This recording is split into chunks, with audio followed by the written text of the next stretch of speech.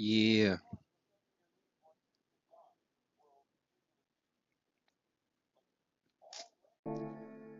Let's just get straight to the racing.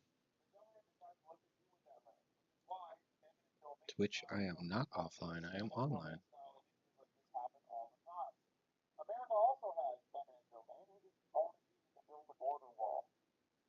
Let me turn this down a bit more.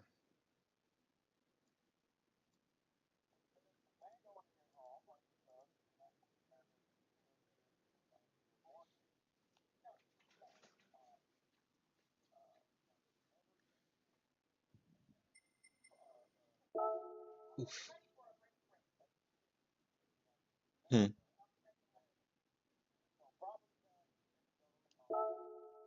Perfect timing.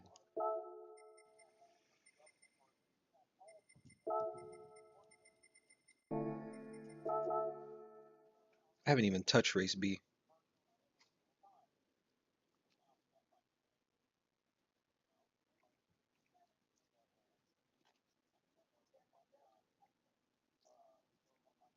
I haven't even touched it yet.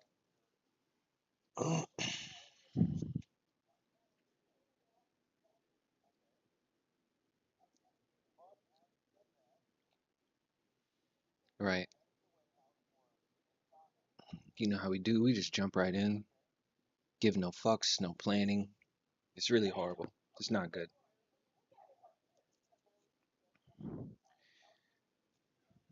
10 to 12 hours of just straight freestyling. It's so crazy how once I started naming my stream 12 hours, I just started doing like 9 and 10-hour ones. How the human brain works.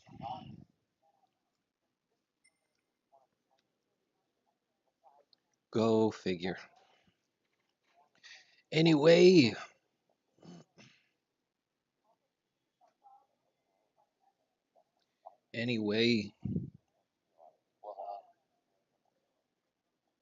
that's convenient. I literally made my breakfast, had my coffee.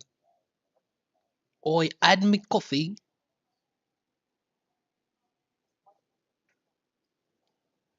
Got my character set up, got everything set up.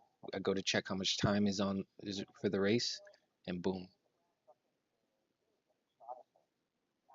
2 minutes. Like perfect timing.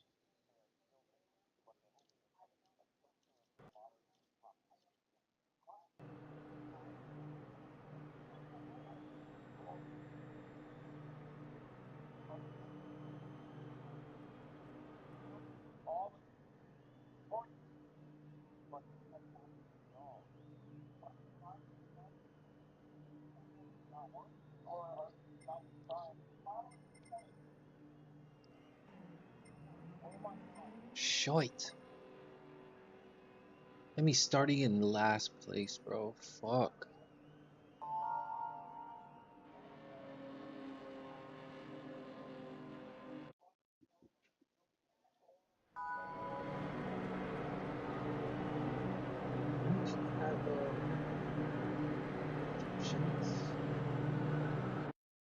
That sucks.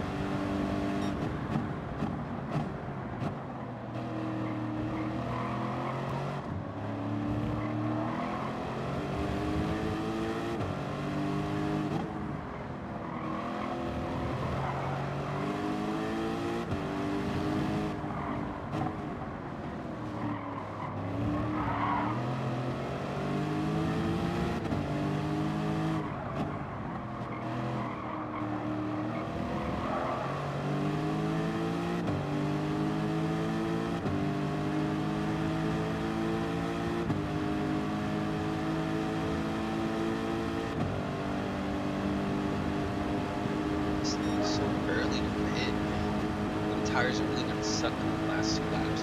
I'm actually trying to pit later. See how bad it.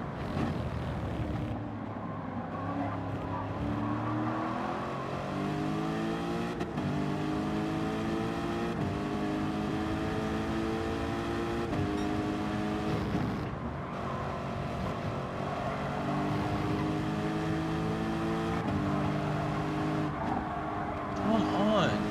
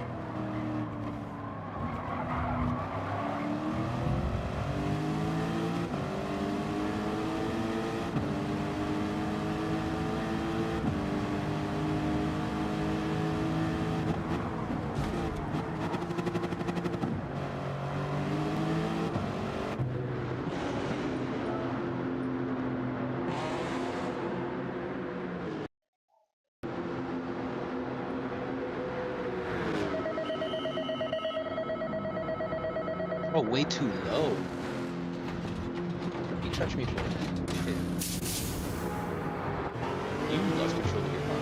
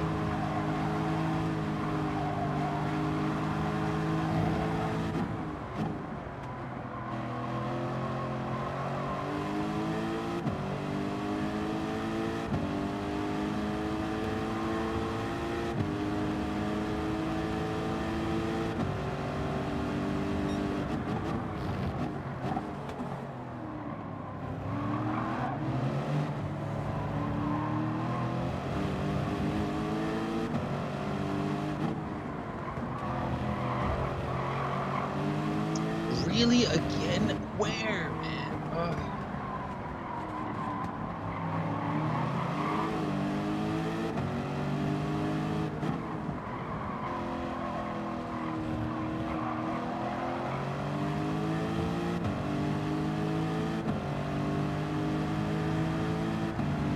Oh, man.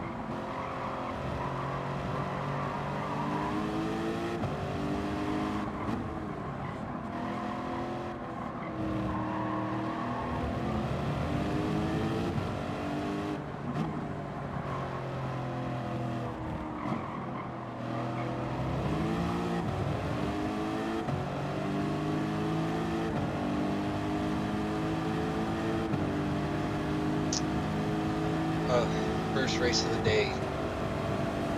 Not good. Not good.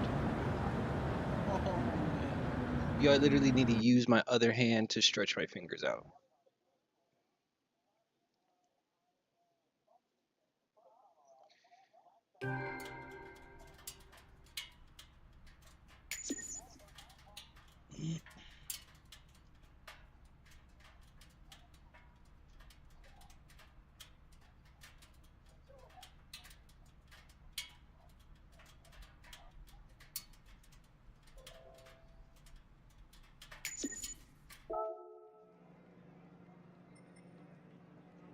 Horrible. Absolutely horrible.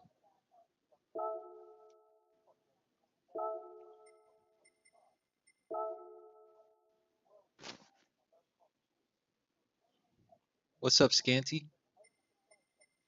How are you doing this evening? It's a pleasure to have you. Thank you for stopping by. Right now, we's racing. Uh,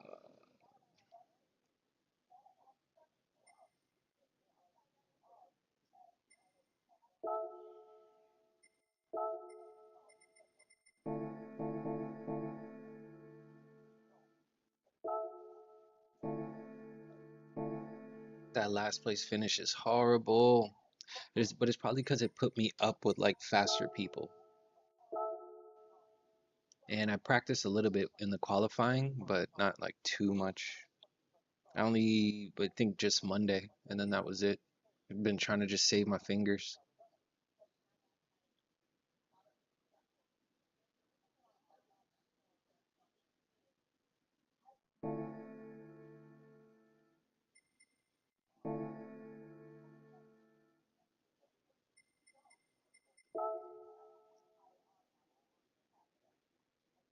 I have a UK account, but even I do have a UK account. I mean, I'm not sure. I think I can't remember what server I connected to though. I do have a UK account though. Please believe. Like, and actually no, it took me a while to make one because yeah, I just had the US account and I was just using that for the longest, and I've had a cut one or two people come into the chat and be like, "You should make a UK account." And I was reluctant at first because really just laziness. But yeah, I decided to make a UK account a while ago, so I do have one.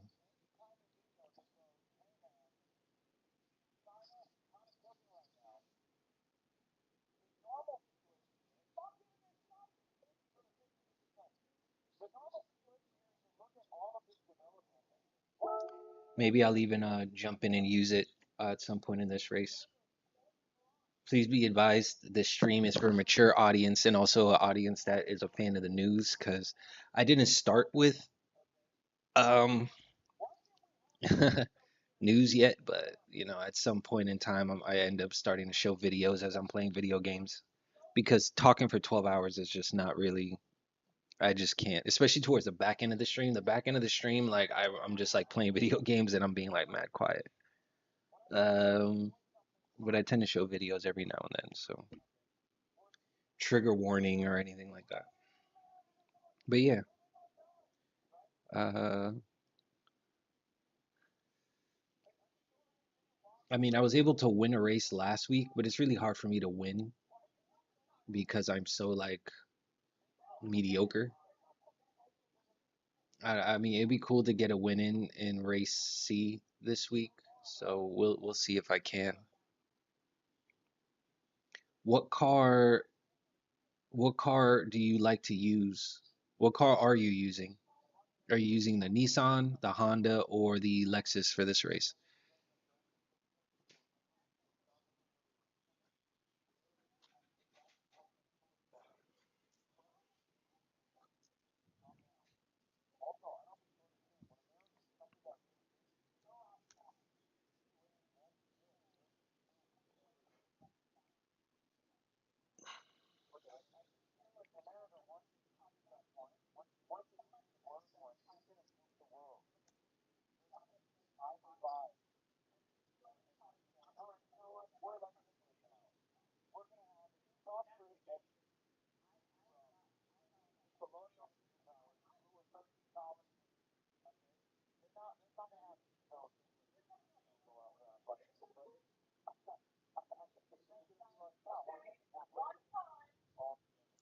We might actually chill with the news this week. Nah, I'm council estate lads, so I love a joke. Haha. And the NSX.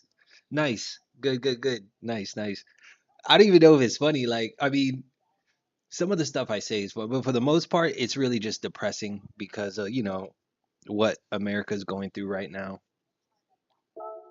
It's it's so depressing, bro. Um, but yeah, I do try to make a joke or two in there.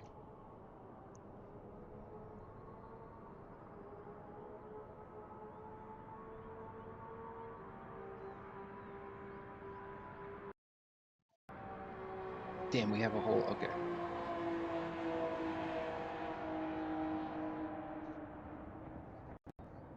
Trying to see what videos are.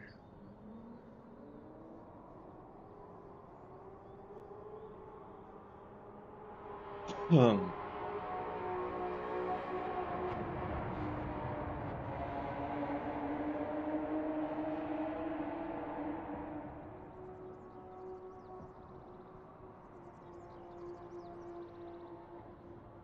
I did want to see this top 25 new RPGs coming in 2025. I did 132,966 is my fastest at the moment, and the UK is worse right now, I promise. Yeah, I know the UK's been going through it.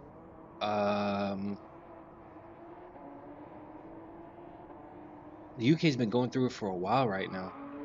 Has it been like anything specific? Like, I mean, I'm pretty sure it's a whole bunch of different aspects, but like, what's the most recent change that you've seen that you're just like, what the fuck?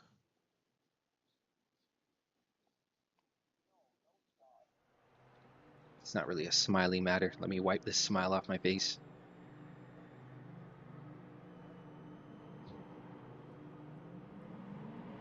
It's a little funny.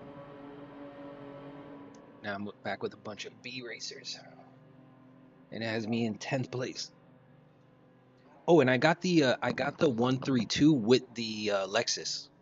But like for a period of time, the fastest was the NSX. Like on Monday, the fastest was the NSX.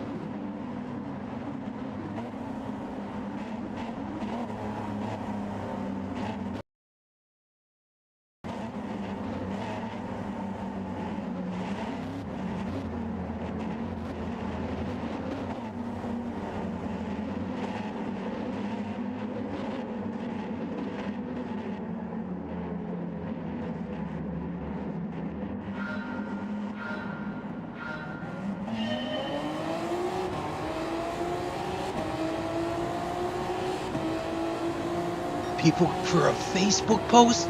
Get the yo!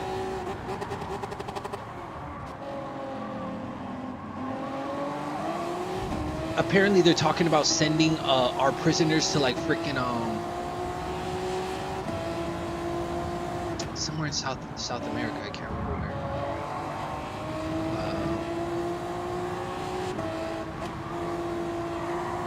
I think it's El Salvador. They're talking about sending our American-born prisoners to El Salvador, I believe it is, because they have some like big ass jail over there.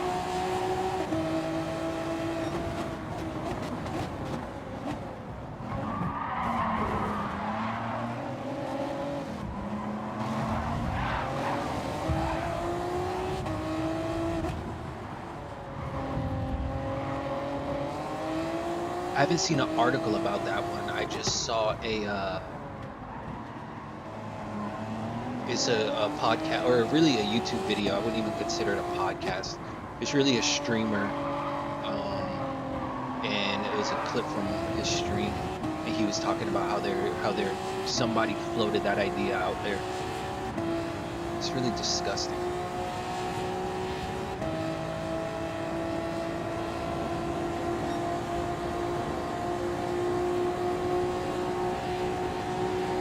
Going to jail overall. I mean, unless you're talking about like, you know, doing something horrific, like planning like some kind of terrorist attack on Facebook, okay, that's fair game. But if you're just like vocalizing your anger at a situation or something like that, and that's ridiculous.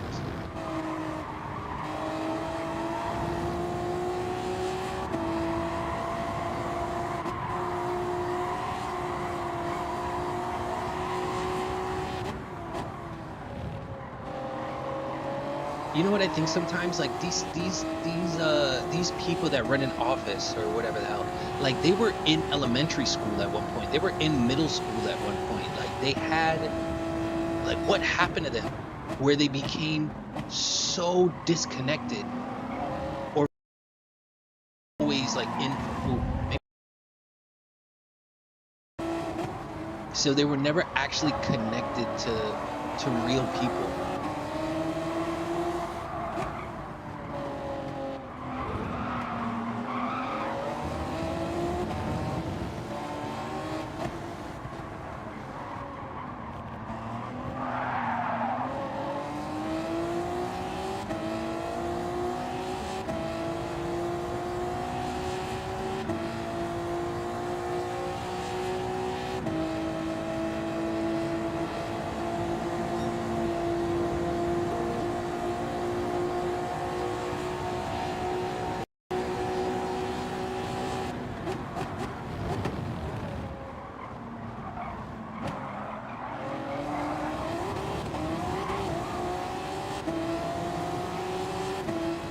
Dude threw off my whole line.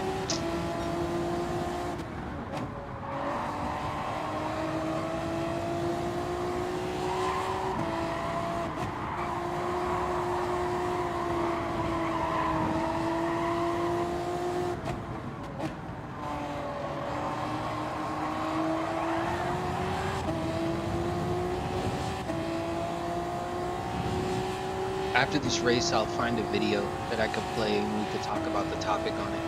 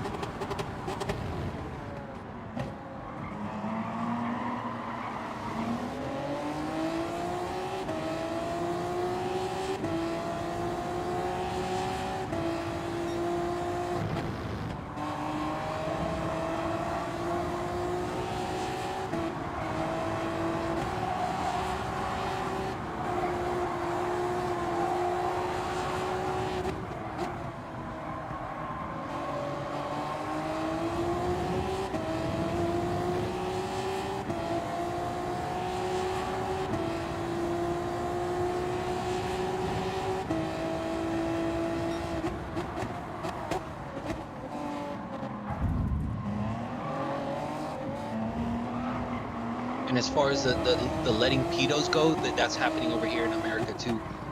You heard about the January 6th attack on the Capitol, where Trump got a whole bunch of his fucking crazy ass like redneck racist piece of shit freaking followers to essentially attack the Capitol.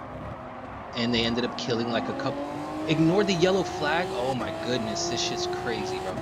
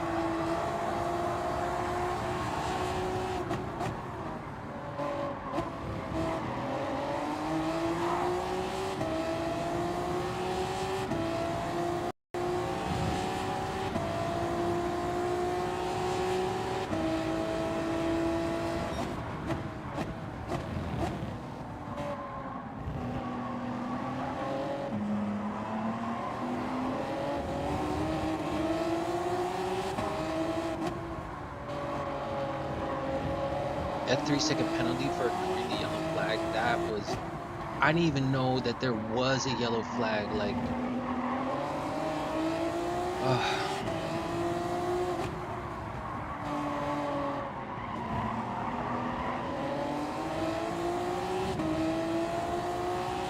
may as well pit now. I wanted to pit later, but that just destroyed my race.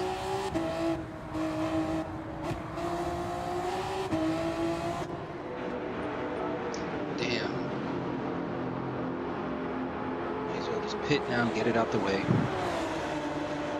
Pedos are going free and getting released.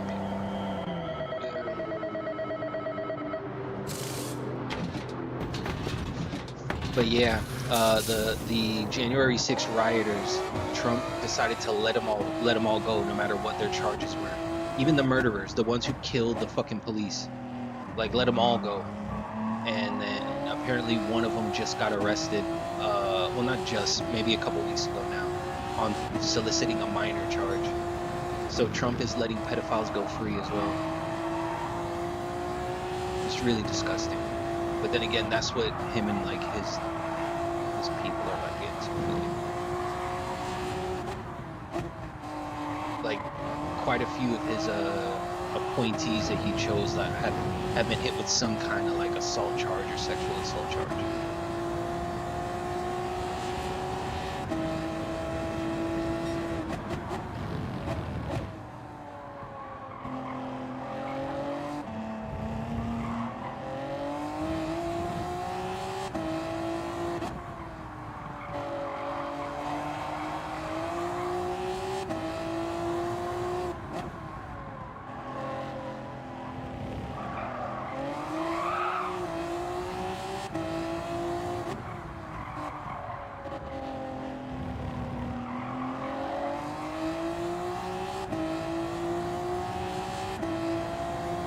Can I make up those 3 seconds?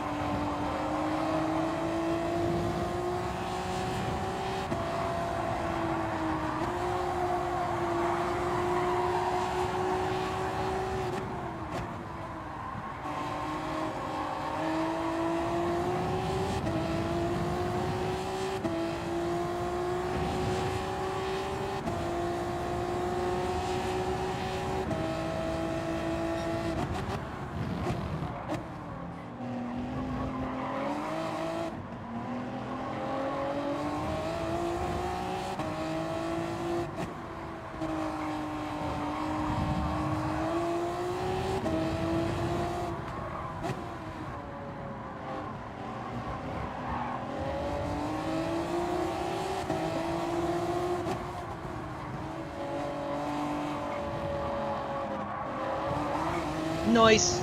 Wicked. Wicked. And I gone. Can I keep it though?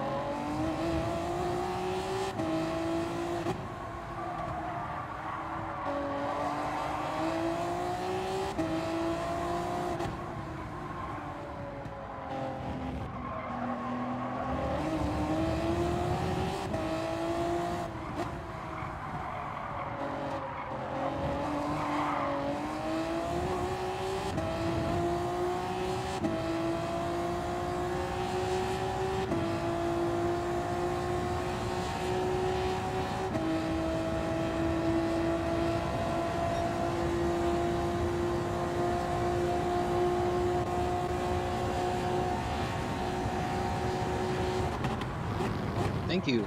Oh, wow, bro.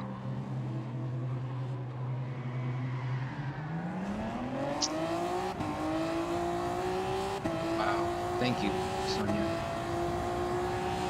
I like the livery as well.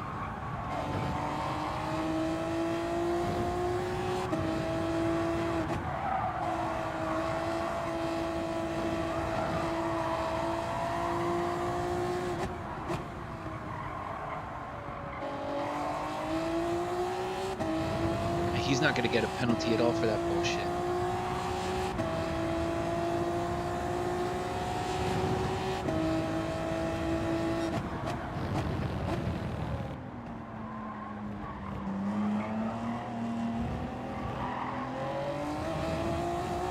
Thanks. Like I get like deep down in my stomach, I get pissed. I'm working on that. I'm not. Thank you. I really appreciate that, Sonia. I'm not gonna give up. I'm gonna finish out the race. To say I don't have a vendetta against that person though would be a lie. If I have the opportunity to spin that car out, I'm gonna do it.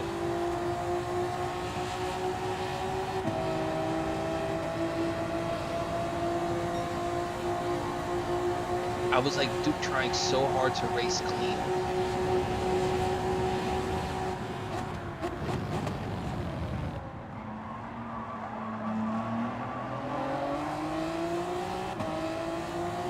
I won't give up. Giving up is not in my vocabulary. I just find I sit, I strategize, and I think of a different plan of attack.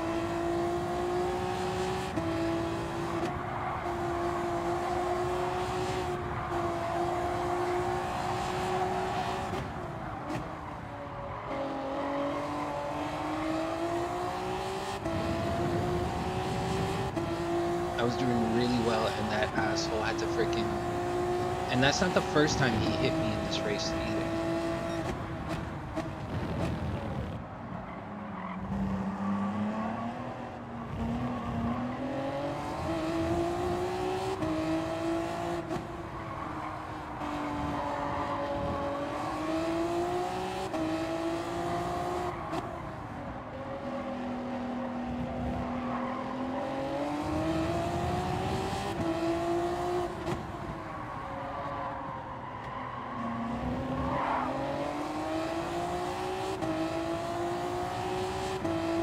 Thank you.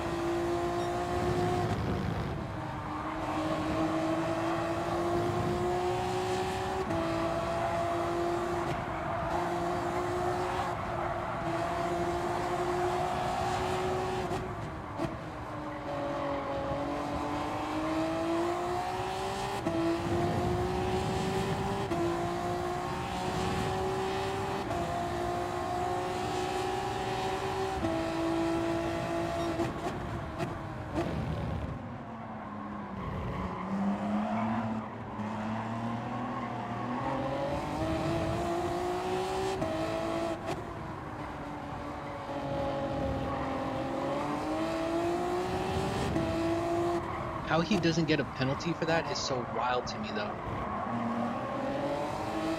Nothing happened.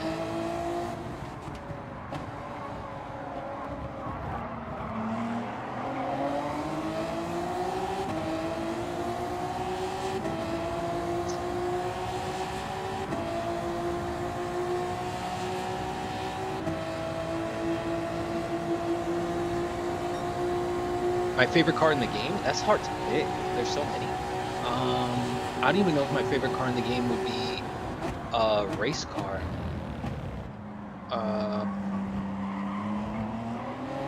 I've always wanted an M5.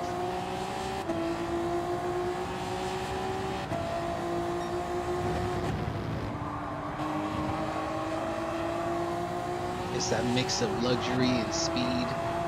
It's a four-door, so you and your friends can hop in it. I'd love to take like an M5 on a road trip. You know what I mean? Just hop on the highway and let it go. But like in the game, in this game, I still, yes, the M6. I don't think they have, well, for this race,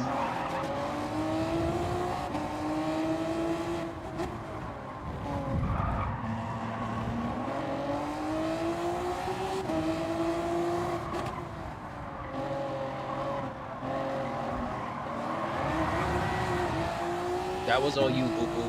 I did not touch you.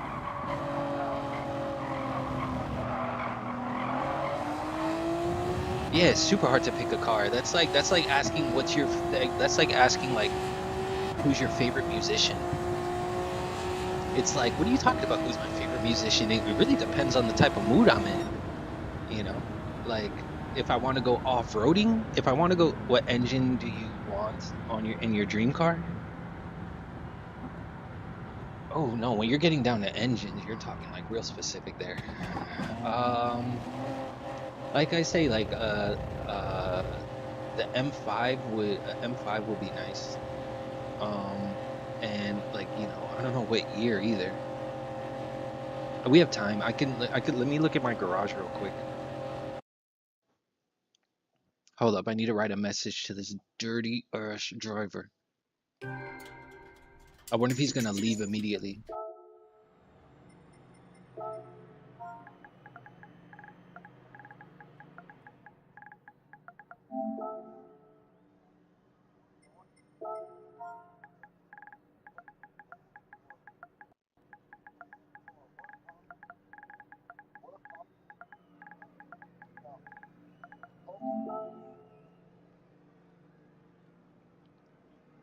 JZ2. That's like the most common engine you hear. I like cars. Like I used to like really be into cars heavy, but when it came down to the type of engine, like that's getting like really specific. Let me see.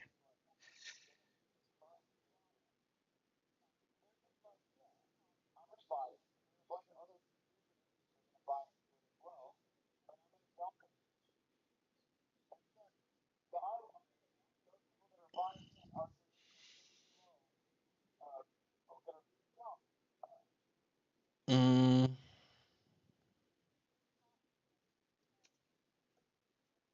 because instead of buying a car and fixing it up, I've always just wanted to buy a fast car and just be satisfied with the car, really not mess with the car too much.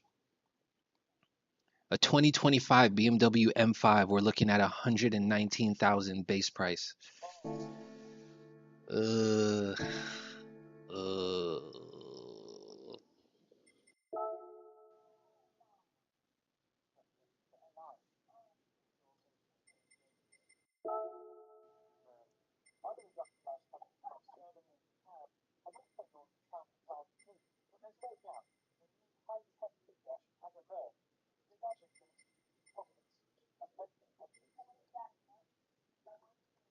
I don't even think they have the M5 in this game. To be honest with you, I don't even think they have the M5 in this game. What do you like better, a Lambo or a McLaren? I'd pick a Lambo. I'd go with a Lambo.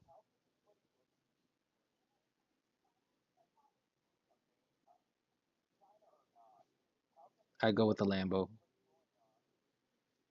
I like McLaren. McLarens are fast. But Lambo is like when I was a kid, I had a Lamborghini poster on my wall.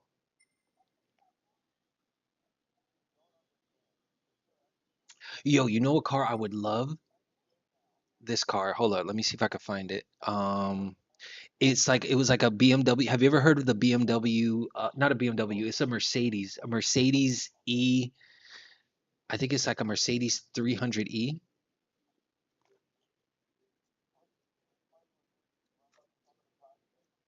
Is it the Mercedes 300E? No, it's not the 300E.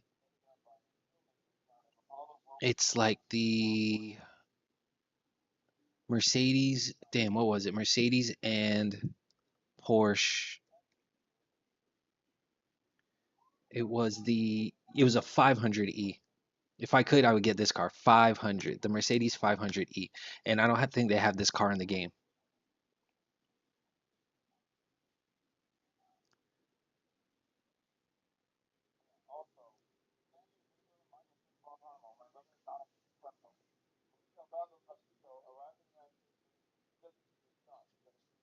Let me see. Let me see. Digga, digga, digga, digga. Transform. Fit the screen. Do you know the AMG GT63s? Yeah. I know the C63. I've never paid attention to the GT63s. But yeah, the Mercedes 500E. It was in 1990 to 1993, the 93 to 95. So there's the E500 is a high performance version of the W124 sold by Mercedes from 90 to 95. The 500E was created in close cooperation with Porsche, with its engineering department being fully occupied with the development of the new S-Class. They went to Porsche to redesign the chassis. Uh, but yeah, this is like a car that Mercedes and Porsche got together to make, and they don't make it anymore. It's a rare. If you see it on the road, if you see somebody with that car on the road, they know, like they went hunting for that car. Like they know about that car. The AMG. Hold up. Oh, we have a minute for the next race. Um, Let me look it up. The AMG GT63s. We have time. Let me look that up. AMG GT63s. Let's see what you talk about. AMG GT63.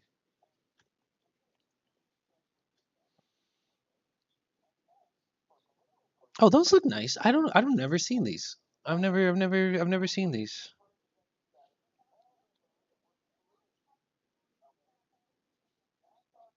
Starting price 175,000. Yeesh. V8 4-liter engine, 13 city, 20 highway for miles per gallon. It comes with a 9-speed automatic. 577 horsepower.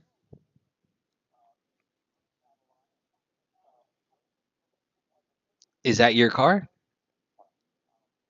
Oh, I'm not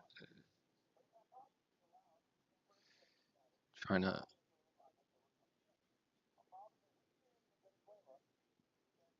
Hold up. Undo 50 screen.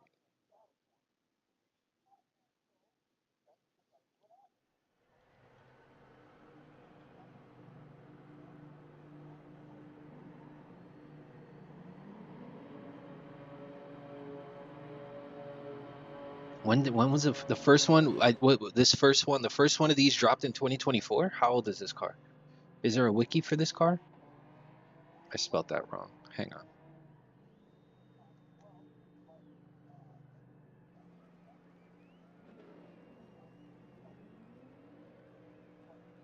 It's four-door too, isn't it?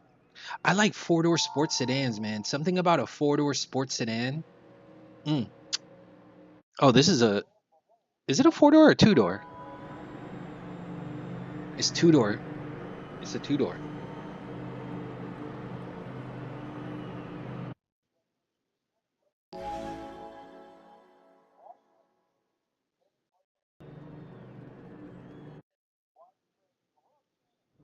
I would love to hear how it sounds. After this, I'm gonna see if I can find a YouTube video. Oh, yeah. Damn, I wonder if I have this car in the game. I think they actually ported this car. I think they put this car in Grand Theft Auto 5 online. I think they gave us this car. I'm starting in 13th of 15. Eesh.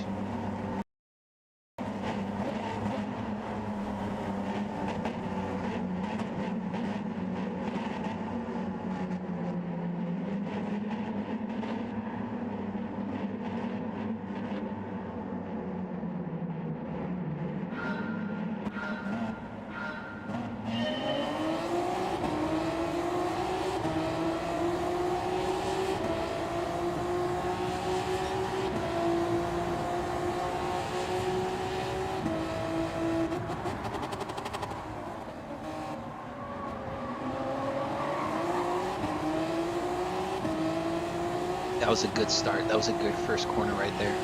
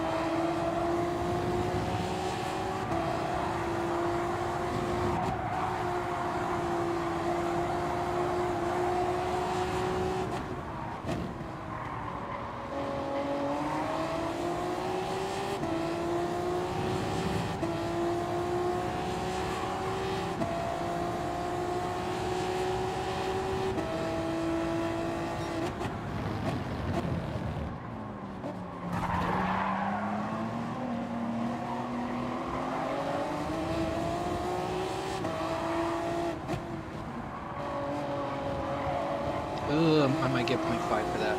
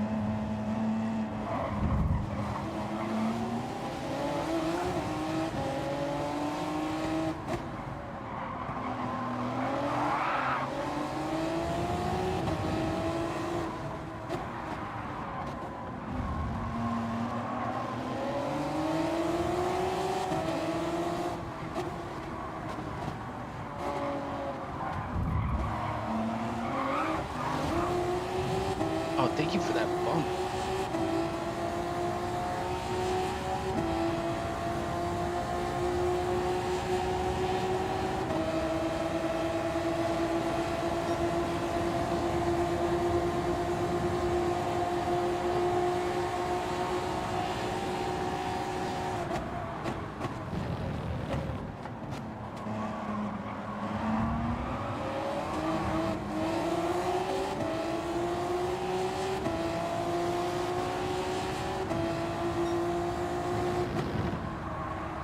That's the worst when when you see the ghost and you think you could get through the ghost, and right when you're thinking you're about to pass, it becomes solid again. That is the absolute worst.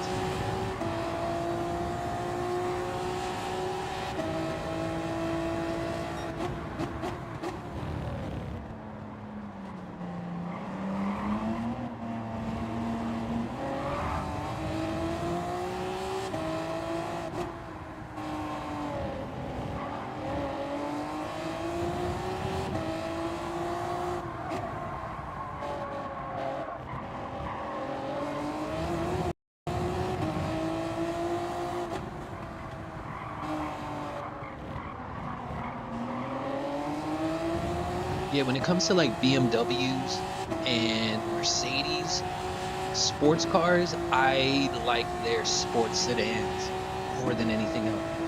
Now, when it comes to Porsche, Ferrari, Lambo,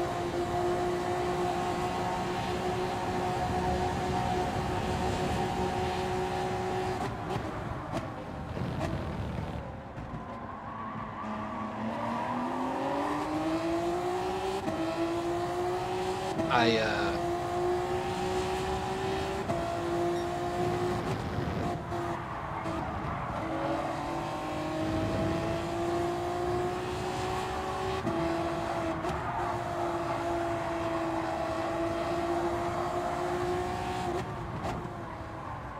that's when we'll get into the sports coupe territory. But it's rare for me to see like a Mercedes sports coupe that is like, I don't know, I just don't think they look.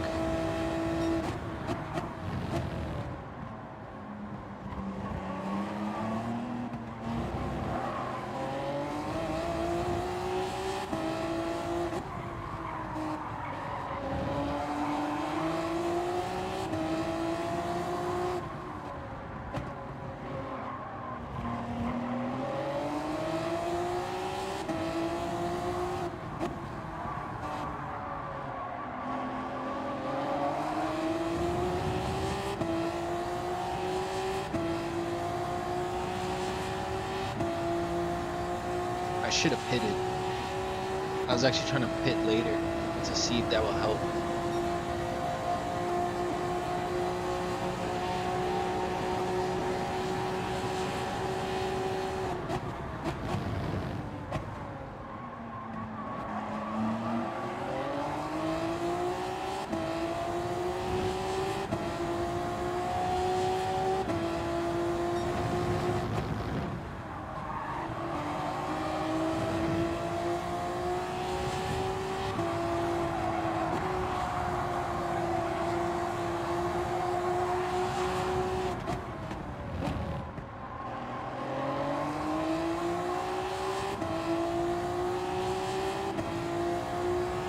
I love the way the NSX sounds though.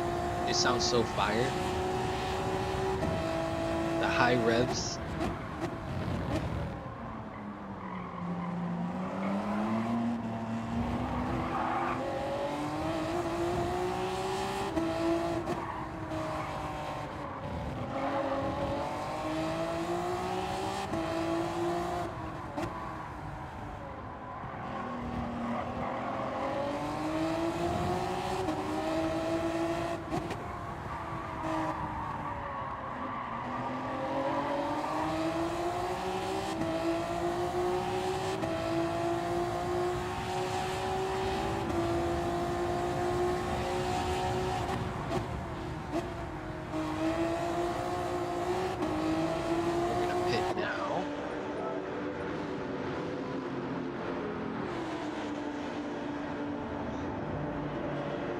I think I'm seeing somebody talk state of play. I wonder if state of play is there, if there's a video of state of play. I actually did want to see. I did want to watch a couple of video game videos, like, you know, video game experts talking about video games.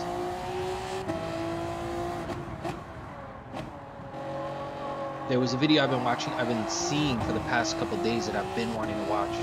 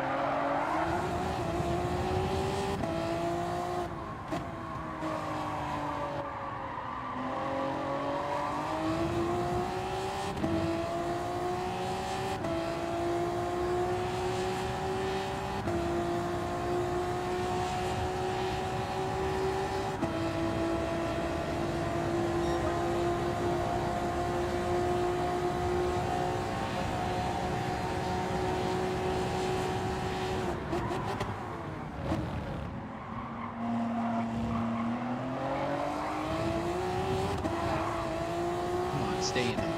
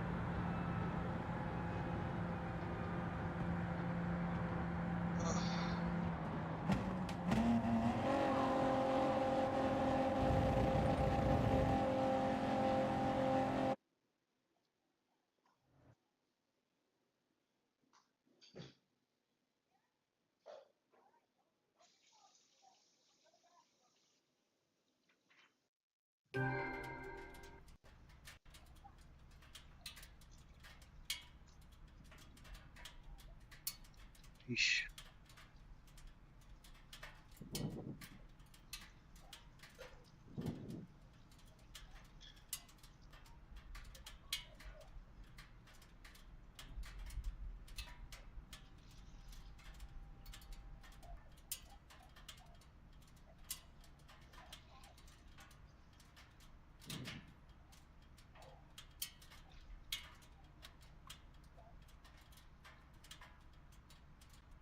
Oh, this is interesting.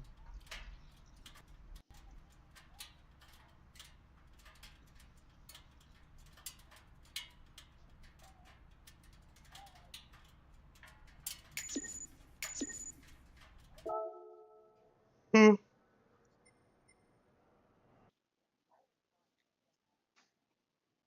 Well, damn.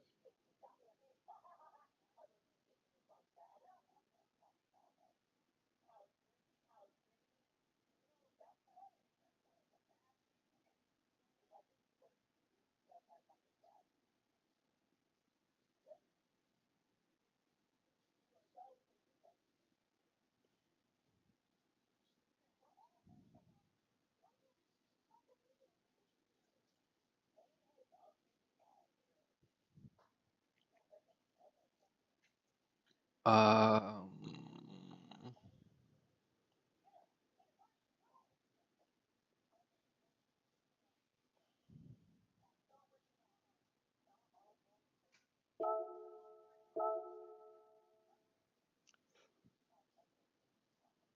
what else did I need? I needed. Oh yeah. Boop, boop, boop. Activate, deactivate, and then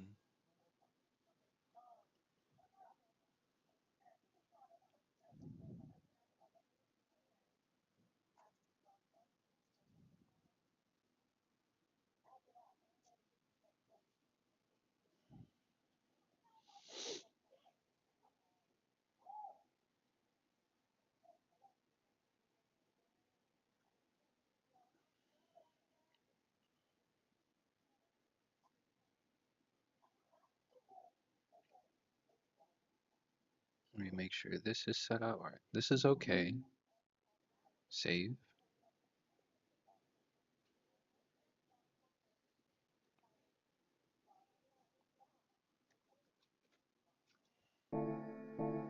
Let us make sure the oil is fine.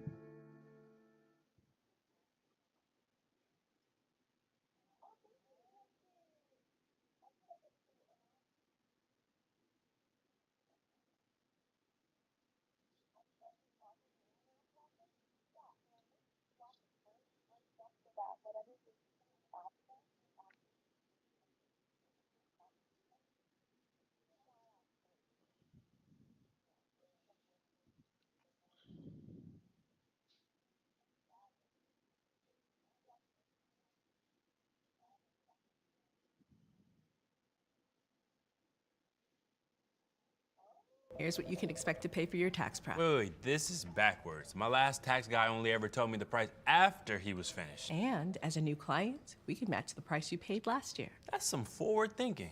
Switch to H&R Block so you know the cost before you begin.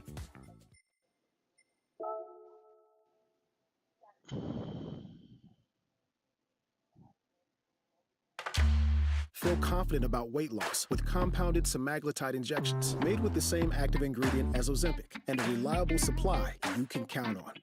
Lose weight for as little as $165 per month at hims.com.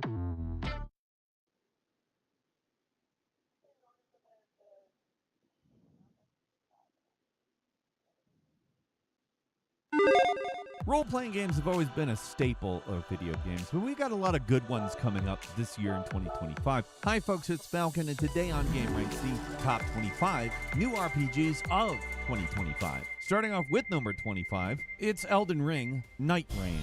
This one's coming to us, of course, by From Software, published by Bandai Namco. It's a standalone adventure within Elden Ring that basically gives us a cooperative roguelite within the Elden Ring world. You're going to cooperate with 2 other people, teams of 3, and you're going to have a procedurally generated world with the shrinking battlefield. I don't know, it's a really interesting concept. Normally you would hear that in like a competitive thing, but it's not, it's cooperative, which honestly makes me fairly excited because, I mean, it's something completely new from. Yes, it's in the Elden Ring world, but no, it's not something like anything they've made prior. Elden Ring Night Rain is coming sometime this year for the PlayStations, the Xboxes, and PC.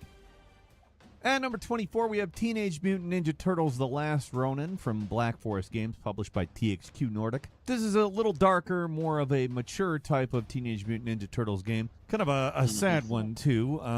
You're the only of the 4 that's left. The other 3 have been taken out, as well as Master Splinter. Kind of looks like God of War, the reboot. But, you know, it's Ninja Turtles, and it's kind of a dark idea. It looks very interesting to me. It's definitely one that I want to play. It is coming out sometime this year for PS5, Xbox Series, and PC.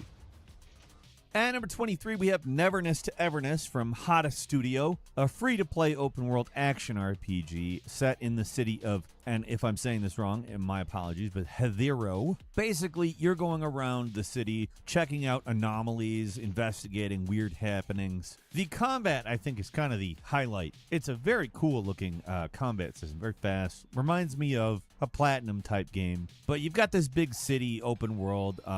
From the previews that we've seen, it looks like you're even going to be able to use a car. I mean, I don't want to jump the gun here and say it's like a more typical anime version of Nier Automata in terms of you have a city and the ability to traverse around, but in some ways it kind of looks like that. I don't know, it's definitely something somewhat different looking. The anime Tokyo City alone as an open world is cool enough to at least warrant a second look. Neverness to Everness is coming out this year sometime for PS5, mobile, and PC. At number 22, we have Game of Thrones King's Road, developed and published by Netmarble, an action-adventure RPG set in Westeros.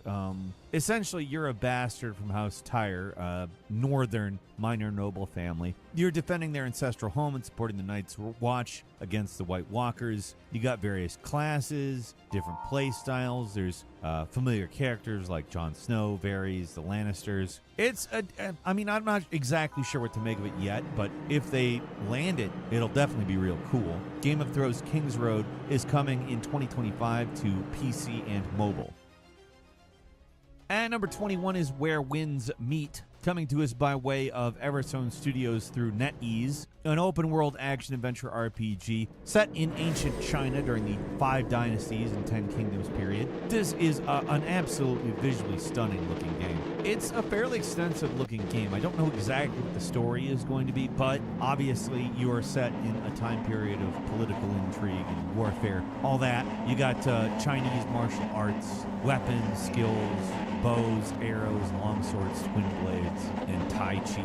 You got tons of stuff to look at here. In some ways, it looks like it takes a little inspiration from Ghost of Tsushima, at least visually speaking, but it's got a little bit of a Sekiro, Shadows Die Twice feel to it in terms of how it moves around, at least from everything I've seen. They do have a little bit of the parkour of Assassin's Creed in there as well. I don't know, it's one of those things that, again, you can sense little hints of influences all over the place, but it's really how it comes together in the end, so we will see what that looks like when Where Winds Meet lands sometime on the PS5, PC, and mobile in 2025.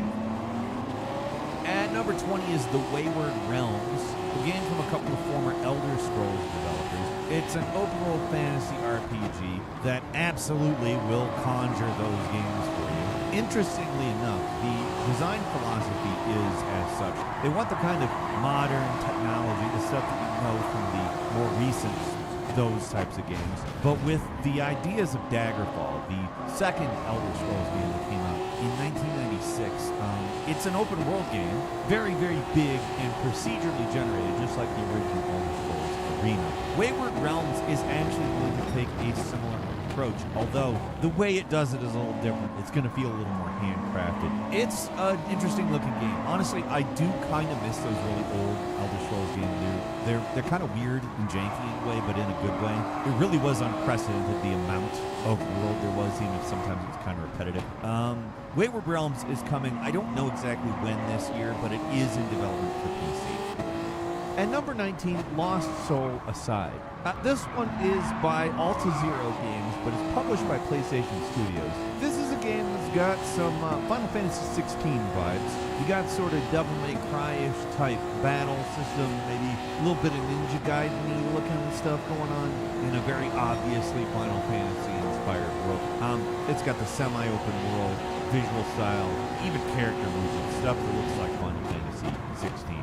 This was actually originally just a solo project by its single this developer, dude sucks, but bro. clearly it had a good reason to be elevated and published by PlayStation Studios. I don't know, it looks like it could be pretty good. A lot of these Chinese games are kind of coming out of nowhere and being huge. I wouldn't be shocked if they're kind of out Final Fantasy 16 in Final Fantasy 16. We'll see though when Lost Soul Aside lands sometime this year on PS5 and PC. Moving on to number 18, it's Neo Berlin 2087. Coming to us by the Elysian Game Studio. Guess where it's set. You got it, in Berlin, in the year 2087. It's kind of a cyberpunk story. They're talking about a two-class system with an affluent, like, rich class and a lesser class and a impoverished class. I don't know. It seems like that's not really that, like future dystopia, but if that's what they got to do to talk about it, that's what they got to do to talk about it. It's a pretty looking game, very cinematic looking. We don't know exactly what the story's about other than the class thing, so, I mean, makes sense. I don't know exactly if it's going to be a big old open world RPG the same as Cyberpunk, but it does look like it's taking a lot of inspiration from Cyberpunk. Neo Berlin 2087 is coming to PS5, Xbox Series, and PC. Don't have a release date yet, though. Picture this. Saving up to 10% when you bundle your home and auto insurance with US. And at number 17, we have Vampire the Masquerade Bloodlines 2. Coming to us from the Chinese room. Obviously, we don't really get a Vampire the Masquerade game that often, so it's kind of an event. If you've ever played the original, it's similar but different in certain ways. First off, the original is in Los Angeles. This one's in Seattle. It's had a troubled development. The Chinese room, obviously known for Everybody's Going to the Rapture. Kind of different than Hardsuit Labs, who's previously developing it, but I don't know, it doesn't look massively different, but some difference. Looks like they got the combat a little bit more better, let's say. Vampire the Masquerade Bloodlines 2 is going to happen sometime the first half of 2025 on PS5, Xbox Series, and PC. Moving on to 16 is Ballad of Antara, a free-to-play action RPG. From what I'm observing, it has a lot in common with Genshin Impact. Obviously looks very different in terms of aesthetic, but you're talking the same kinds of multi-character systems, possible gacha mechanics. I will say where Genshin Impact kind of leans towards a Zelda-looking affair, in some ways this also looks a lot like maybe a Dark Souls or Elden Ring type combat at very least. I don't know about necessarily progression of how this world works. And then there's a little bit of Monster Hunter thrown in. At least that's the stuff that I'm seeing from it. It's a very pretty look to it. Moves a bit faster than Dark Souls. Maybe a little bit of that Black Myth Wukong might be kind of there. I don't know if it's enough time has passed for that to be an influence on the games, but wouldn't be shocked. I think they put a lot of different mechanics on top of Genshin Impact and gave it a little bit more serious of a look. I think it looks cool. I think it does look cool. It does have a plot that kind of reminds me of Zelda without Ganon. Although it's a mist, they're calling the thing that's descended upon the world an unknown malice. So I don't know. It seems like a lot of different influences. Might make something cool. Ballad of Antara is coming to PS5 sometime this year. And number 15 is The Outer Worlds 2. Hey, you know how I pretty much like champion anytime Obsidian is like doing Bethesda? Well, this is another one. The last one, the first Outer Worlds, not actually the last RPG like that from Obsidian, but the last Outer Worlds was a pretty well-liked game. Not just with critics, but with gamers, is kind of like somewhere between Fallout and Starfield. Maybe if Fallout was kind of sci-fi, a space-oriented story. I don't know. I really enjoyed it. I thought it was a great game. I'm very ready for a sequel to it, to be frank. And The Outer Worlds 2 is coming sometime this year for PS5, Xbox Series, and PC. And number 14 is Assassin's Creed Shadows. Man, does Ubisoft have some splaining to do in the form of their newest Assassin's Creed game. Kinda their most important game ever. They've messed up a lot in previous years, and they need to show us they can do things right again. Kind of been a slow tumble for a long time, and from what we've seen with Assassin's Creed Shadows, it does look like an actually interesting game. You got two protagonists, two different types of gameplay. More tank-style stuff with Yasuke, who is actually based on a historical figure. And the second character is a stealth-based woman who is entirely fictional, not based on a historical figure. I mean, they've done a lot to kind of expand on, I think, Mirage, because I think Mirage is kind of what got the response from people. People have gotten a little wary of the larger, less focused affairs, but also this is probably at least taking some influence from that, I have to imagine. It's going to be an interesting game, whether good or not. I think, in my heart of hearts, it is going to be a good game. They know what's riding on it, and I feel like they know what they're doing, and they need to pull something off here. I think that they are, but I also think there's a possibility they just fail at it. We'll see. They have to do well in order for their long-term longevity to exist. A lot riding on it. Assassin's Creed Shadows coming March 20th on Xbox Series, PS5, PC, streaming services, and iPad. And number 13 is Avowed, another Obsidian Entertainment RPG, kind of like a Bethesda game. I think they have realized that they can get a whole lot of good out of that. This game is actually set in the Pillars of Eternity world. It's a first-person action RPG. In a lot of ways, it just looks like Skyrim in Pillars of Eternity. That's not a bad thing. It's actually a very good thing. There's plague. You're fighting it. I mean, again, it's Obsidian doing Bethesda. Or at least that's what it looks like to me. And I'm always there. In a lot of ways, if this wasn't Obsidian, it's not something I would be automatically interested in, but it is. So, I am. They know what they're doing with this type of a game, and I believe in them. Whereas if it was somebody else, it looks a little generic, and you would kind of expect it to be generic. That's the difference here, the Obsidian difference. Avowed is coming February 18th to Xbox Series and PC. And number 12 is the first Berserker Kazan, an action RPG, kind of a Souls-like set in the Dungeon and Fighter universe, set 800 years before Dungeon Fighter Online, which is an ongoing multiplayer action RPG. This kind of just expanding the lore of the game. The big thing, they're kind of hinging the advertising on its boss battles, and they do look very cool. It has the sort of skill-based, timing-based thing you might expect from a Souls-like. It does have its own look, its own feel. With this cel-shaded looking art style, it's not, I don't want to completely call it cel-shaded. It's a different art style. I like it. First Berserker Kazan is coming March 27th for PS5, Xbox Series, and PC. And number 11 is Phantom Blade Zero, an action RPG that, I don't know, I hesitate to call everything a Souls-like, but you literally are a character named Soul, S-O-U-L, Soul. You're an assassin. I mean, there's a couple of things that remind me of Assassin's Creed, but it really looks more like a Souls-like to me. Semi-open world, maybe a little bit faster paced combat than the Souls game, maybe more of a Wukong style. I'm alright with that. Kind of a Chinese steampunky type game. It's been something we've seen for a while, and it does look very cool. We don't have a specific release date, but Phantom Blade Zero is coming sometime this year for PS5 and PC. And number 10 is Kingdom Come Deliverance 2. This one's been a long time coming, and if you're looking for a more solid, a more extensive, and a just overall better version of the experience that you had with the first game, this is where to go. They did a fantastic job upgrading some of the systems in this game. Jake did a really good breakdown of everything, both in a Before You Buy and in a 10 Things That They Don't Tell You video. If you want to check those out, I think that it's a pretty safe purchase. If you like the first game, you'll probably like this one better. Kingdom Come Deliverance 2 is already out. You can get it right now, and I would advise that you do if you're even vaguely interested, because it does deliver. And number 9 is Fable. Hey, you remember Fable? I do. It was something that was promised to be much bigger than it was, but the thing it ended up being is something I actually really like. That said, the original 3 games were developed by Peter Molyneux-headed studios, and this one is not. This is a reboot. You got humor and fantasy, but I don't know if you'll have the exact same kind of humor. I don't really know. There's a lot up in the air with this. The whole point of Fable is that all of your choices vastly impact the world and how everything is going. I don't know how exactly they're going to do that because they haven't really done something as expansive as Fable in that respect in quite a while. Like, Fable had stories, but the thing that really mattered was what the world looked like by the end of the game. And in recent years, a lot of games that, kind of do have quote-unquote choice, they don't necessarily physically impact the world in the way that it did in Fable. I don't know, we'll see.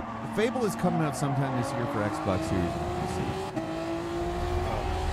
I won't be able to play it. It sucks. The most affordable 12-month GLP-1 program with the same active ingredient as Ozempic and Wegovy. For one payment upfront, 12 months of weight loss by hers includes 1 weekly injection, app content to help you achieve your weight loss goals, and 24/7 messaging with providers through the hers app. Start your weight loss journey today.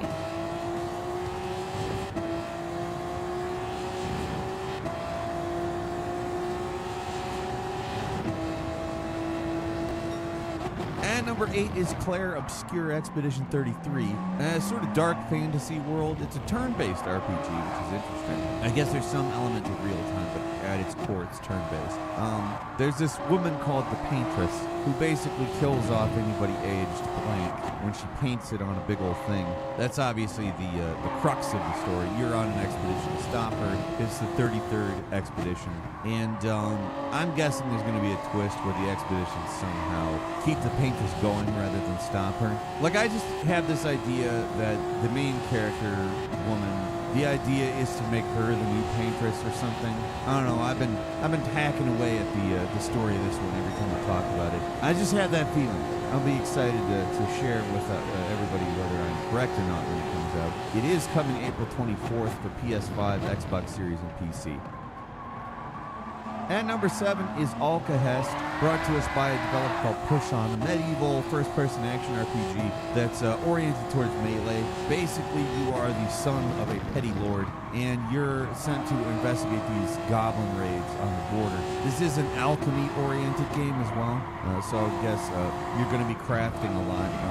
You'll be using alchemy to heal yourself, probably. You probably make grenade-like things, weapon hands, but something consumables. Based on what we've seen in the trailer, that would be my guess. It looks pretty interesting. It is currently in development, supposedly coming this year. We don't know exactly when, though. And it is coming to the PC. And number 6 is Soulframe, kind of a free-to-play MMORPG from the people who make Warframe, Digital Extremes. Yes, it is actually a game that is that. I don't know, if you'd have told me that the Warframe people were like, let's do fantasy now, I'd have been like, really? But it actually does look pretty cool. What we basically have to think of is, Warframe isn't tedious in the way a lot of these types of games are. So I have to assume that Soulframe won't be. It's also very, very different in look. I mean, Warframe's popular for a reason, and I think Soulframe probably has learned a lot of lessons from Warframe. So, I mean, it's fantasy from the Warframe people. That's basically what you're looking at here. It is coming out sometime this year for PC.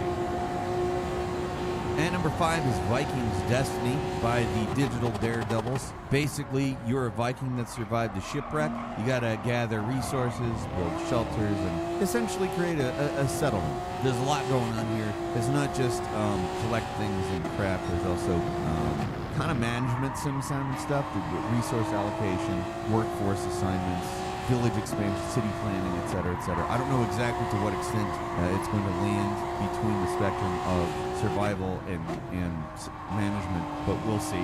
It does look interesting to me. If I had to guess, I'd guess closer to survival. Vikings Destiny is going to enter early access on PC late this year. At number 4 is Monster Hunter Wilds. Capcom doesn't play around with Monster Hunter. The way I like to characterize Wilds is World but Rise. It looks like it's incorporating a lot of the verticality of Rise, but it obviously, in terms of quality, graphical fidelity, etc., it is definitely the follow-up to Wild. That said, again, Rise was a lot more colorful of a game, and so is this. I like that a lot. I mean, you know what Monster Hunter is at this point. There's not really any story that is going to particularly, shake that world up. You're a monster hunter and you hunt monsters.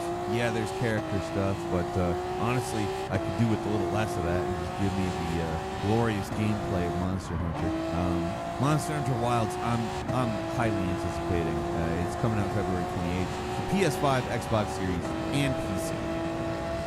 And number 3 is Wu Chang Fallen Feathers. This is Souls-like action RPG straight up. They're not even trying to come up with other words for it, which honestly I don't care so much about. I know a lot of people do, but honestly I'm fine with there being a genre called Souls-like. I'm fine with it. This one takes place during the Ming Dynasty. It is full-blown fantasy. It is not a historical story. There is a disease going on, a plague that is causing humans to transform into monstrous beings.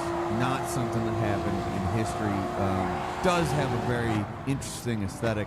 A lot of energy floating around in this one, and I don't hate that. It's nice looking.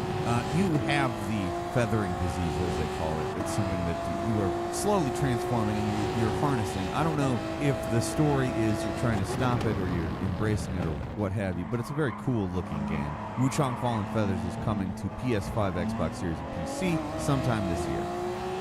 And number 2 is the Gothic 1 remake, the original Gothic, the Wowie Wow Wow Gothic. Sometimes praised as a very ahead of its time game, sometimes talked about how janky it could be. Alchemia Interactive is developing this one, though. It does look obviously a lot better than the original Gothic. The idea, according to the developers, is to modernize but preserve the core essence. Honestly, I know a lot of people love Piranha Bytes, and this was the first Piranha Bytes game, so it was the first in the series. By the time we were playing Alex, I was pretty burnt out on their formula. I'm all for modernizing Gothic and making it something that's a little bit more tolerable, and I'm actually very interested in this one. It has the potential to take what is a classic game that really did a lot and make it a little bit more, not janky as hell. That's coming out sometime this year for PS5, Xbox Series, and PC. And finally, at number 1, basically the same type of thing, The Witcher remake. I am not interested in returning to Witcher as it was released back in 2007. I am interested in playing that story again. I'm not interested in playing that game again. So they're remaking it in a way that is making it more in line with The Witcher 3, which I am absolutely all about. Please do this with The Witcher 2 as well, CD Projekt Red. We do not have a date. Supposedly this one is coming this year. I have my thoughts that it's probably next year. We'll see. I'm excited enough that I'd rather talk about it than not, though. Between Gothic and this, it's the perfect, let's make passable games out of some janky classics that are really tough to return to. I'm all about that. What about you, though? Leave us a comment. Let us know what you think. If you like this video, click like. If you're not subscribed, now's a great time to do so. We upload brand new videos every day of the week. Best way to see them first is, of course, a subscription, so click subscribe. Don't forget to enable notifications. And as always, we thank you very much for watching this video. I'm Falcon. You can follow me on Twitter and book me on Cameo at Falcon Hero. We'll see you next time right here on Game Release. Looks like you're giving a $3,200 refund. Did she mention that at H&R Block, everyone gets their max refund or their money back? Yeah, we always guarantee 100% accuracy on every return. You had me at max refund. Switch to H&R Block. Get 100% accuracy and your max refund guaranteed.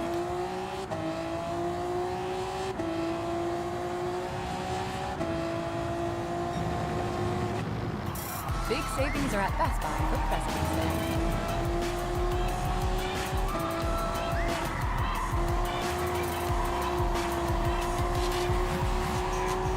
The savings end soon.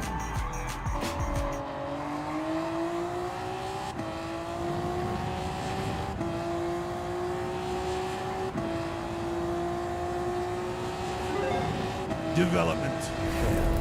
Some games get stuck in it for a very long time, folks. Some games sink in the sea of development hell. And some games, well, they keep on sailing. We're going to talk about some of those today. Hi, folks, it's Falcon, and today on Game Ranks, 10 games you won't believe are still coming. Let's set the tone with number 10, Beyond Good and Evil 2.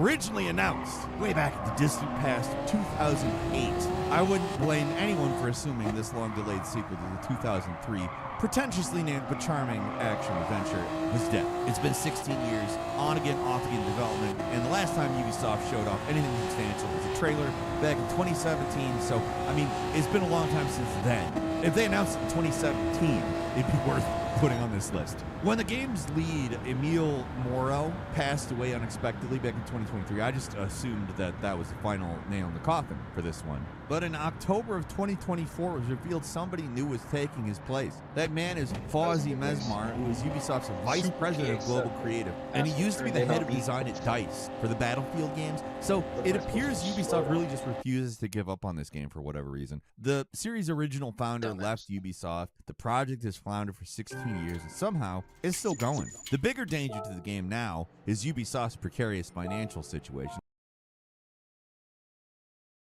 Were to happen, I got to assume that good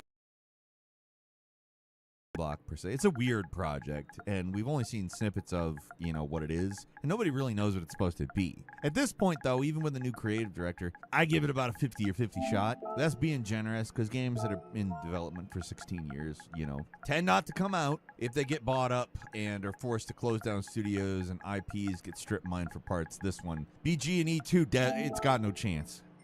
And number 9 is the Coder remake, the original Knights of the Old Republic. Beloved game. I remember playing it way, way back in the day and just being like, wow, the Xbox kind of is good. I also really didn't like the loading times, but that was a different thing. But man, could this one use a spit shine and a new coat of paint that make it just a little more appealing to modern audiences. So when Saber announced back in 2021 that there was going to be a remake, that was cause to get excited. Radio silence, however, has followed. It has been less exciting, and the implosion of Embracer Group made it seem like the remake wasn't happening, but Saber somehow managed to come out on the other side of the Embracer fiasco intact. And in early 2024, they confirmed they were still working on this game. They don't have a release date. They don't have concrete information. Just a quick proof of life message to let everybody know it's not been canceled. At least it's not Asper working on it anymore. They've done a lot of Star Wars game re-releases. Some of them are good, some of them aren't. What they did with the Battlefront games was kind of a disgrace. It's awesome to have them without any, you know, jostling, but also, man, we kind of also already had them. Saber doesn't have the best track. Actually, here's what I can do. It's not going to be as clean. But preserve the core essence. Honestly, the story is you're trying to stop it or you're embracing it or what have you, but it's a very cool looking. The Ming Dynasty, it is full-blown fantasy. It is not. I'm highly anticipating. It's coming out February 28th for PS5, Xbox Series, and PC. And number 3, in terms of quality, graphical fidelity, etc., it is definitely the follow-up to Wild. That said, again, Rise was a lot more colorful of it. And number 5 is Vikings Destiny. Basically, you have to think of is supposedly coming this year. We don't know exactly when. Using alchemy to heal yourself, probably. Every time we talk about it, I just had that feeling. I'll be excited to share with everybody whether I'm correct or not when it comes out. It is coming April 24th for PS5, Xbox Series, and PC. And number 7 is Alcahest, brought to us by a developer called Push On, a medieval first-person action RPG that's oriented to God. Basically, you are the son of a petty lord, and you're sent to investigate these goblin raids on the border. This is an alchemy-oriented game as well, so I guess you're going to be crafting a lot. You'll be using alchemy to heal yourself, probably. You probably make grenade-like things, weapons. Okay. Yes, close player. Then we're gonna go here. And then we're gonna go back to this video.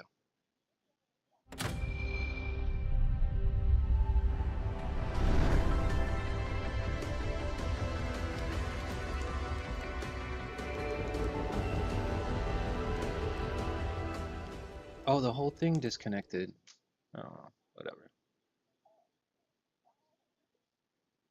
It pees like that. The best track record of all time either. But in late 2024, they got a big old investment after the success of Space Marine 2, which is great. So I think better chance we'll actually see something from this remake. I mean, for a while, people were saying it was canceled, but at least as of 2024, it's not.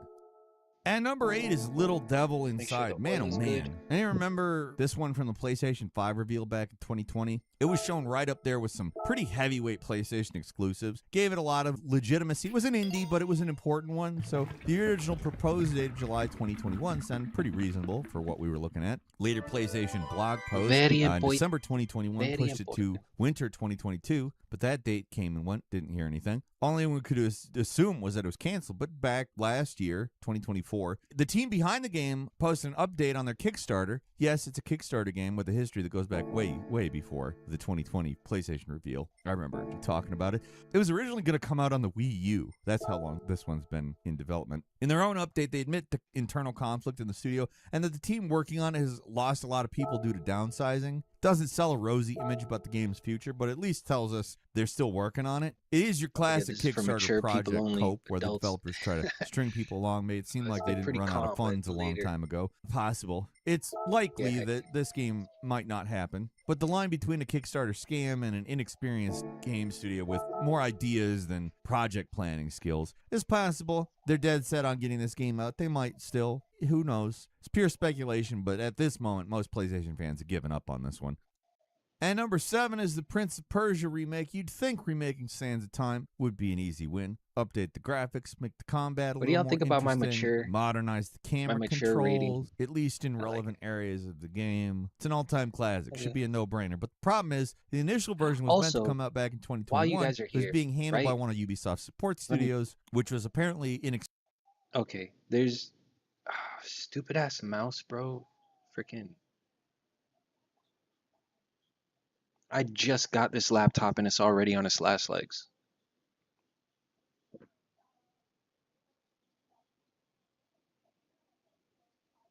What do y'all, okay, this is my face. I also have an avatar. What do y'all think? Real face or avatar? I should do a poll, but I mean, I can't do it right now. Anyways, let's get back to the video. Experienced, stationed in Mumbai and Pune, but what they were... Oh no, hang on. History.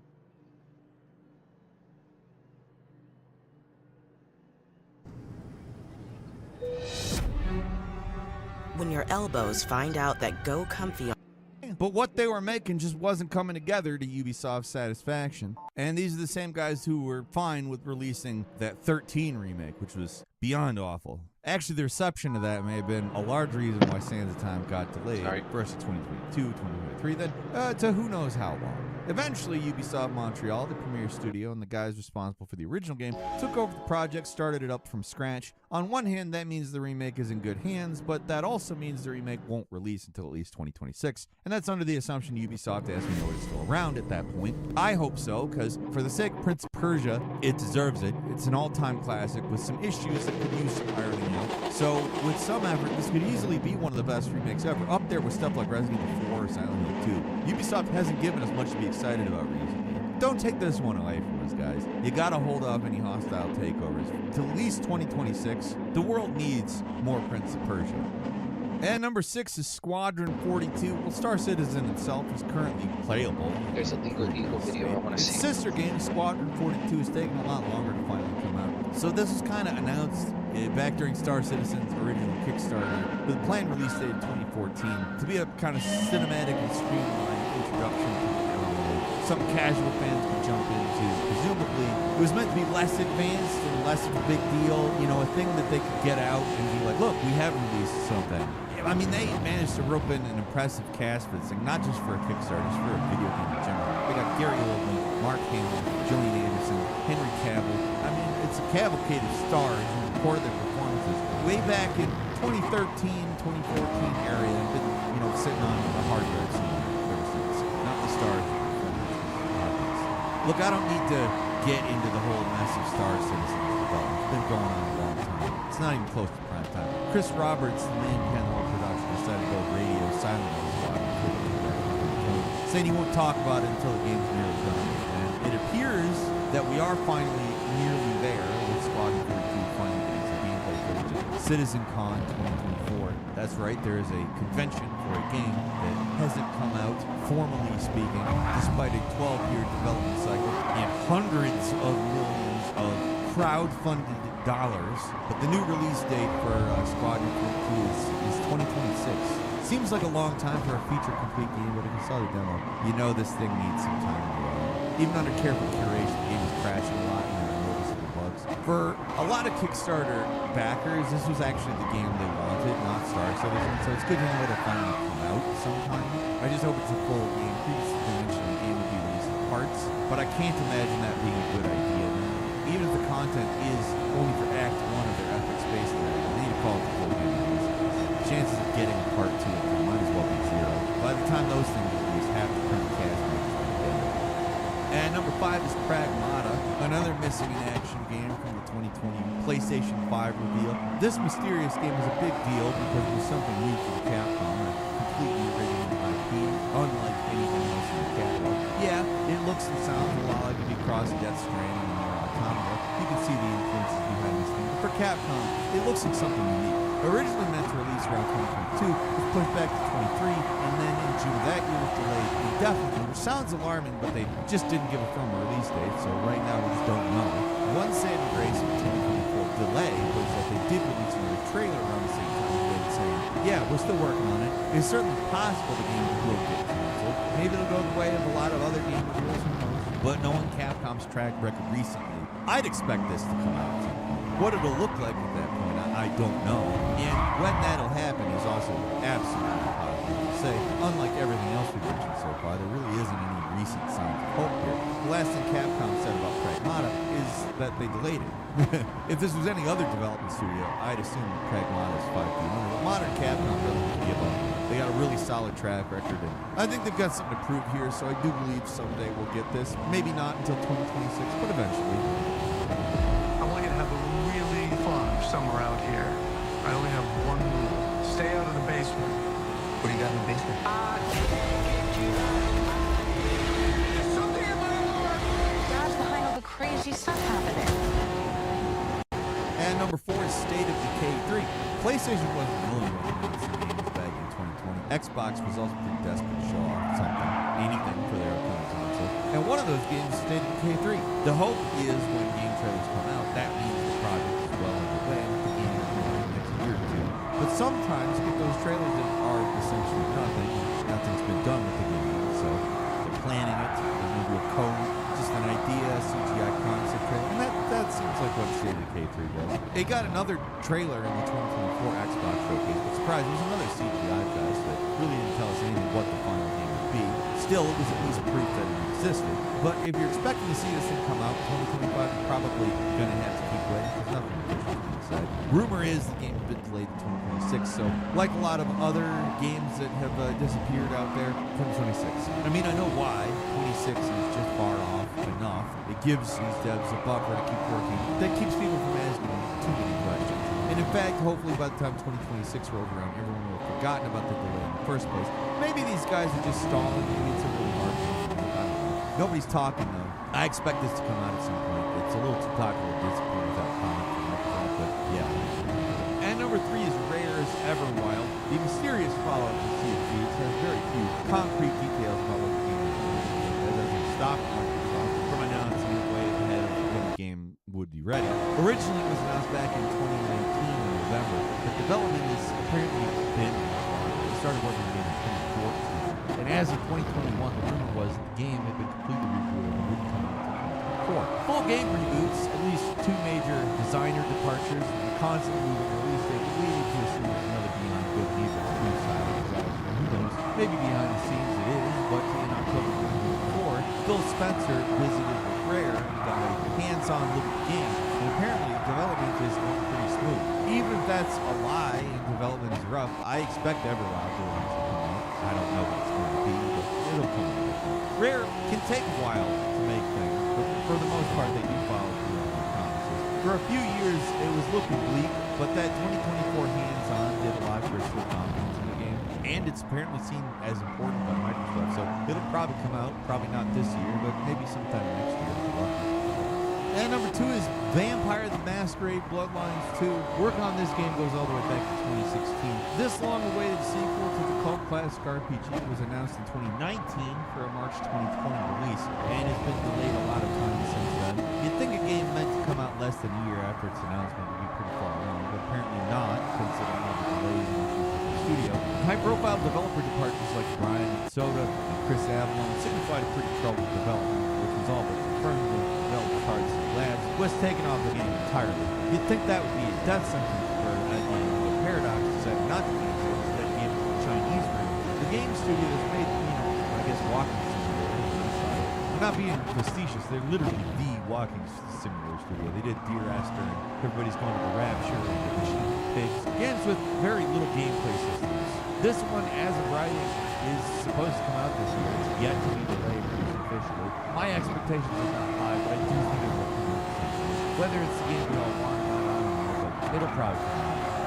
And number 1 is The Wolf Among Us 2, one of the many properties adapted into the adventure game format by Telltale. The Wolf Among Us is by far one of the best. It's right up there with the original Telltale season, The Walking Dead, as one of the best games from the studio, so of course they're planning to make a second season. But that was before the studio was closed in 2018. But in 2019, Telltale got revived by some former investors and announced The Wolf Among Us 2 in 2019 Game Awards. You'd think after a year they just would have reused the work done by the old Telltale games, but the sequel was made entirely from scratch on Unreal Engine 4. Then it was delayed and moved to Unreal Engine 5, and apparently all the original work done on the game has been thrown out.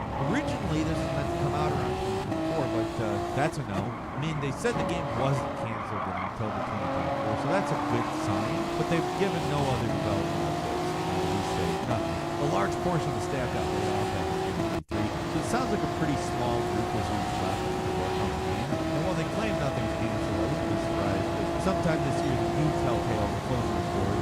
I do hope they manage to finish the game, sell a bunch of copies or something. It's hard not to be pessimistic. The past year has not been a good time for Stroking Studios. Still, at least the developers have made a statement about the game fairly recently, and that's firmly to say the game is not canceled, so there is hope for this one. I do have some bonus games for you. First is Silksong. It was originally meant to be a simple expansion of how it has been transformed into something much more, or less, depending on who you ask. The history of Silksong, no showing events, steadfastly refusing to show off anything about the game. Besides, the initial trailer is a long time. Recently, one of the devs was kind enough to inform us that yes, they're still making the game, but that's about it. With other indie studios, I'm not sure I believe them, but these are the Hollywood guys that keep making Silksong a decade across the world. Current rumors are that the game will be announced sometime with the big Switch 2 games reveal, and that would make pure sense, but it's also pure coke. We have no idea. We have absolutely no evidence whatsoever. I expect the game will happen at some point, but who knows? And finally, Metroid Prime 4. Let's end it with probably the most secure release on the list. This one's 100% happening. It's definitely coming 2025 for the Switch, and probably cross-gen with Switch 2. That's maybe not the case, I don't know. The game got announced back in 2017, went through development hell, wasn't even being worked on by Retro, instead it was Bandai Namco. January 2019, Nintendo announced they restarted development with Retro. They completely rebooted the entire project. For years it's been radio silence, just nothing, until they finally dropped the full proper trailer last week. So the game's had, it's just taking longer than expected. And with Nintendo, they tend to be pretty honest about these kinds of things. If the game was canceled, you probably know. Sometimes games just take a while to get done. I mean, look at Metroid Dread. That game was conceived back in 2002 and didn't come out until 2021. It's like Gabe had said, these things can take time. Speaking of time, that's it for today. What do you think? Leave us a comment, let us know. If you like this video, hit like. If you're not subscribed, now's a great time to do so. We upload brand new videos every day of the week. Best way to see them first is, of course, a subscription. So click subscribe. Don't forget to enable notifications. And as always, thank you very much for watching this video. I'm Falcon. You can follow me on Twitter and book me on Cameo at Falcon the Hero. We'll see you next time right here on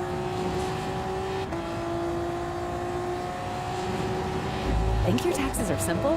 You could file for free with H&R Block. More people qualify for H&R Block Free Online than TurboTax Free Edition. Find eligibility requirements at hrblock.com/free. Approximately 55% of filers qualify.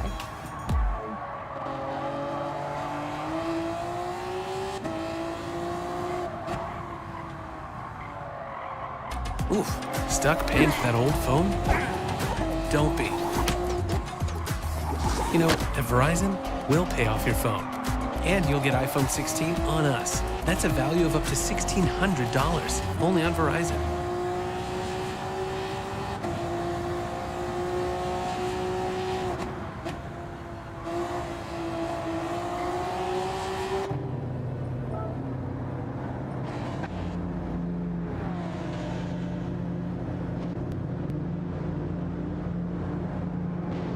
All right, PlayStation just had a State of Play event, so let's talk about some video games. Not the craziest event by any means, not a bunch of like first-party studio bangers or anything like that. Smaller updates, some interesting things. This isn't going to be a play-by-play. I just kind of wanted to talk about some of the stuff I thought was cool. The rumors were kind of crazy for this State of Play leading up to it, but it ended up, landing a little bit soft. But the first thing I did find interesting was Tides of Annihilation. I don't know really anything about the studio or anything about this. I haven't heard a thing about this, but seeing it, there's a lot to it. It looks pretty insane from a character design standpoint, to the sense of scale, to the enemy designs and stuff like that. But it's interesting that the trailer was almost divided into two parts, right? The first part looked very just action-adventure-y, a lot of platforming, a lot of exploration and stuff like that. And then the second aspect of it, like the second part, just looked like balls-out crazy combat. I'm curious to see where this goes, because it's like there's like a fantasy world, but then there's also some real-world stuff. We saw like London heavily featured in here, so I don't really know what they're doing with this one, but it does look very over the top. And the combat we saw here, it looks like it's probably going to be hard. This is like definitely a theme of this State of Play. But another thing I was very happy to see, dude, is Days Gone Remastered. This is just nice. If you've played it on Steam with the graphics cranked up, that's probably well enough and good. But if you only have a PlayStation, this is dropping on April 25th, and it's gonna be PS5 and PS5 Pro supported with variable refresh rate and stuff like that. New content, including photo mode updates, permadeath mode, and a horde mode that I think is pretty cool. That's something I definitely think works for this game. But I found myself immediately going, oh shit, I want to play that with friends. If only they made a sequel where I could do that. But anyway, yeah, Days Gone Remastered is dropping April 25th, so good. Give that game a new lease on life. I think it deserves it at this point. Also, something out of left field, something that at least is trying to think a little bit differently. It's a new thing from Pixel Junk. They put a lot of creative projects out in the past, but this is very different. This is called Dreams of Another. It's apparently coming this year, 2025, and it is kind of like a weird third-person shooter, but you're not shooting to like destroy or kill or murder. You're shooting to create, and it's kind of this like ethereal, dreamy thing. Apparently, it's going to take advantage of cloud rendering to like help with all the voxel-based chaos that is going on here, or pixel. I don't know. I think this is definitely really interesting. The trailer itself isn't really too exciting, but hearing the developer after kind of talk about the concept, while still vague, just sounds interesting. I love somebody taking a third-person shooter, a genre I really love, and trying to rethink it, reshape it a little bit. We need innovation, we need creativity, so I would try anything like this, honestly. But we also got a new look at The Midnight Walk. This had been previously revealed, but it's essentially a game made out of clay animation in a lot of ways, something we haven't seen in a long time. I remember the Neverhood games doing that back in the day on like PS1, sort of. But this looks astounding. This looks incredible. I love the ideas here. Their influences, they're definitely wearing them on their sleeve with some of the character designs. You can see that one character they show right at the start looks like the mayor from Nightmare Before Christmas, but still, like some of the enemy designs and some of the environments and just the visuals, absolutely wild and unlike anything I've seen really in a video game, which gives me hope. Interestingly enough, though, it's a first-person game. It's like kind of a first-person shooter. Bold. I didn't expect that. But the trailer kind of devolves to a character with a gun shooting a monster. Obviously it's a very familiar play style. I just didn't expect a quirky game like this to have that type of thing. It kind of reminds me of Scorn, where it has all these incredible visual ideas and visual design, and then it's kind of just a game where you're a person with a gun. I'm hoping Midnight Walk has a little bit more to it, but either way, like that's just me getting like a little weird. Honestly, this looks cool as hell, and I'm all in for it. Borderlands 4, they showed some gameplay, and it looked pretty good. I'm not like a die-hard Borderlands person. I played 2 a lot. That was really my big one. And at this point, I don't even know what I want from the series anymore. I'm not necessarily dying for one, but the gameplay here looked pretty cool. Interestingly enough, it's got a release date. So it's getting like a whole separate state of play, like they're really partnering with Sony for this. A whole state of play that's going to show off more gameplay and details. But we know the release date. We know the game is coming September 23rd. They showed off another trailer for Split Fiction. This is coming out next month. This is from the Haze Light, the people behind It Takes Two and A Way Out and stuff like that. I've talked about this, you know, ad nauseum at this point. I'm very excited for this. I really, really enjoy their games, and this trailer is insane.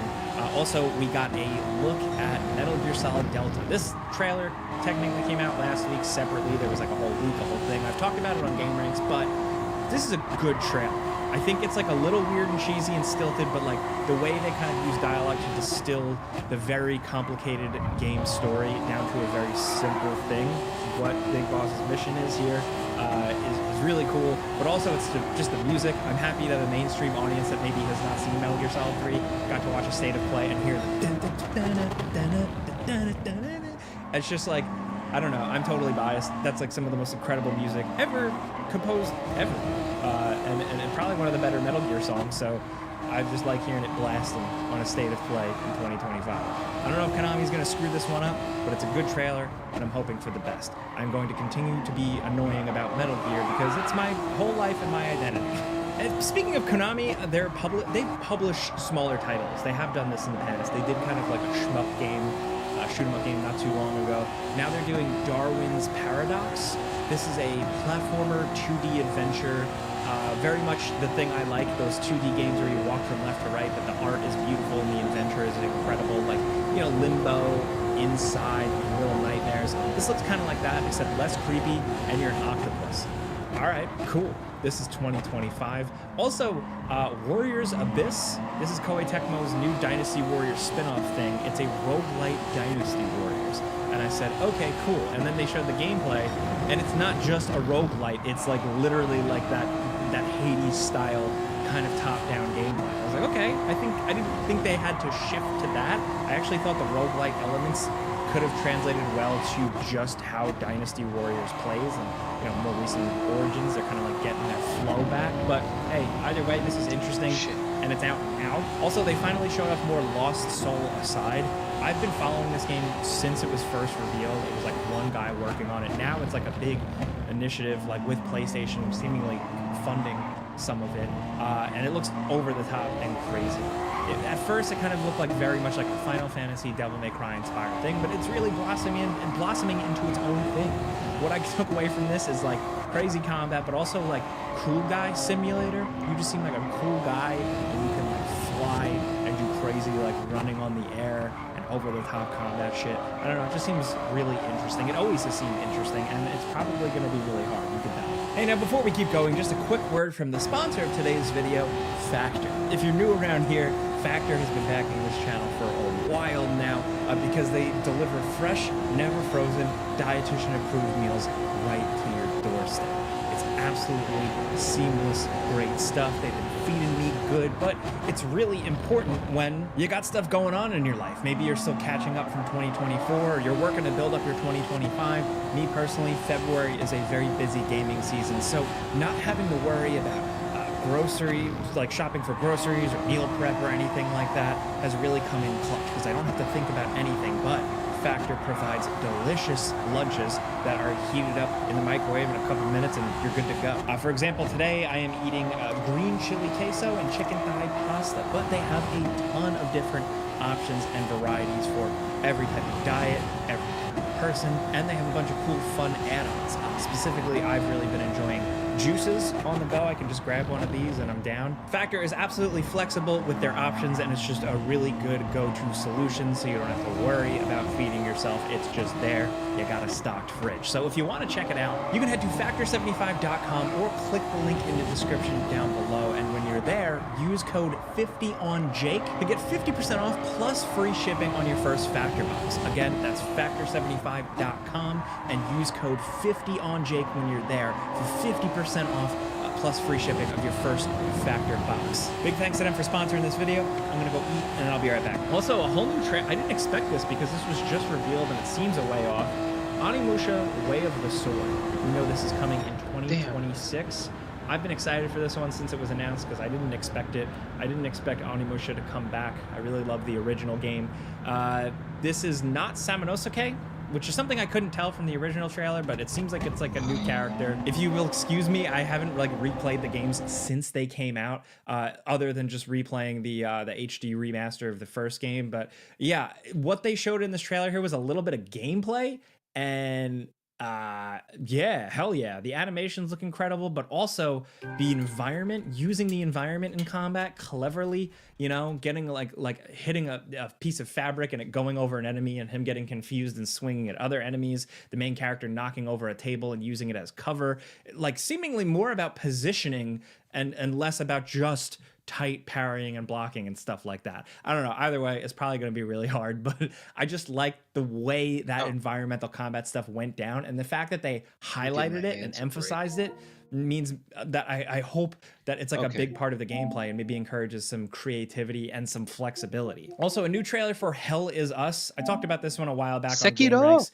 This is kind of like a sci-fi, kind of Death Stranding-y style Souls-like game. So you're like a sci-fi guy, not a knight in shining armor or anything like that. And I think that's a cool concept. A lot of studio veterans behind this game, and now we got to look at the story. This is like more of a whole story trailer. It seems like the main character is voiced by Elias Tefexis, the voice actor from Deus Ex, you know, Adam Jensen. I never asked for this. That guy. He's great, so that's cool. This is definitely on my radar. It seems like it's coming sooner, and it's probably going to be really hard. Also, very cool to see finally Lies of P getting that full post-launch DLC. It's been quite some time, but this is Lies of P Overture. This is coming summer 2025, and it looks incredible. I clearly could tell like new special attacks, a bow, possibly new arm-based attacks, but holy shit, this just looked really cool. I really enjoyed Lies of P. The vibes here in the snow and the new clothing types and stuff, the bosses. It's like, I don't want to overuse, like people overuse the word vibes, but like the vibes of this is good. It's really hitting for me. It's literally snowing outside right now, so it just works. Also, it's probably definitely going to be really hard, so there's that. This other one announced, I didn't expect. This was kind of like their grand finale. This is a first-party game. This is really like they saved their one big first-party thing for last. This is called Saros. This is a new single-player IP building off of Returnal. Yes, it's from Housemarque, the people behind Returnal. It seems like they're sticking with what really worked with Returnal. You know, taking their gameplay and translating it to a third-person, brutal kind of shoot-'em-up shooter roguelike thing. This seems like a new world, new story, new character. I'm gonna be totally honest, like my brain is so broken. When I was watching this trailer, my internet kind of like took a shit and the quality dipped down to like 240p, 360p or whatever like that. And the blurry guy, and like it's like a blurry guy in a long coat with a mustache, and he's talking in a British accent and he's very tough. I was like, holy shit, is this the Order 1886? Is that Sir Galahad? Obviously, then it quickly rendered up to 1080p, and I was like, oh, I was way off. It's that actor guy from Stuff. But hey, this is really cool. I'm happy for Returnal fans, Housemarque fans. This game's definitely probably going to be hard. Oh, but one thing I didn't expect to really blow me away, but it's the new game from the people behind like The Quarry, stuff like that, the Dark Pictures anthology. This is a new game called Directive 8020. This was previously announced, but this is billed as still a Dark Pictures game. Like, I guess that's what they're just going with now. But this looks incredibly different. This is releasing in October. This just looks like good sci-fi. Like, I like sci-fi horror. I like Event Horizon as much as the next guy, Dead Space. And this shit just looks good. Like, really good. Obviously, it's a flashy trailer, so you can't tell if it's very stilted, like their games still always kind of tend to be, despite the high-quality sheen of the visuals. But I watched it almost like a movie trailer. Like, I was very interested to just see what's going on, see what's happening in the story, and what's up with these characters. So good job, mission accomplished there. But need more also, divine there's this game, confetti. Mind's Eye, that was announced. This is coming summer 2025, and this is from Leslie Benzies and some people, some former Rockstar North people who have been working on shit for a long time. This is the studio Build a Rocket Boy, and it looks like it's being published by a publishing venture with IO Interactive, the people behind the Hitman series and stuff like that. And this is like just a straight up third-person action adventure game. You know, can't tell if it's like open world, but there's like driving, third-person shooting. It looks very, very flashy, but it looks like it could be kind of cool as hell. Like I said, I like a regular old-fashioned video game, a third-person action adventure spectacle. And this, for me, looks like it's going to check a lot of those boxes. I have a lot of questions, though, because this is from Build a Rocket Boy and their whole everything game that they were working on, that for a while seemed like some weird competitor to GTA. Then it seemed kind of like a Fortnite competitor. Then now it's kind of more of like a creative platform that games are going to exist in it. Then it kind of felt like an NFT game for a minute. But in all the marketing and teasing for everywhere, right, they did show kind of like a fun-sided game, like a fantasy thing, and then they showed a real-world gritty action sci-fi shooter. And that's very much what this is. Considering when they first showed that, they highlighted this actor. It's a real-world actor. He played Lincoln Clay in Mafia 3. They showed him there. He looked different, but now he's in this game, playing the main character. So I'm curious to see how this whole everywhere thing is going to go. Is this game going to debut on PlayStation and PC, and then kind of be the lead-in to all the everywhere stuff? Did they scrap all that bullshit? I don't know for sure, but I just think at its core base level boiled down, this does look like a pretty sweet game. Okay, so I think that about covers everything I personally found interesting from this state of play. So I want to hear from you guys. Yes, I know it wasn't like a big crazy blowout thing. They didn't show off a new first party thing or like a Wolverine thing or all those leaks and rumors like about a Bloodborne, like Bloodborne being released for PS5 or like a God of War remake, any crazy shit like that. This was very much just third party and a couple of first party things. Whatever. I do want to know what you think. If any of these games really, you know, struck your eye, if you got a top 5 or anything like that, let me know. Let me know your choices or anything like that. But thank you for listening to me yap about this stuff. Oh, also, I forgot to mention, Digimon fans, I'm happy for you guys. I'm glad you're getting a new Digimon story. That trailer was actually very hype. I wish I was a Digimon person. But anyway, what was I talking about? Yeah, thanks for watching. If you like what I'm trying to do here, I'm just talking about stuff I like, stuff I just find interesting. Thank you. Clicking the like button helps me. But that's it. I'm Jake Baldino. Subscribe because video games, and pizza's on me. My twin brother drinks Stella. I have taste, David. Okay.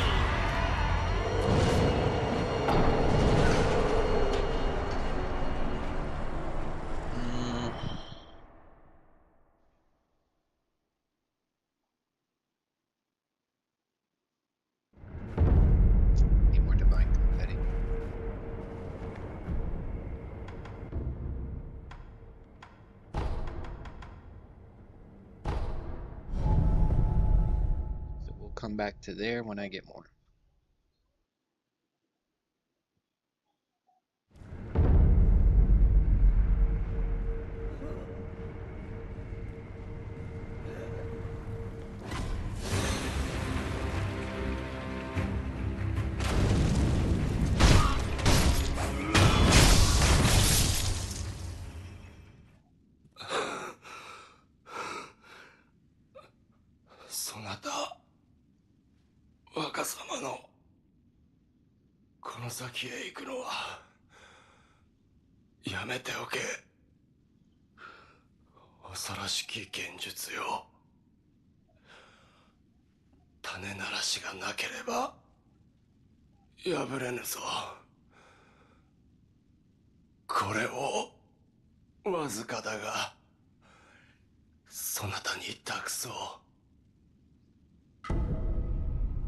Fume wart seeds that make a loud noise if you snap them, useful for breaking the effect of illusion techniques. If an illusion occurs, it is because someone created it to crush the phantoms and return to reality. One must defeat the creator of the illusion. Snap seeds can be a great help in that regard. Just one? Ugh. This is going to suck.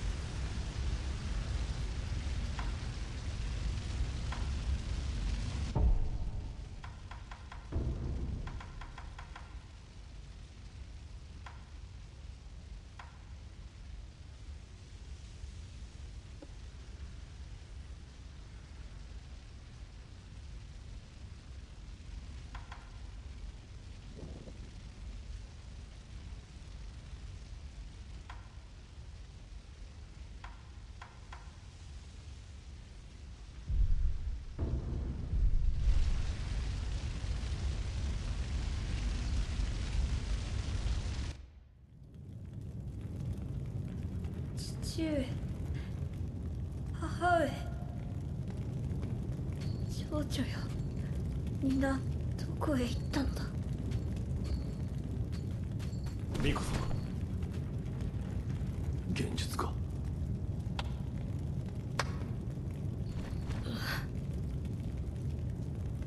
久しいな、フクロウのせがれよ。お嬢殿、言ってください。そなたはなすべきことをなすのです。わかりました。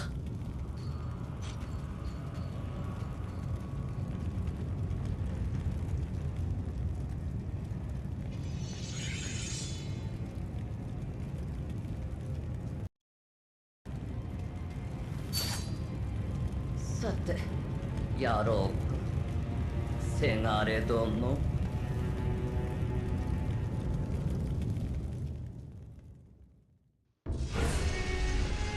The lower one vitality, the slower their posture recovers. The posture gauge color gets redder as recovery rate slows. Vitality damaging techniques such as dodge, counterattack are ideal against enemies with fast posture recovery. Once enemy vitality is low, posture damaging moves become effective. Step dodge R100.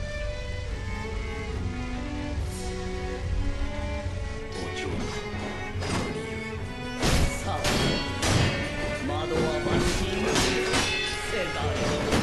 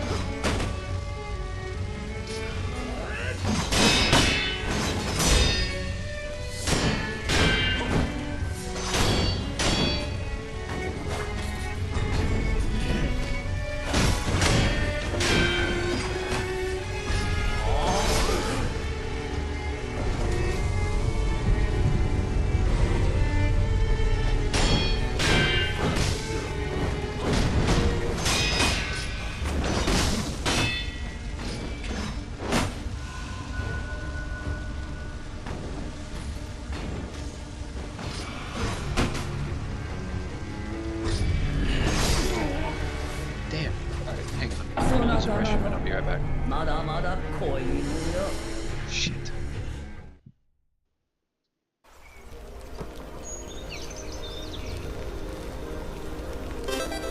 Three, two, one.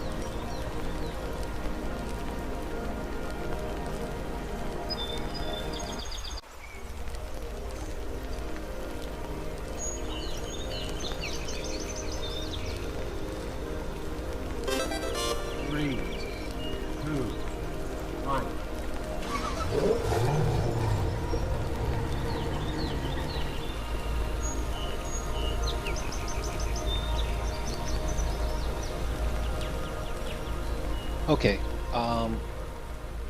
Yeah. Shit. Maybe I should just wait and play Sekiro tomorrow, because Sekiro is going to become very time consuming. Sekiro is going to become very, very time consuming. And there is a video that I really want to show. It's concerning. It's frightening. But you know,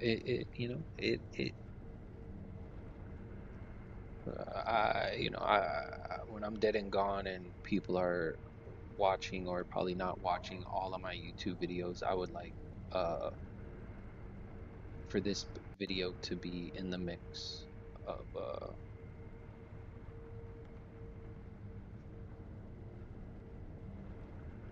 I just watched it, and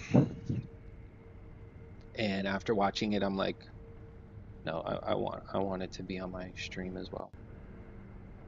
So here it is. Progress is a philosophy, a choice, a reason to keep going. Introducing the... Elon Musk seems to have access to all of your private government data. You're cool with that, right? Well, backed by President Trump, Elon Musk has been given the keys to the kingdom, almost literally. Musk and a hodgepodge group of engineers, some as young as 19, successfully secured access to sensitive government databases and the Treasury Department's payment system through an unprecedented series of bureaucratic maneuvers. Musk and his team seem to be operating in secrecy with little to no oversight. And Musk seems to have access to sensitive data about seemingly every American. So everyone has been asking whether it's legal for Elon Musk to have this much power and this much data. And the answer may surprise and disturb you. The new Treasury Secretary Scott Bessent granted Musk and his Department of Government Efficiency team access to the federal payment system, which processes over $5 trillion annually in Social Security, Medicare, and tax refunds. But people who work for Musk at SpaceX and Twitter are now government employees with direct access to all this information. For example, a recent report by Wired revealed that Marco Ellis, a 25-year-old engineer, has direct access to the U.S. Treasury Department's Payment Automation Manager, or PAM, and the Secure Payment System, the SPS.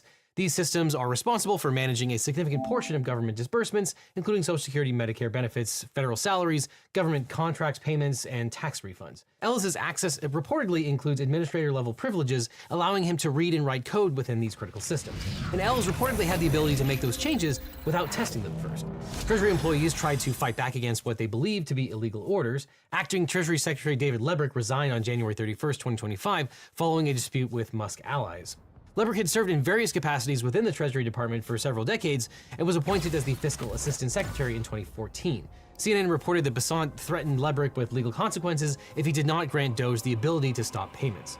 And Musk's control of the Treasury includes the Bureau of the Fiscal Service, which, quote, handles more than 1 billion financial transactions annually for the U.S. government, both outgoing grants and payments and incoming tax receipts. While serving as the largest cash management operation in the world, BFS collects personal and financial information about the people and businesses on the other side of the transactions, including names, social security numbers, birth dates, birthplaces, home addresses and telephone numbers, email addresses, and bank account information. What could Musk do with all of that data? Oh, nothing. Just sell it, use it for blackmail, delete it, alter it, make it all public, or feed it into some giant non-secure AI. It really could be all that bad. And that's just the beginning. Musk has already shared data with outsiders. For example, Musk posted about his fines on Twitter. He revealed specific federal payments to Lutheran social services organizations. Musk called these payments illegal. They are not illegal. The BFS is also responsible for Treasury bond interest payments, and apparently Musk and his team have read-write control of BFS systems, which were coded decades before they were born. So is any of this legal? Well, probably not. Here are all the laws that Musk potentially has broken. Now, the issue is broader than whether Les or the other Doge team members could change code. Federal agencies have improperly stopped sending money Congress lawfully allocated. And as we've covered recently, and we'll probably cover again in greater detail, most of it is flatly illegal. The Supreme Court ruled unanimously in Train versus New York that when Congress directs the money to be spent, the president is obligated to do it. Otherwise, Congress's laws, that is, the laws of this country, would be merely advisory to the president. And we kind of fought a war to prevent that. And fundamentally, the president refusing to spend money as Congress directed violates the Appropriations Clause as well as the Take Care Clause of the Constitution. And failing to spend congressionally required funds also violates the Impoundment Control Act of 1974, and spending funds that have not been appropriated or making obligations that exceed agency regulations violate the Anti-Deficiency Act. Now, there are a lot of people who think the government is too large and that it should scale back its spending. That is a totally valid point of view. But what is not legitimate is the executive unilaterally cutting spending required by law in violation of the Constitution and numerous other federal laws. And that is what's happening here. It is incredibly illegal. Moving fast and breaking things doesn't work when you are messing with systems that are, again, required by law. And it's an especially bad sign when the same party controls all three branches of government. Not in the sense of making policy that some people won't like, but in the sense that Trump could accomplish all of these things by simply asking Congress to pass laws to that effect. Congress could pass a law tomorrow to delete USAID, the CFPB, or the Department of Education. But even though Republicans control both houses of Congress, many, if not most, of these cuts would likely fail to pass. And President Trump and Elon Musk seek to circumvent the proper process entirely, while at the same time they vilify the judges who are enjoining their plainly illegal acts and preserving the status quo. But that's probably just the beginning of the illegal acts. What about all the data that they're accessing and changing? Let's start with the Privacy Act of 1974. Under this law, no one can disclose a private record unless, quote, the individual to whom a record pertains consents unless there is an exception. These exceptions would be if officers and employees of the agency, quote, have a need for the record in the performance of their duties, or if there is a routine use stipulated in the SORN. Now, these exceptions don't appear to apply in this case. And Musk's treasury break-in also arguably violates the Internal Revenue Code section 6103, which protects taxpayer information from unauthorized access or disclosure. The BFS processes tax returns and other IRS payments. And by giving Doge operatives access to these systems, IRS records, including individual tax return data, may have been improperly exposed. Section 6103 prohibits federal employees and third parties from accessing or disclosing taxpayer return information unless specifically authorized. This section of the law was strengthened after Richard Nixon misused tax records to target political opponents. Now, even high-ranking officials, including the president, have limited access to tax return data, at least in theory. The most affordable 12-month GLP-1 program, with the same active ingredient as Ozempic and Wegovy. For one payment upfront, 12 months of weight loss by hers includes 1 weekly injection, app content to help you achieve your weight loss goals, and 24/7 messaging with providers through the hers app. Start your weight loss journey today.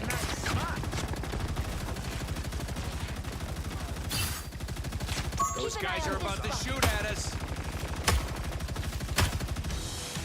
Find your part. Get set. Go.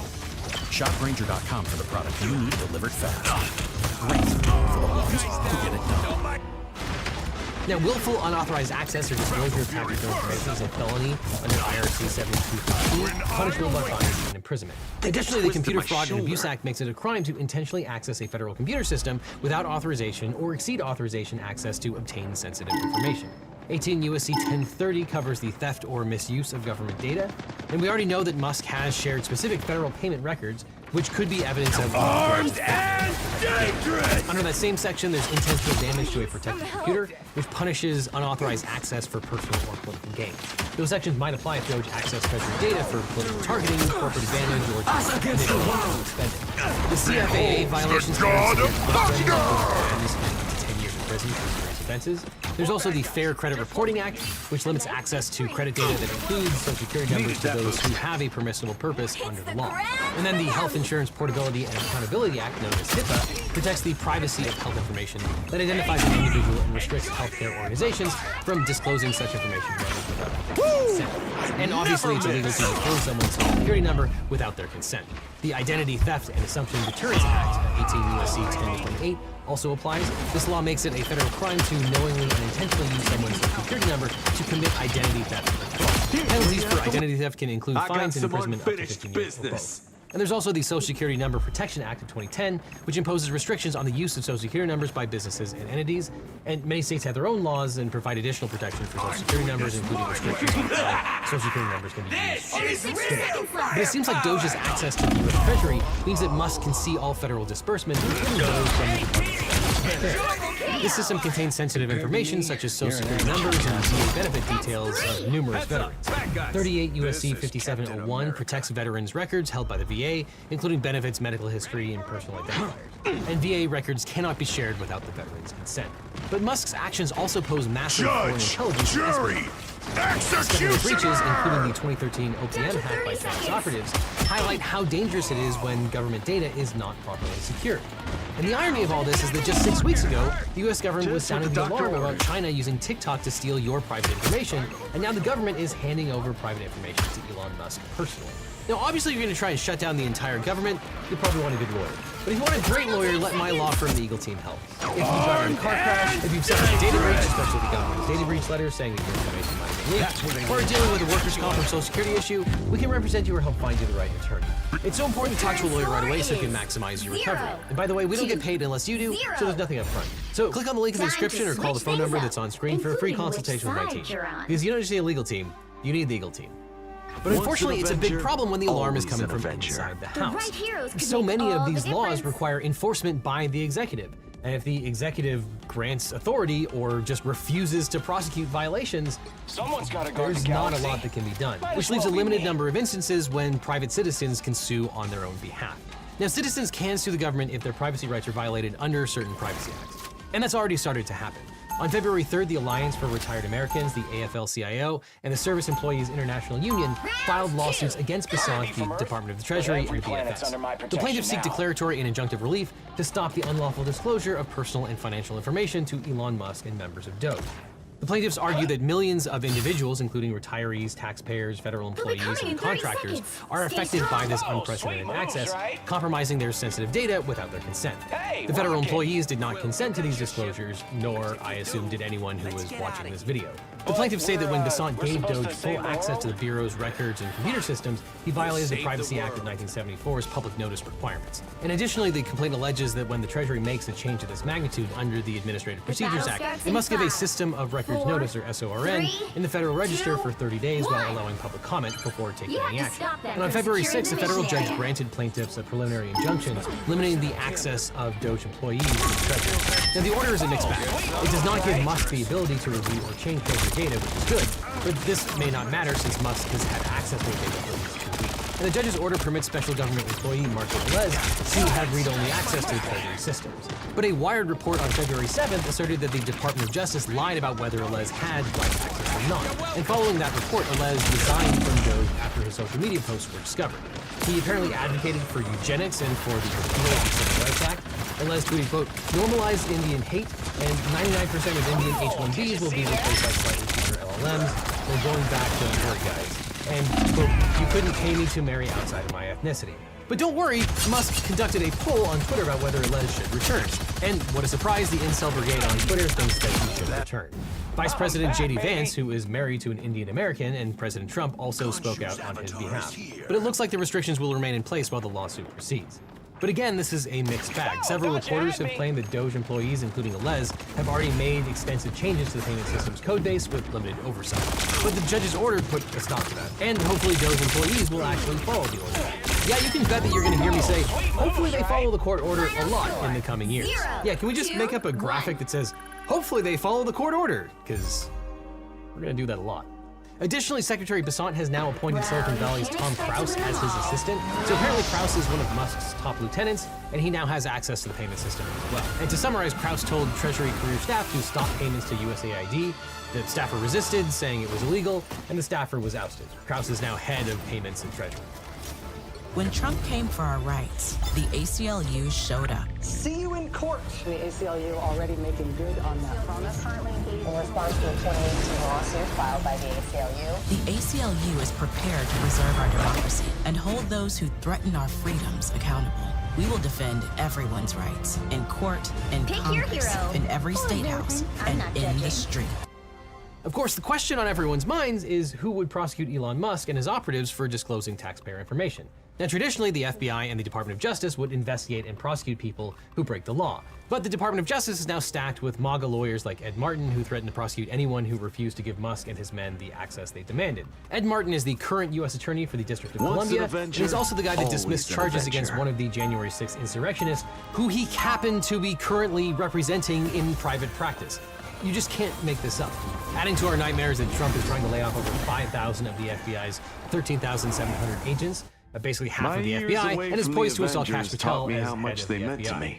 The states do have a role to play in enforcing law, and a coalition of 19 Democratic states' attorneys general have filed a lawsuit to prevent Doge from accessing federal payment systems containing sensitive personal information. And there, the plaintiffs argue that granting Doge access to sensitive Treasury payment systems is arbitrary and capricious, lacks proper justification, and did not follow required procedures, thereby violating the Administrative Procedure Act. The states contend that Doge's access to Treasury records could interfere with funding already appropriated by Congress, exceeding the Treasury Department's statutory authority and violating the constitutional principle of separation of powers. They assert that Trump's actions violate the Take Care Clause of the Constitution, and the state's plaintiffs are also concerned that Doge's access poses significant cybersecurity risks that may compromise sensitive personal information and the integrity of the federal payment system. And related to that, a federal judge has temporarily blocked Doge from accessing the Treasury payment system. The judge said, quote, "The court's firm assessment is that for the reasons stated by the states, they will face irreparable harm in the absence of injunctive relief. This is both because of the risk that the new policy presents, of the disclosure of sensitive and confidential information, and a heightened risk that the systems in question will be more vulnerable than before to hacking. The court's further assessment is that, again, for the reasons stated by the states have shown a likelihood of success on the merits of their claims, with the state's statutory claims presenting as particularly strong. The court's further assessment is that the balance of the equities, for the reasons stated by the states, favors the entry of emergency relief. And the judge has now granted the plaintiff state's motion for enforcement of the temporary restraining order. Now, mind you, a TRO is ultra-temporary. It's just preserving the status quo so the court can learn more about the situation and the parties can provide further briefing. But the court issued the TRO to prohibit the defendants from implementing a broad categorical freeze on federal spending. The court agreed with plaintiffs that the Trump administration is not complying with the order, and the judge emphasized that the government must promptly comply with court orders, citing Manis versus Myers, the Supreme Court, which says, quote, "Persons who make private determinations of the law and refuse to obey an order generally risk criminal contempt, even if the order is ultimately correct." The court found that the defendants had notice of the TRO, that the order was clear and unambiguous, and that there were no impediments to compliance. Despite this, evidence presented by the plaintiff states indicated that the defendants continued to freeze federal funds and refused to resume disbursement of appropriated funds, which violated the TRO. The Trump administration argued that the freezes were intended to prevent fraud. However, the court noted that these freezes resulted from a broad categorical order rather than a specific findings of potential fraud. The court reiterated that such sweeping freezes are likely unconstitutional and cause for irreparable harm, thus violating the TRO. So what does the Trump administration have to do now? Well, quote, "Immediately restore frozen funding during the pendency of the TRO until the court hears and decides the preliminary injunction request. Immediately end any federal funding pause during the pendency of the TRO. Immediately take every step necessary to effectuate the TRO, including clearing any administrative, operational, or technical hurdles to implementation. Comply with the plain text of the TRO not to pause any funds based on pronouncements pausing funding incorporated into the OMB directive, like Section 7A of the Unleashing Executive Order and the OMB Unleashing Guidance. Immediately restore withheld funds, including those federal funds appropriated in the Inflation Reduction Act and the Infrastructure Improvement and Jobs Act, and resume the funding of institutes and other agencies of the defendants, for example, the National Institute for Health, that are included in the scope of the TRO. Now, so far, the Trump administration has been at least telling the court that they are complying or attempting to comply with various orders. It will be another issue entirely if they just outright ignore orders like Musk and Trump have been saying that they will do. So it's going to be important to watch what happens in the wake of this particular TRO. Now, when the court stopped Elon Musk from accessing U.S. Treasury data, almost 400 sources reported on it, with the vast majority of them coming from the center and the left. But when you examine the headlines, you start to see some very different claims emerge, how readers interpret them. On the right, headlines emphasize Musk's claims that he found $50 billion worth of fraud at the Treasury Department, implying these claims correlate to the judge's ruling and implying that Elon Musk actually did find fraud. And headlines from the right also point to small legal ambiguities in the judge's ruling that could lead to it being overturned, a story angle largely absent from headlines on the left and center sources, who mainly focus on the risks of Elon Musk having unfettered access to sensitive and sensitive data. In the headlines you read first have immense power in shaping how you understand the news. And that's why I like to see the news from as many angles as possible, which I can do with the help of today's sponsor, Ground News. Ground News is a website and app developed by a former NASA engineer on a mission to give readers an easy, data-driven, objective way to read the news. And right now they're offering Legal Eagle viewers 40% off their unlimited access Vantage subscription. You can scan the QR code or use the link in the description to get a discount for a limited time. Because Ground News gathers related articles from around the world and across the spectrum, so you can see the biases in their coverage. Every story comes with a quick visual breakdown of the political bias, factuality, and ownership of the sources reporting, all backed by ratings from 3 independent news monitoring organizations. One of my favorite parts is their bias comparison feature, which highlights specific differences in reporting across the political spectrum.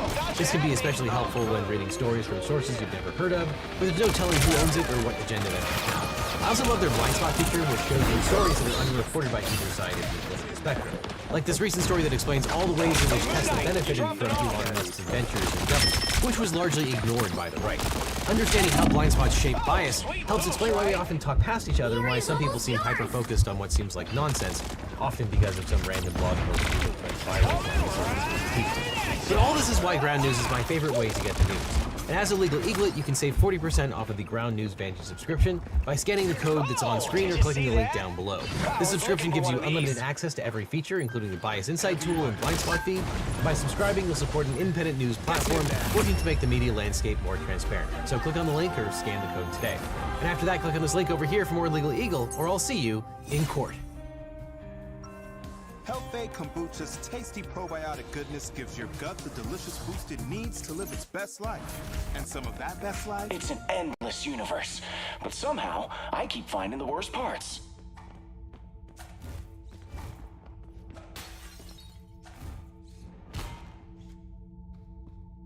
My thunder is 30 seconds before you attack. Get ready. But slowly. Stark? Goldilocks? Even here, at the end of all times, you persist with the nicknames. Well, if I ever call you, I'm actually Loki. Good to know. Jake Clapper. That's a play off of Jake Clapper. 4, Maybe you're a fan of Jake 3, Clapper at Rock. 2, 1. All you need to do is capture the mission area. Got it? Kate Clapper could also be in You Shake Your Ass, which is also good. I'm a fan of both things. Jake Tapper as well as Cake Clapping. I think both things are a benefit to America. Our adversaries. These spiders are explosive. Render me assistance. Did you see that? Looks like the mission area is yours to capture now. Limbo stands with you! You have my full support. The mission area is yours. 3, 2,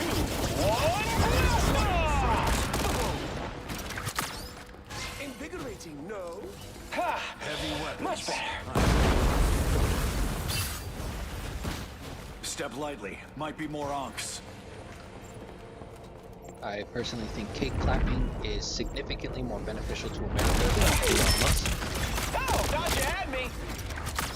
We need less Elon Musk and we need more cake clapping.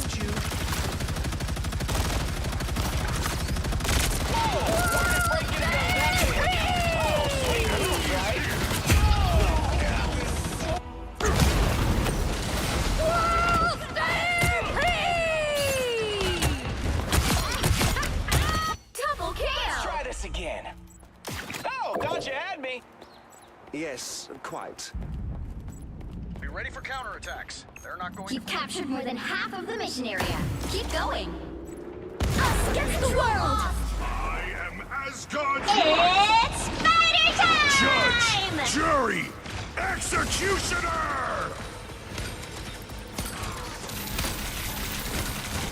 A nest of... Oh, I'm fine. Don't mind me. Oh, sweet moves, right? Much better. Bring all that chaos. I'm doing this my way. Smoked all the spiders. Fear Magneto!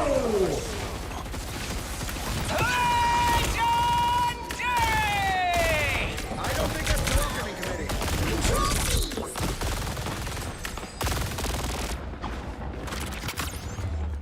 Healing for my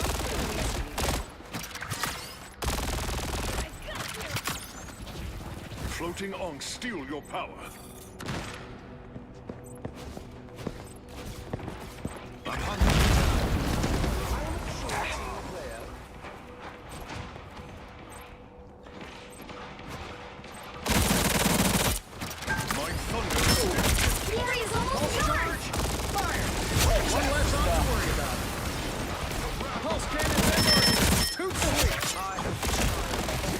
As always.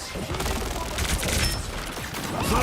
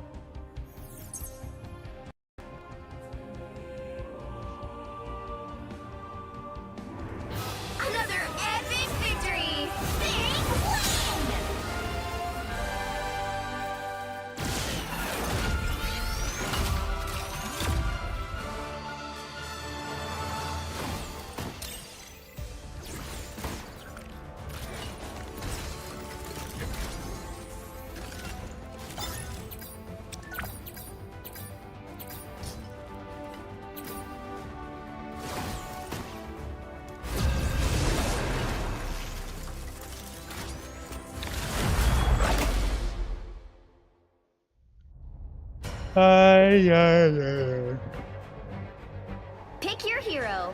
Or villain. I'm not judging.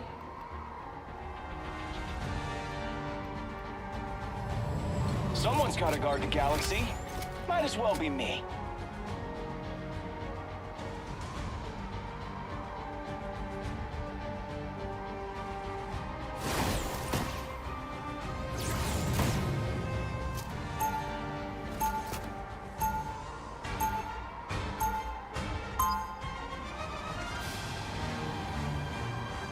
Do we have a tank?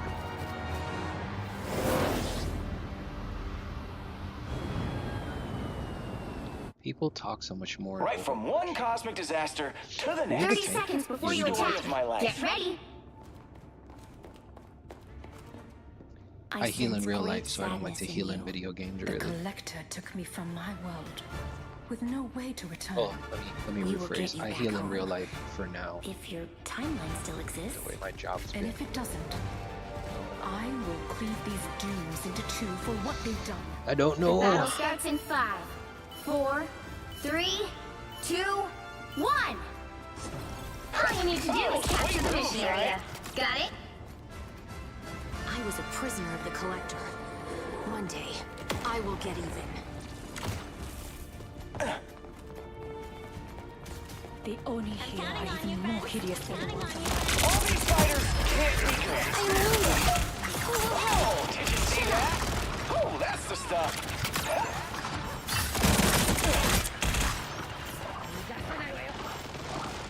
Looks like the mission area is yours to capture now. The mission area is yours. Oh, sweet moves, right? I didn't have a choice.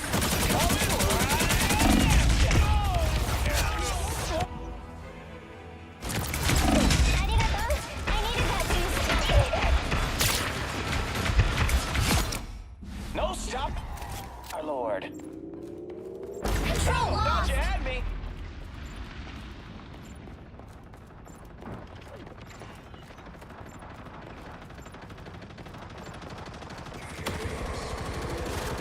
Turret's full. I'm infantry again.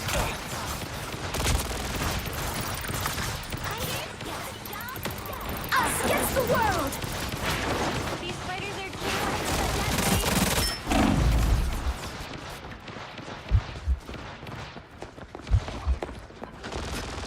Oh, sweet moves, right?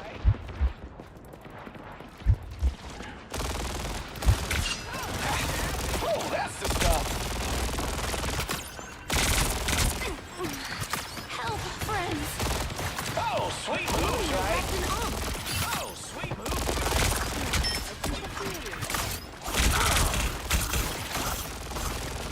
Friends, gather around. Fire mode. Your team's time to conquer. It's spider time!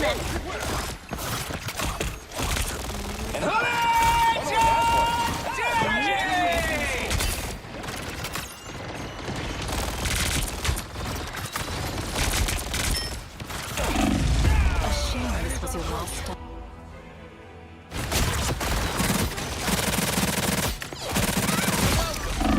That's the stuff. That's 3. No stopping the star. Oh, sweet moves, right? They've almost got it. Moonlight left an arm. This shall be our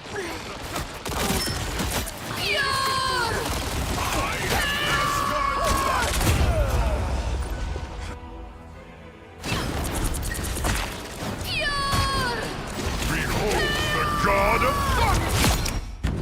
Surrender your strength.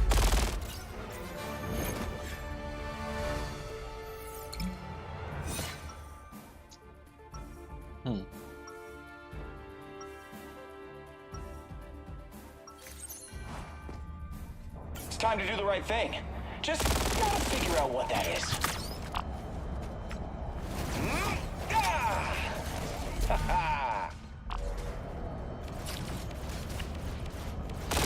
30 seconds before you attack. Get ready.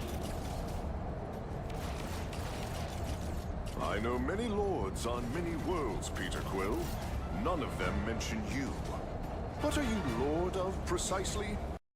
I mean, you know, the stars. It's like everything. Asgard? No, I mean, The battle you can starts in keep 5, Asgard. 4, 3, 2, 1. All you need to do is capture the mission area. Did you see that? Got it? Intruders detected. How can I focus in class when there's a humongous crack in the sky?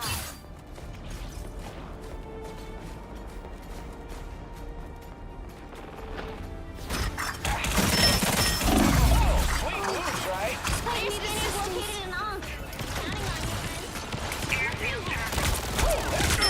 Pulse charge, fire! Oh, sweet moves, right?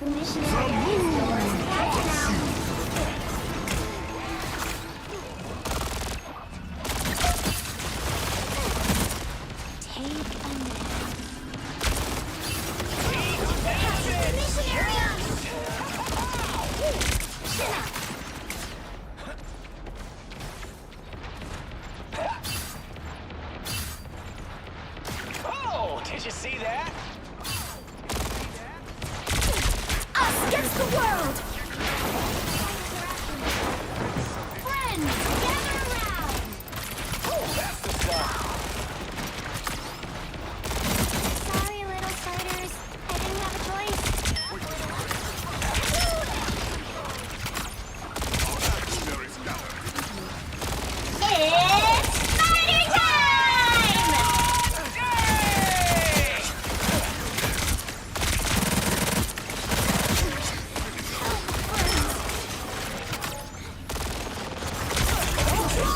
Oh, sweet moves, right? Backslap to bear. The main totem has been destroyed.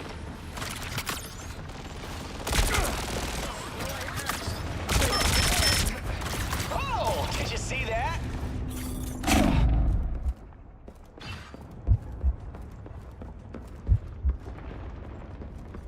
See an Ankh, destroy an Ankh. Oh, sweet moves, right?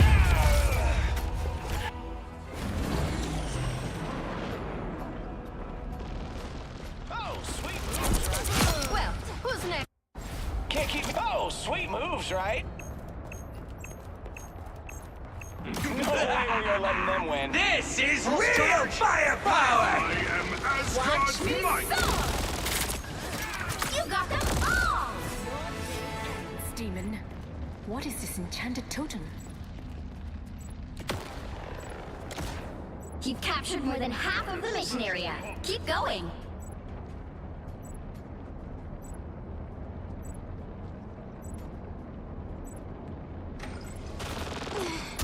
Oh, I need assistance.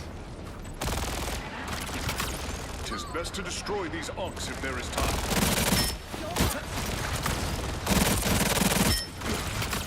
Us against the world! Thought you had me.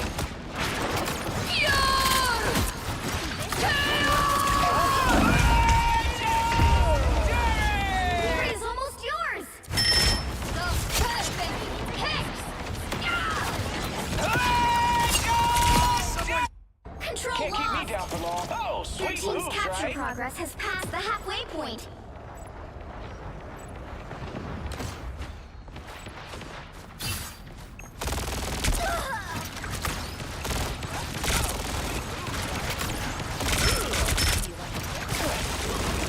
Oh, that's the stuff.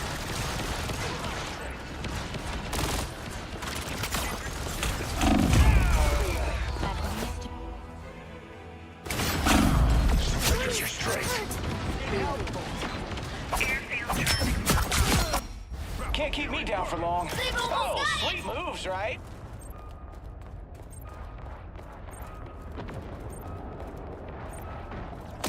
Floating Ankhs steal your power.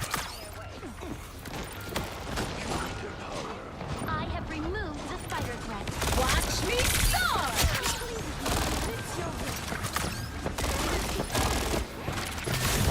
We'll have to keep fighting until we have a winner. The moon haunts you!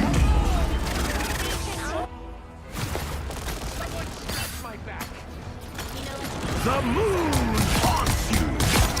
Double KO! Let's try That's this out. 3! Thought you had me.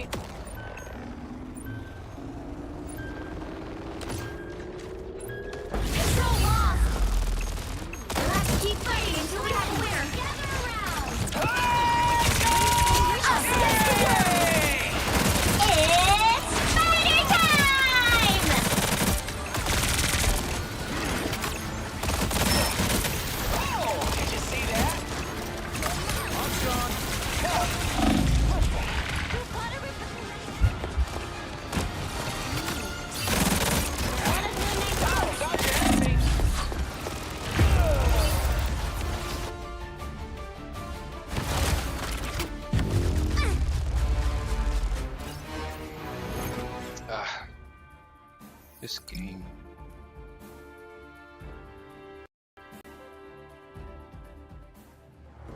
Well, you can't expect to win them all.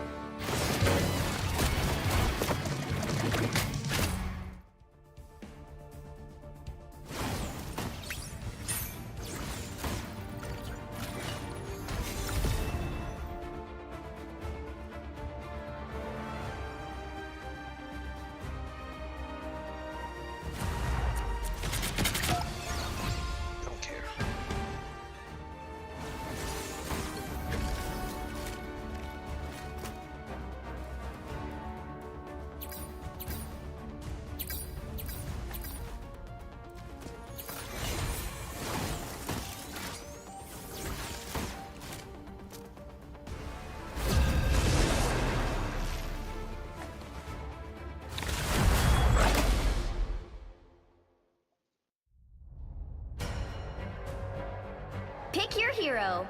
Or villain. I'm not judging.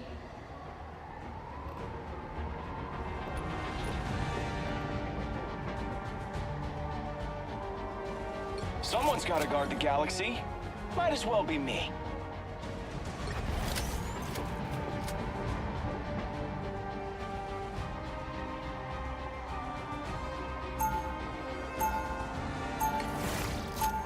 Once an Avenger, always an Avenger.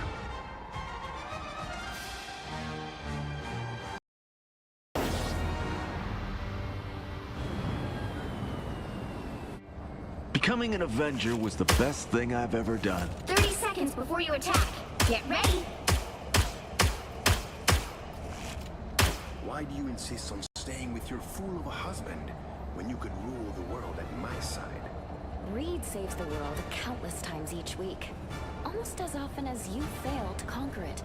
Ooh, you wound me, Susan. Not yet, but keep talking, and that could change. The battle starts in 5, 4, 3, 2, 1. All you need to do is capture the area. Got it?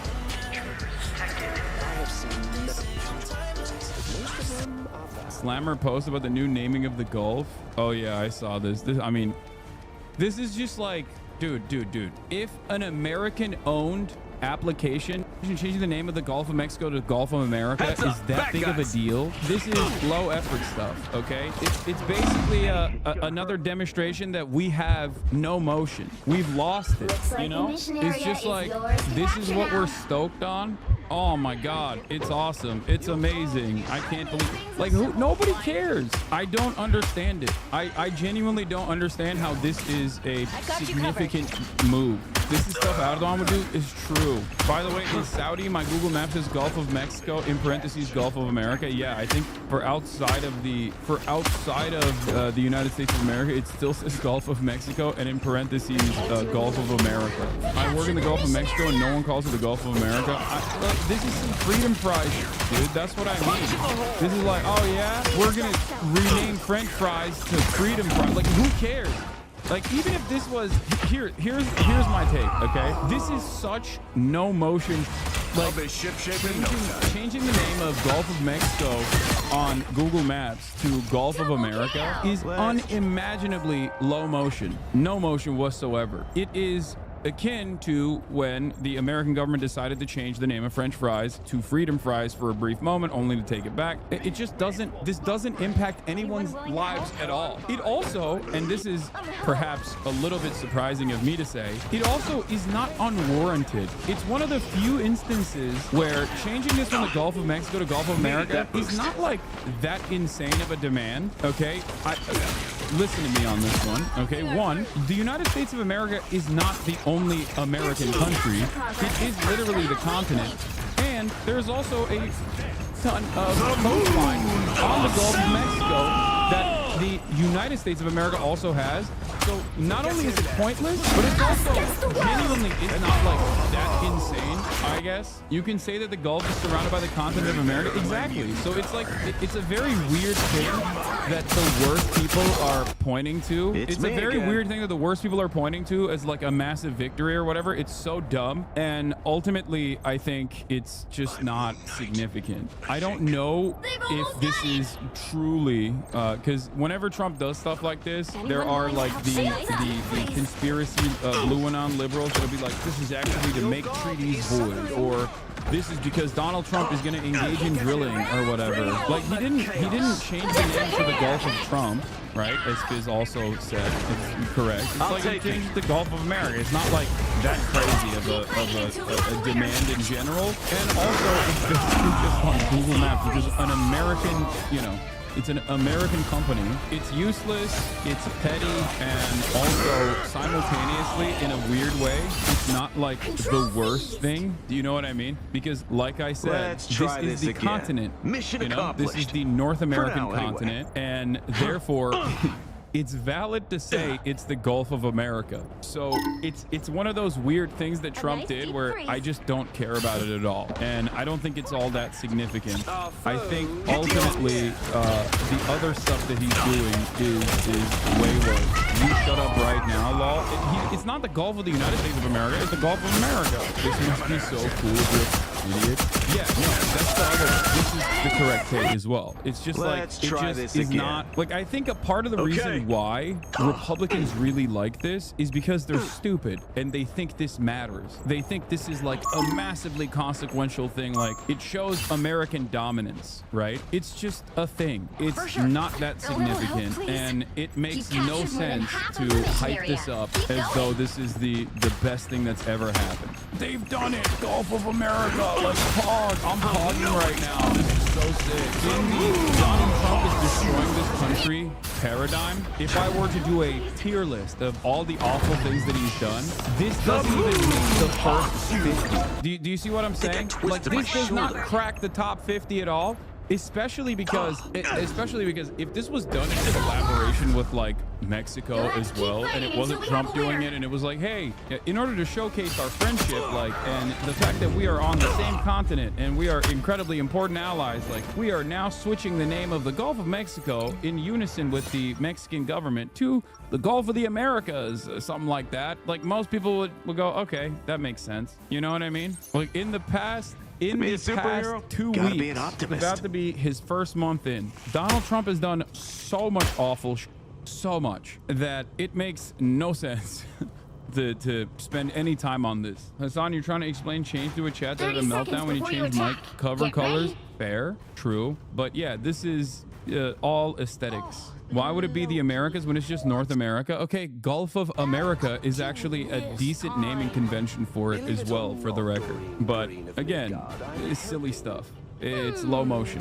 He's an old white guy. Like most old white guys, he loves maps. I think he sees changing the map in as many ways as possible as the lasting legacy he will have. Obviously, there are other reasons for Canada, Greenland, and Panama, but I think the hubris is another factor. Yeah, it's just like a silly thing. It's low motion. It's silly. It's perfect for Donald Trump. It's perfect red meat for his base that they can just like add on to all of the amazing things that our glorious president is doing. It's like, fix the god's egg prices, man. Okay.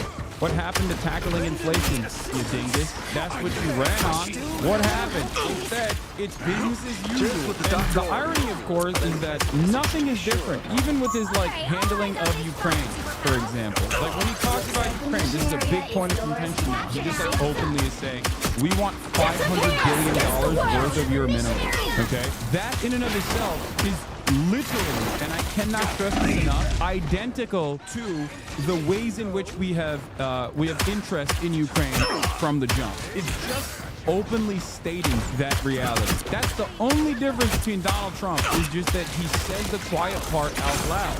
Okay? That's it. Just like the Biden administration also quietly was trying to do a mass relocation initiative for all the Palestinians, and the Egyptian government said no, the Jordanian government said no, they all basically said no, it's ridiculous. We're not going to do mass ethnic displacement in the Gaza Strip. Donald Trump was like, no, you have to do it. That's it. It's not quiet, it's just loud, but the policies don't actually change. To be fair, Mexico's an indigenous name. America is a colonizer name. I don't really care though. What's really crazy is how quickly certain cores have caved like TikTok. Yeah, no, there is no resistance whatsoever to this iteration of Trump. That much is a certainty. If anything, I think every institution is basically telling you that reality over and over again, and there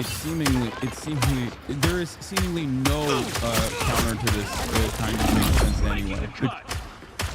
Hello, my sergeant here from Sandy Hook Promise. On December 14, 2012, my 7-year-old son Daniel was shot to death in his first grade classroom in Sandy Hook, Alabama. The craziest part of me about him saying this stuff out loud is how he's people are doing what is in essence the same type of quid pro quo with Ukraine. No, there's a difference between the initial impeachment for his quid pro quo with Ukraine. That was for his own personal. That was directly over the person that he was running against, right? He wanted dirt. He was like, there are Congress-approved weapons that are supposed to be transferred to you. I'm going to do something that is unconstitutional and stop those weapons from going to you unless you give me some blackmail. If you give me some blackmail, I'll continue those weapons transfers. But if you give me some blackmail on Joe Biden, I will continue the weapons transfers flowing into Ukraine. That was for something that is like deliberately his own personal. That was something that he did specifically for his own personal gain. It was a very selfish thing that he was doing. So that's a little bit different than when he says, Ukraine, you have a lot of rare earth minerals. I want it. We'll keep giving you weapons, but you have to give us the minerals. That in and of itself is just American foreign policy laid out in full display.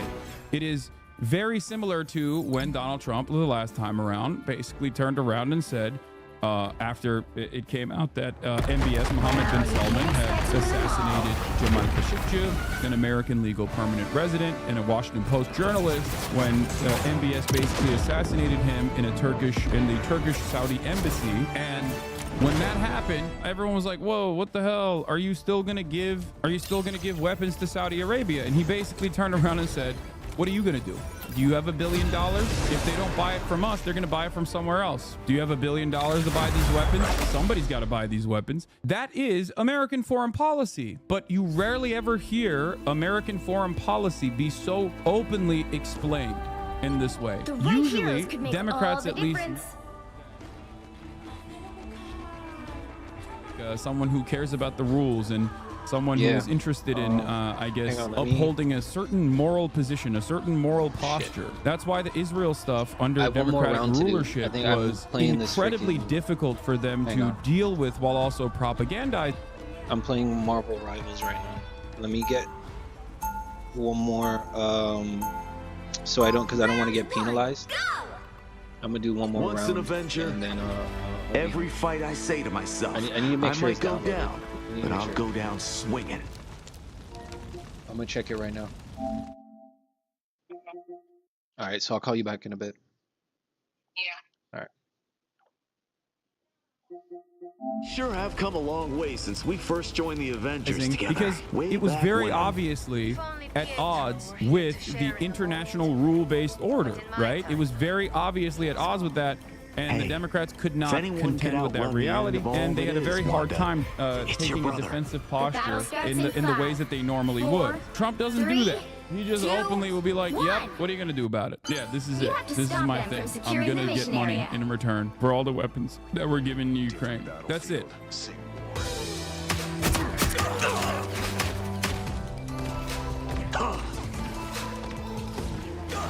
Focus on the battle. I'll take it.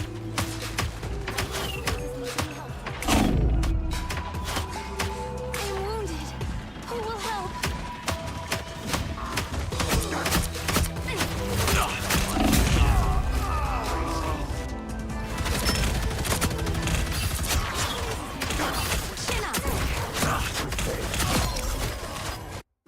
Let's try this again.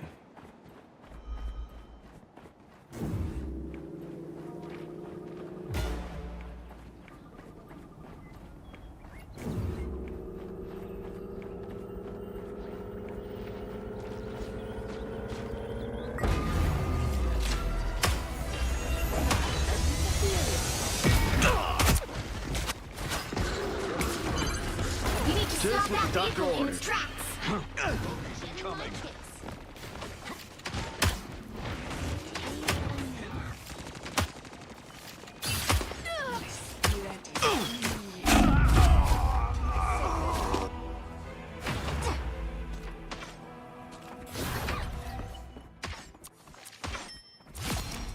Better stop that vehicle.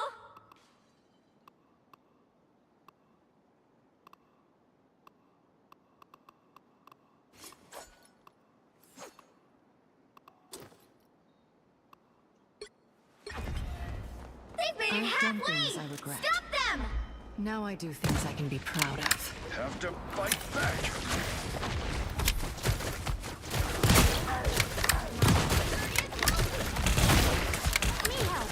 Every little bit helps. Friends, gather around. We are undefeatable. Hostile ahead. Better stop that vehicle.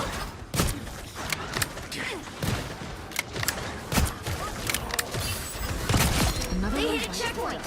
Now might be a good time to stop them.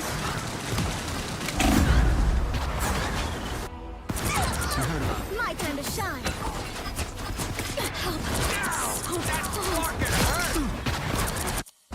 Back where I belong. A shortcut through space.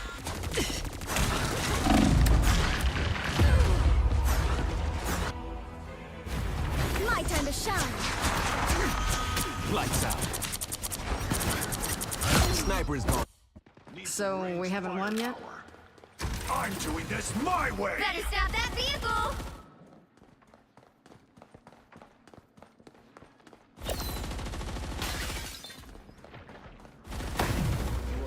It's now or never. Stop them.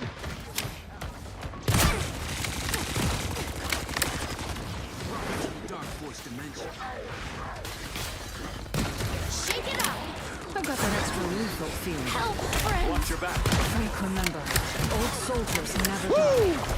Never miss. First. Don't give them another inch. Or else. First.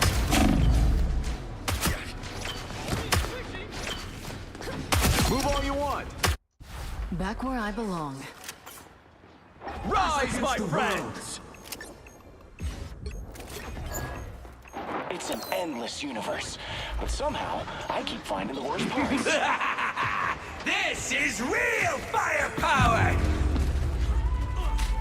The current score is 0-2-3. Time to switch things up, including which side you're on. Someone's got to guard the galaxy. Might as well be me. You'll need a top-notch team to win this Ay, one. ay, ay.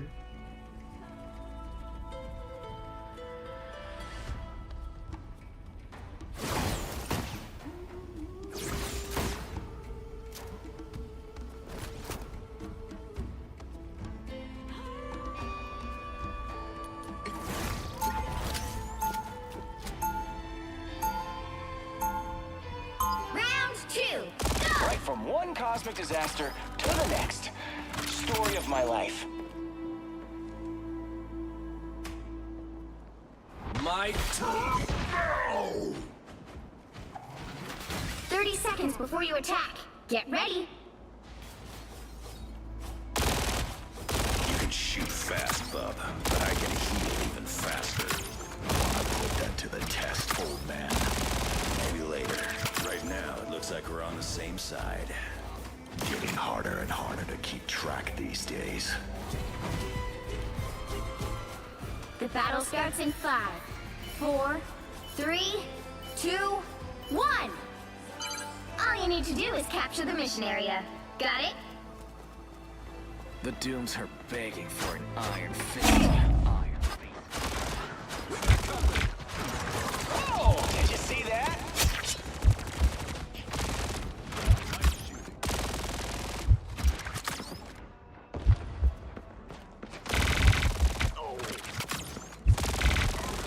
Oh, sweet moves, right?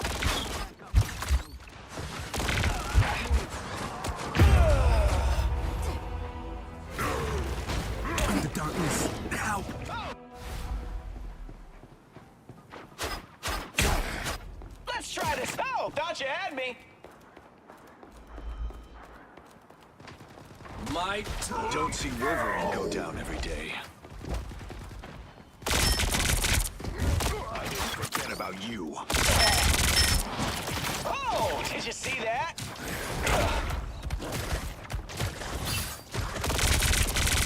They're on your tail. Flash. Oh, sweet moves, right? 3, 2, 1, blast off!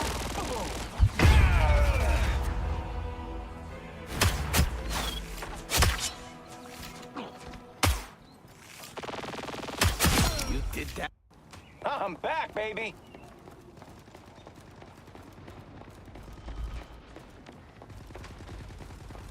Can't win without Hulk. Oh, did you see that?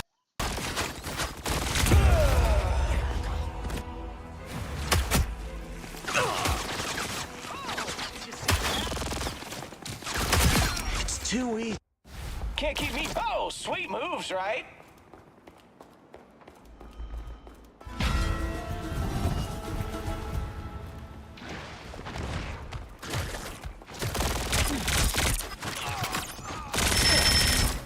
Oh, sweet moves, right?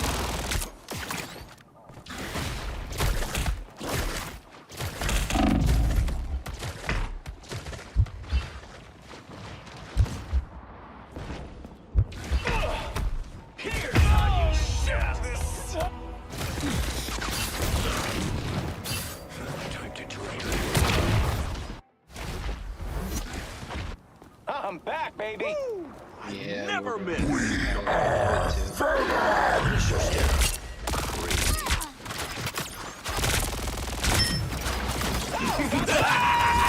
This is real firepower!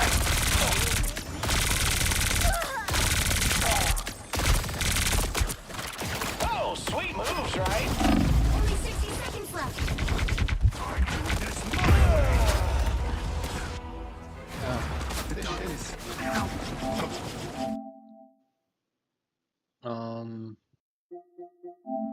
Is it?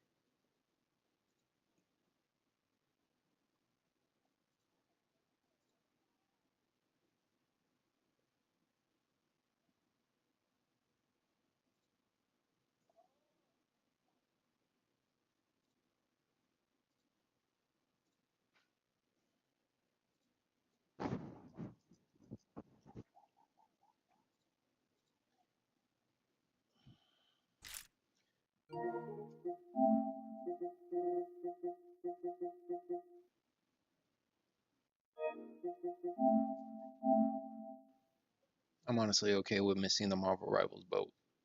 I'm gonna put that shit in the same category as freaking Fortnite. Can I play zombies? Or do I have to download it? Not right now. Okay. I've never played zombies, so let me call my friend and see if they're gonna play.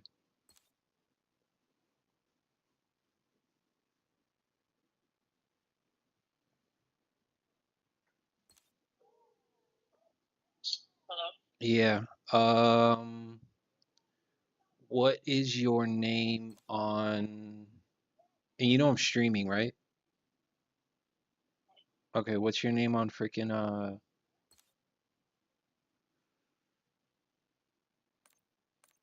it's not Rose Valid. I don't think it's Rose. What? How do I add you? Or how do I join your party? Hold on, I'm not even on here. Oh, okay. I thought I had to download it, but I guess I don't. You can play zombies? Yeah. Oh, wait, no. I spelled it. It's just new match, standard, directed.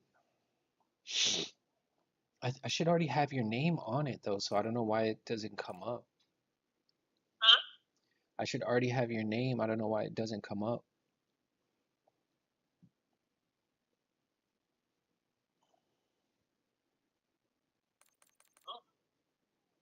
It's not NC or NC NCs. Oh, I guess that's not you. Could have sworn that that was your name.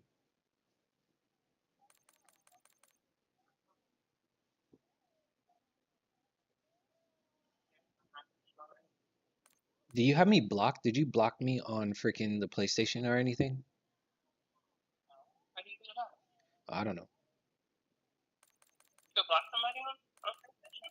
I think you just delete them. Oh, it says you're online.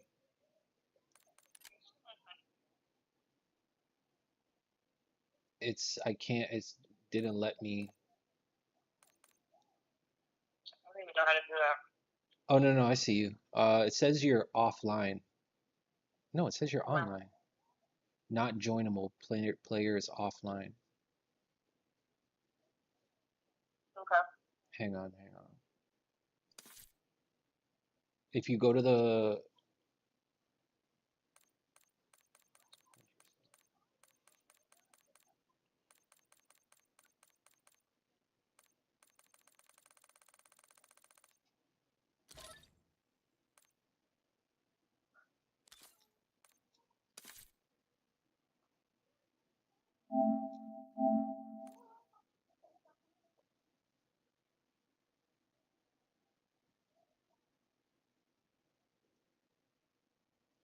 You haven't played it before, right?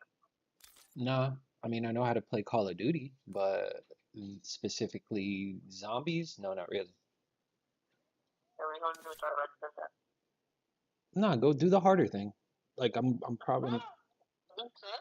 I'm pretty sure I'll be okay. I'm pretty sure I'll be okay.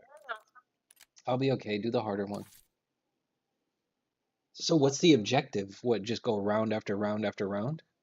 You have to. It's a round. Yeah, it's a round thing, but then you have to find the. You have to get the thruster dying first, and then you have to get the 3 pieces of the LTG. Then you have to summon the demon, and then get them inside of the LTG. You have to fill 2 of them. Once you fill the 2, then you end the round. You have to fight. You have to do like a big boss fight at that. With a bunch of zombies in a room. Okay.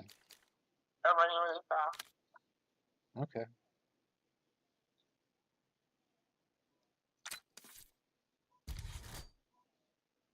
I guess I'm waiting on you. I'm fixing my guns.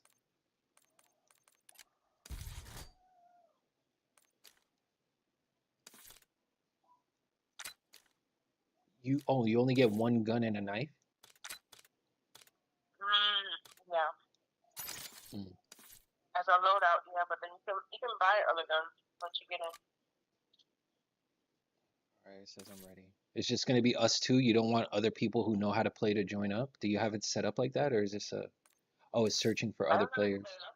Oh no, I saw it. I saw something that said like team fill, and you could like turn it on or off. It was at the bottom of the screen. It said like team fill. Are we playing against other players, or do we play with other players? You're playing with other players.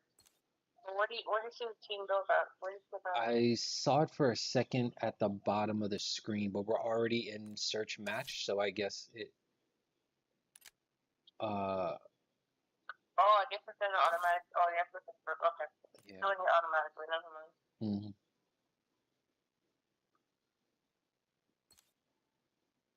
Yes, because we have to have 4 people. Mm.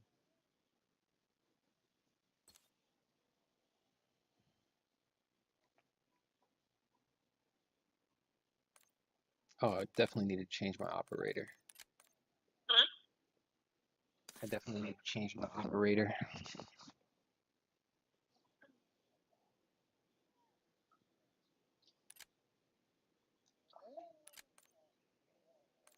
reset because I didn't do my prestige. So I had to reset the whole thing.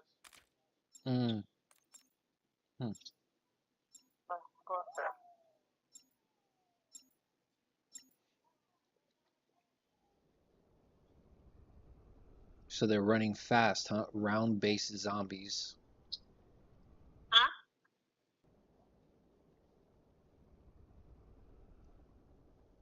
Most eliminations. Security chief to new arrivals. Could have used you sooner, but welcome just the same. I'm in the mansion, command center. Injured, but intact. Most everyone else is... you've got eyes. Look, we need to get this situation under control ASAP. Be ready for anything.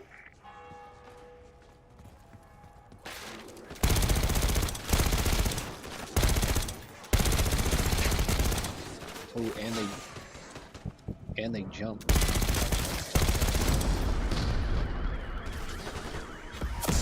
What sucks about this gun is it's gonna take forever for me to reload it. Miniature jet engine. One of ours. How the hell did he get hold of that? Listen up.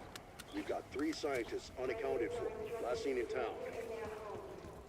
Locating and extracting them is now your top priority.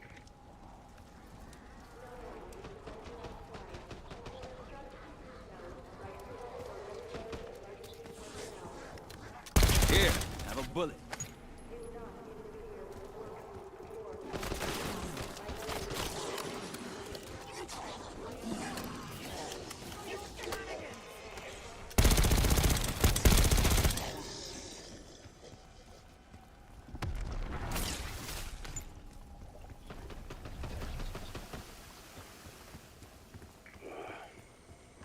You know, the people who lived here trusted us. We failed them. And I can't even explain how. I only have 1,500.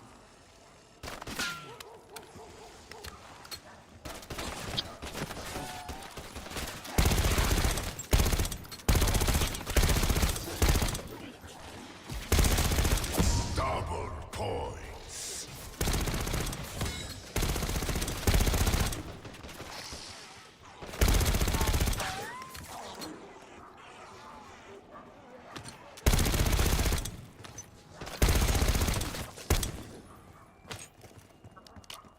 I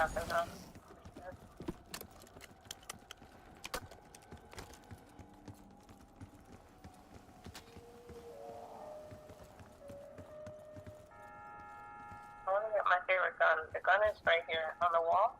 Mm-hmm. This one? Oh my god. This is the gun I love. What is it? The ASG-89? Okay. There's a monster. Especially when it's upgraded.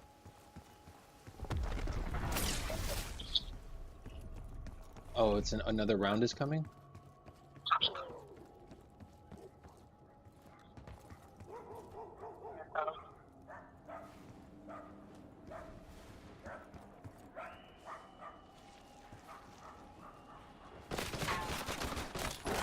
Why do you only have a handgun? Because I don't have enough to upgrade. Yeah, but like I started with. Did you play Oh shit.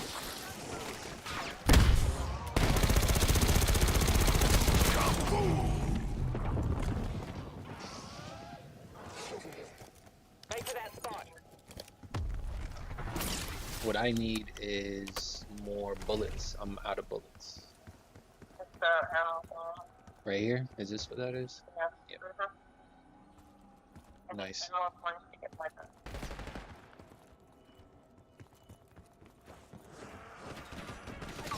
Sorry, but I'm not. Oh shit.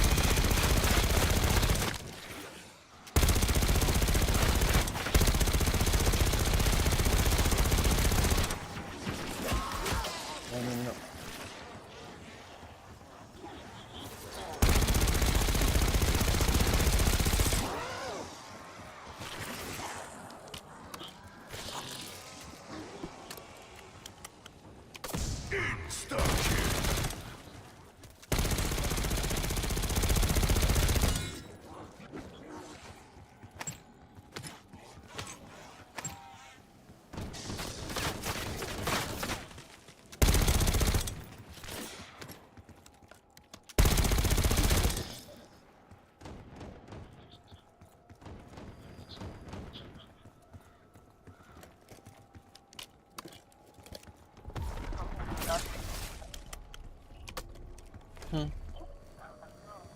Here's your waypoint.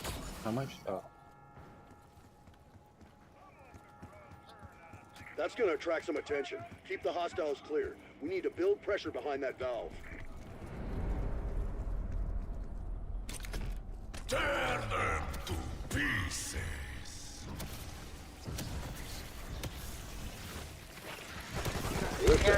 Keep wasting those little shits on sight. That's the smiley.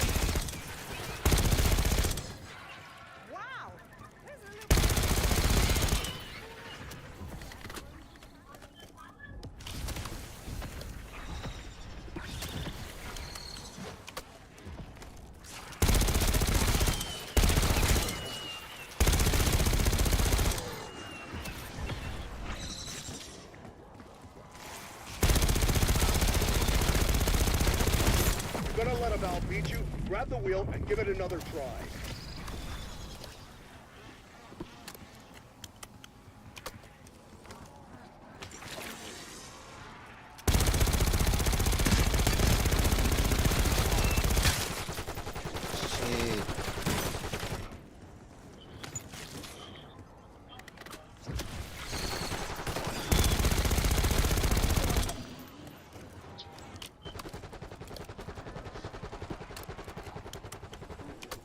More ammo. Points.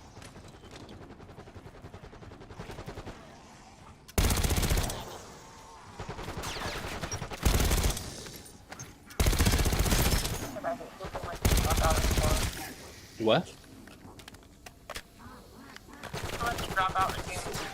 Oh, yeah. Yeah. Max ammo. How many rounds does it go up to, or does it just keep going up and up and up? Marking location. This person just opened up this portal. Oh, wow. This person just opened up a portal way up here.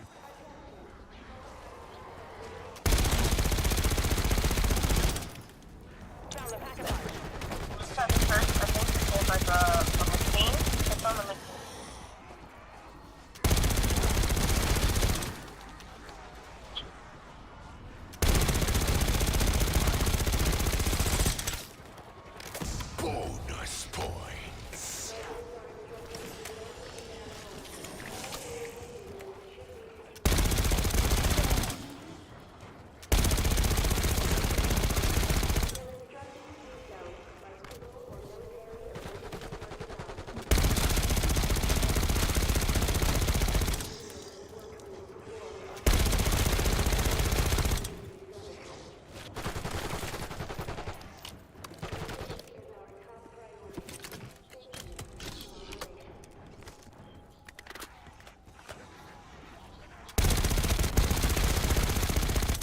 How much money? I have 8,000 right now. I mean... Okay. I'd rather I'm probably better off just saving it. Melee Machado, drink to replace weapon gun butt with deadly punch. No, I'm reading like one of the things I guess I could upgrade.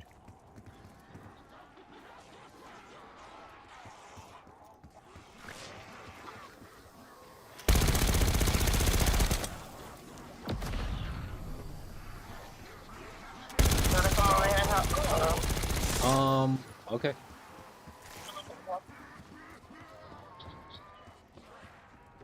Where are... Oh, I see. I think that other person came.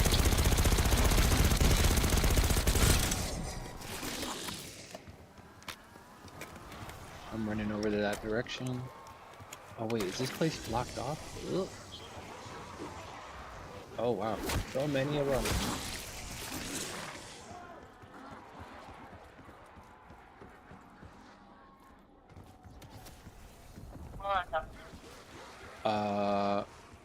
Is that you that's down? I'm trying to get to you, but it seems like everywhere I'm running is blocked off. So how exactly did you get there?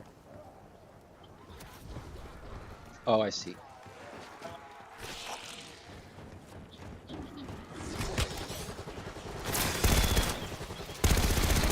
Like popping an undead tip. See that one head pop off? Don't let it escape. So why are we in here right now? because it seems like a death trap. So I'm gonna run out of here real quick, okay? I see a nuke thing.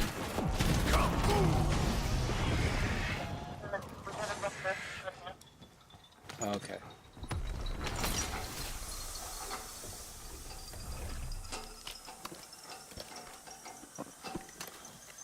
So my guns are leveled up because I play what, multiplayer? Yeah. One more item crossed off the shopping list. This better be worth it.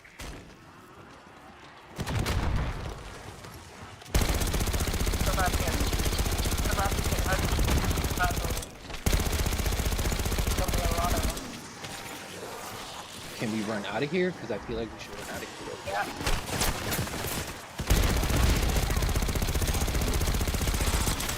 Need to reload. I'm reloading and running away. Reloading and running away. Insta kill. Max armor.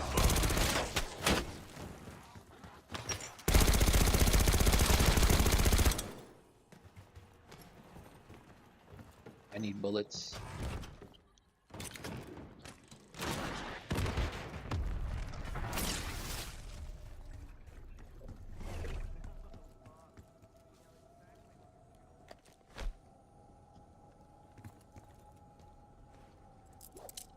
No, where's my gun? There we go. Alpha team, what was that? Your body cam signal is breaking. Your project data security, yes? A so-called rapid response. Not me, rapid enough. But I knew you would come.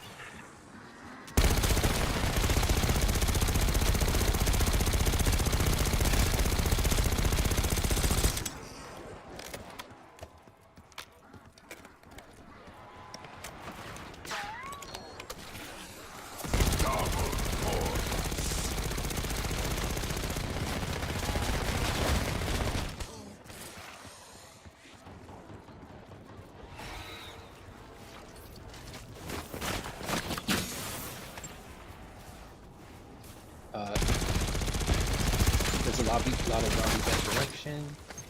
Huh? No, there was quite a few zombies chasing me. Okay.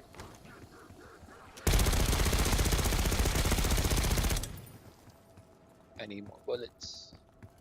I have 14,000 coins. Is I mean, what can that be used for? Is there any?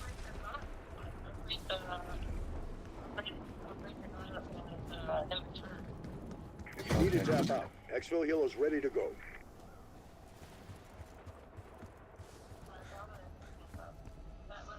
I have 14,000.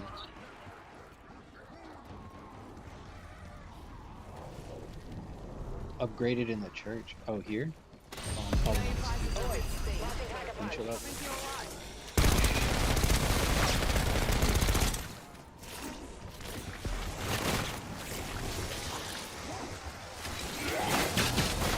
Yo, there is a big guy right here.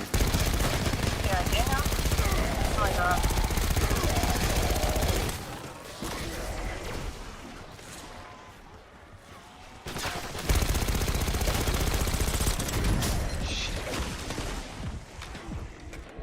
I'm really low health.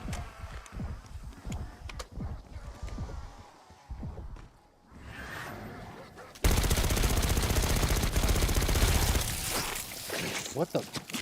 Oh my goodness, and a freaking spider pops out of him? Frag going out.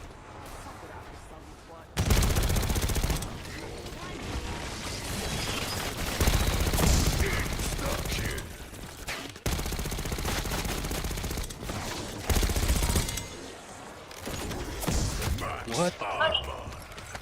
Behind you, behind you. That must have been Dennis Griffin. Church groundskeeper. Big guy. He's lucky to stick around the end, though. Wonder what the key's for. I mean, I ran away. I didn't kill him. He's over there in the graveyard somewhere. think this dude killed him. All right, Riffle. Let's see what you've been keeping locked up in here. Good find. That's got to be the handbrake for the Thrustodyne weapon. Exfil window missed. We'll advise when it reopens. Sam Trial has appeared on the map. How do you? I'm trying to. Oh, you only have one. You only get to use one armored plate at a time. Rest in pieces, asshole. One armored plate at a time. No, you have 3. I know, and I'm trying to freaking put the other armor. Buy one. You can buy one in the beginning. You get 3 of them in total. You gotta buy one. Or, hold on. Oh no, you have 14,000, right? Come over here. Where? 14,000. Ammo identified. Okay. All right. Now what? There's one over here. I think this one is, or this one's 14,000 right here. What is this good? I think it's all 3. Max ammo. Nice.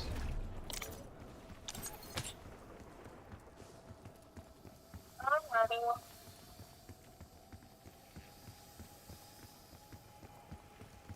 What is this telling about?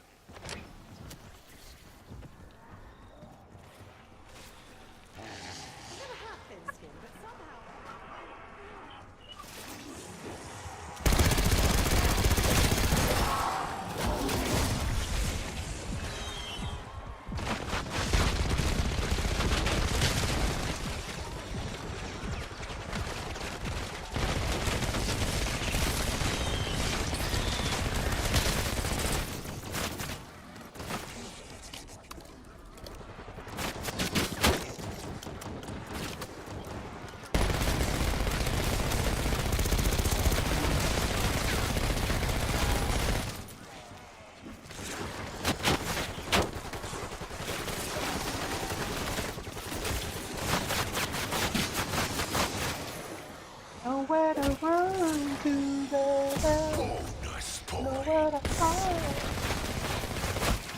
Yeah.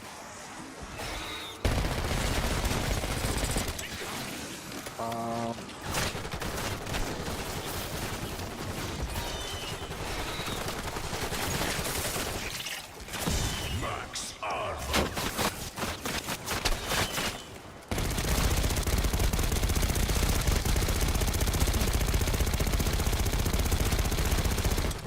Jeez, more bullets.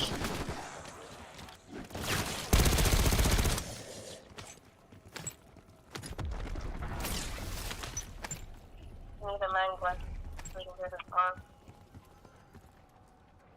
I'll get that now.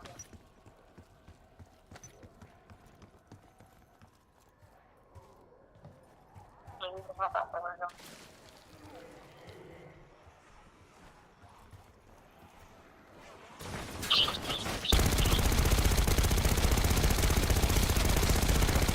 Oh shit.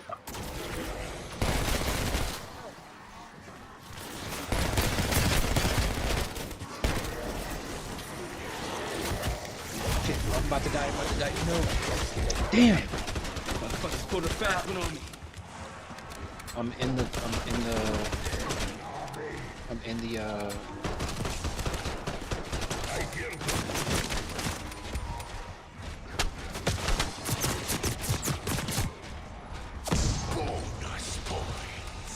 Watch out behind you. What, do they stop to... Yeah, this is like a horrible spot. We need like a grenade. Run. I'm running. Oh my god, I can't move. Get out of there. Get out of there for a sec. Jeez Louise. You like ran back into the mix? Like,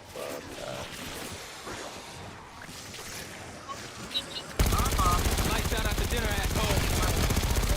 what, does he stay in there? Ooh, a nuke. Using it.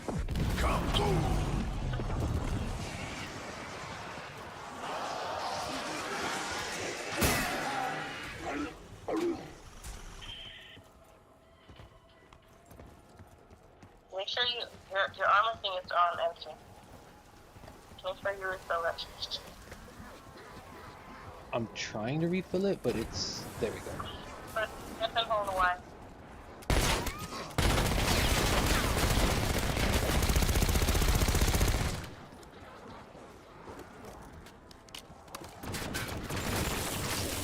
Behind you.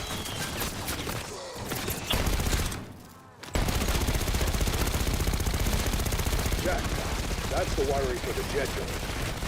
I think that's everything we need for the jet gun. Let's head back to the motel and slap this thing together.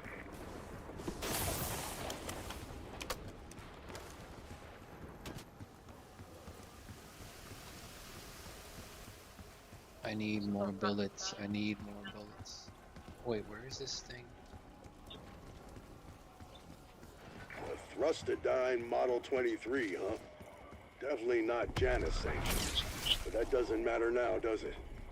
Let's see what this thing can do. That's Dr. Moline. Joined the physics team last year. Nice enough guy, but weird. Very good, but there's still 2 more. We're working on it, Panos. Generator fields are hot. Proceed with caution. Oh, what? This is hurting me too? That's... Oh, no. Dr. Pelletier. My favorite egghead. Not just book smart, but street smart. Panos, you got any theories about what caused this disaster? Unfortunately not. I'm just the guy who tried to undo it. And is still trying.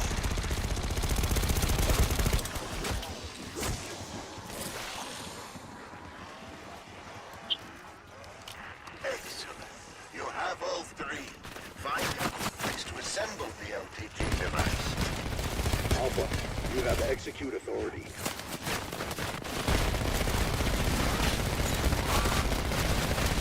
I'm worried about the director.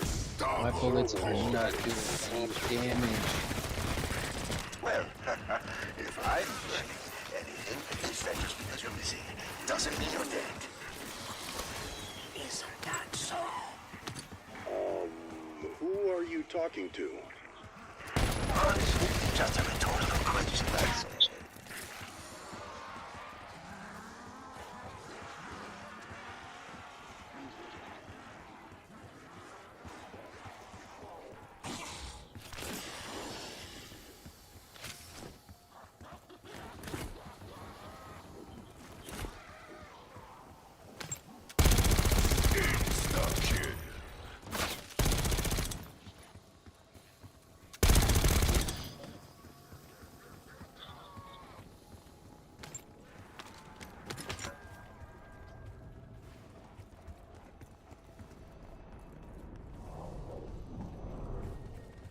So what, can I upgrade my gun here?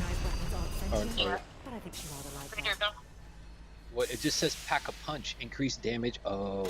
About time the eggheads earn their salaries. Oh, wicked. What's that? I have this big blue thing in the bottom right hand of my screen, bottom right part of my screen. If this works. Bottom right? What do you mean?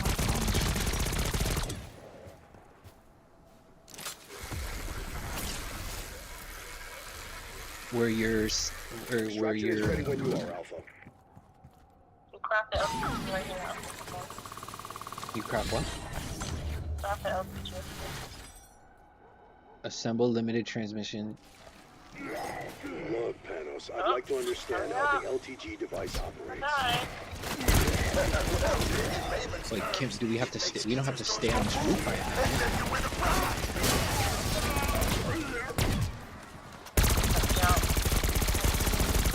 No.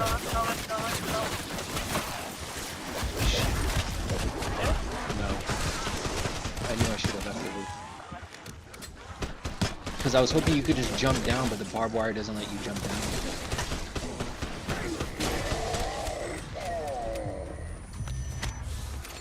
Behind you. Alright, I'm getting up. Yeah, I'm on the zip line. I'm already out of there.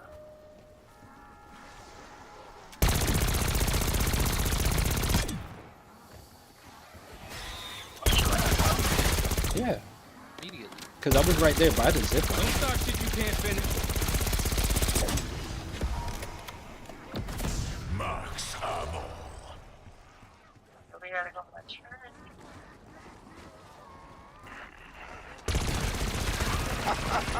I bashed into your signal now. I can assist you, but a lot of this you'll have to figure out yourself. I see you got your hands on the cluster. We gotta get out of the church. Tommy's not with you. You see this through the canister one? Didn't survive. I'm down. Stories that chit-chat with the backstabbers and jealous towers. Repeat, Alpha. Do you read me? Did you find Dr. Panos? Yes, Blanchard, they found me. Now they need to focus on ending this outbreak. Try not to distract. I'm on the outside corner. Exfil Burt headed to refuel. What is this other dude behind you? All right, somebody getting their ticket punched. My goodness, it's like, I keep thinking you could jump over them, but you can't. I don't know, they create like a barrier. Yeah.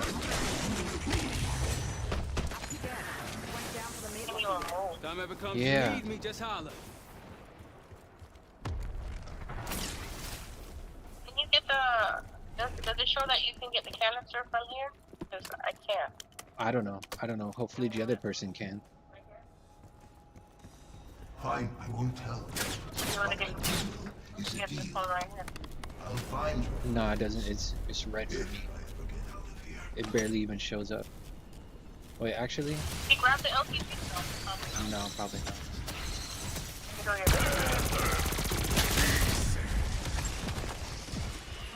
I'm getting out of here. Injecting stick.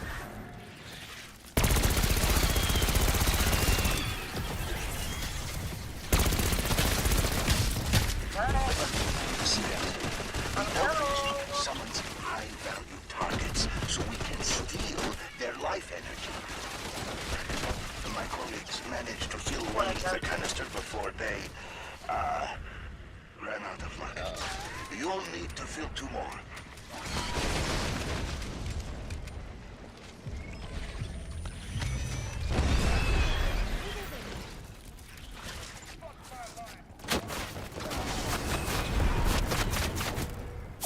Max ammo. We should be able to get it now. You know, Okay, so I'm gonna put this on the line, and then we gotta. Over here. Trippy here. Okay. Over here. Right there.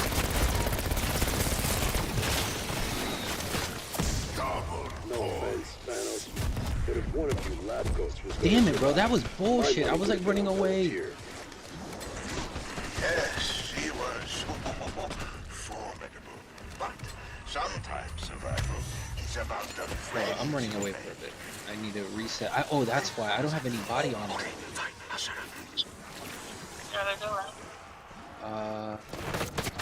Now, you have your canister.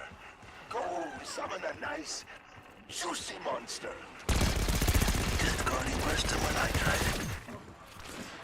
Kaboom!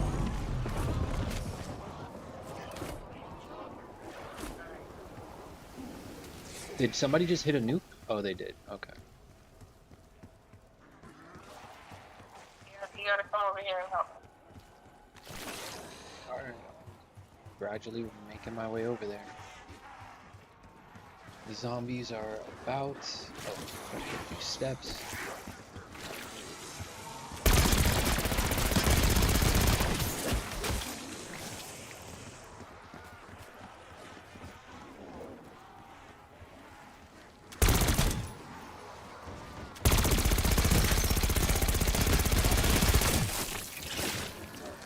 I need to stick it.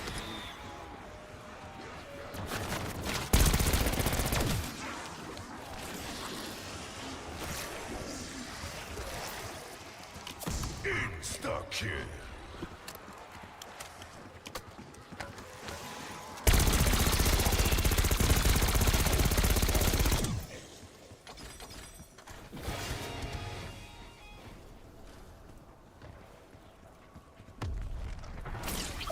Where's the other lady? She should be over here. All three of us. Okay, where? Oh. I'm gonna activate the portal beam, but then all the zombies are gonna try to run on it. So we need to stop them from running into it. Because if they run into it, Oh, let me get more ammo first. yeah, I'm not gonna do right now. I'm gonna wait till it calms down a little bit.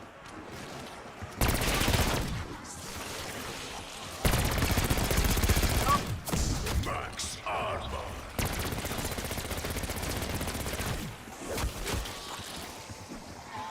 I'm getting up out of there. It's a whole lot of them.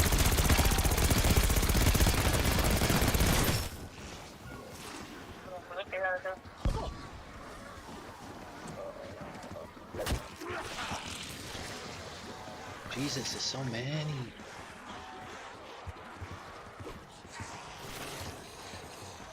I need a more powerful gun.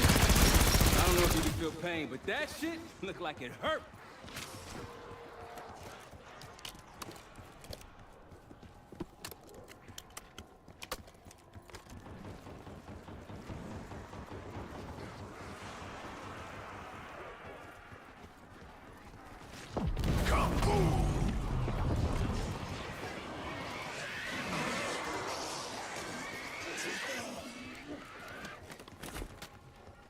Right to that spot.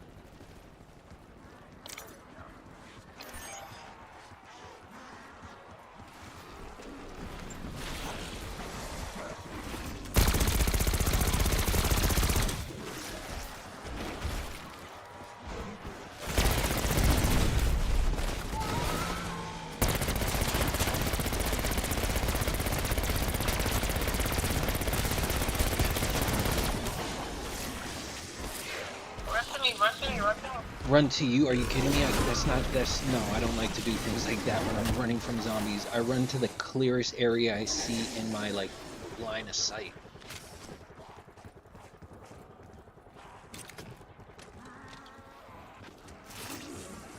Okay, where are you? Oh no. Oh. Almost got trapped again. Yo, so you can't jump over the barbed wire. Okay, copy. Oh, I could come up here, though.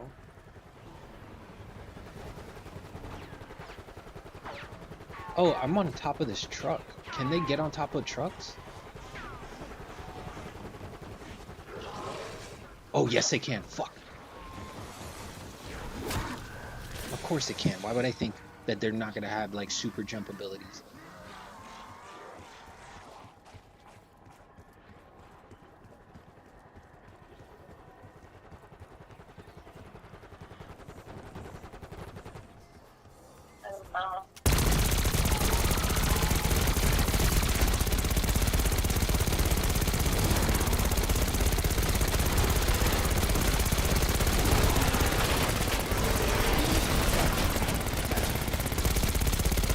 That thing should be dead. Get out of here. Why is it not dying? Thank you. Like, Heat don't get you the right breakfast, mate. There's a meat injector right here. A what?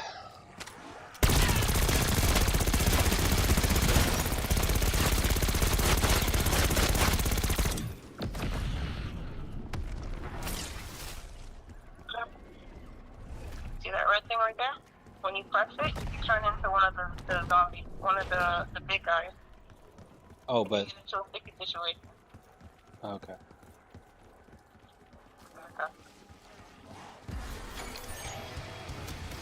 He's a really big car. I want to level up. Oh, no. Not yet. Don't get scared. No, I'm not using it yet.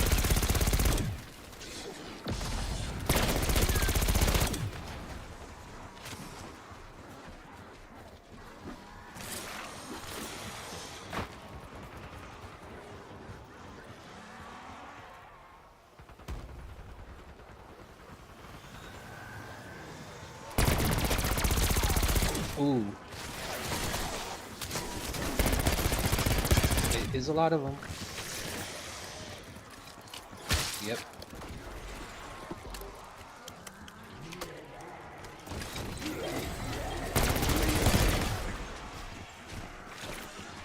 Oh, I'm so low on bullets.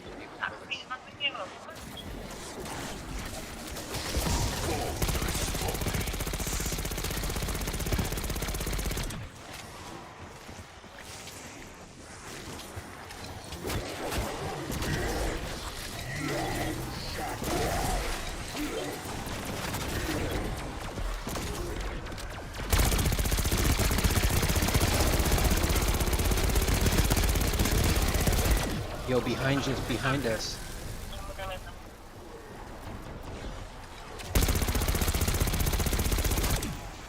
Behind us still. Where the fuck? Jesus Christ. Okay, this is not a good spot. I mean,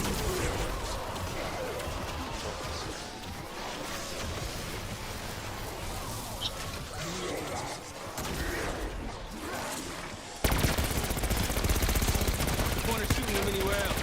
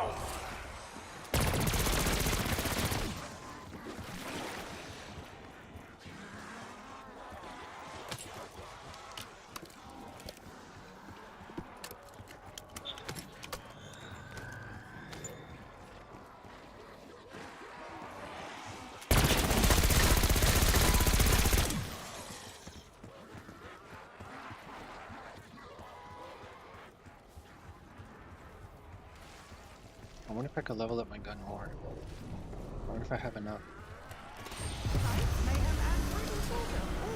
No, I need 1500. Oh, behind us.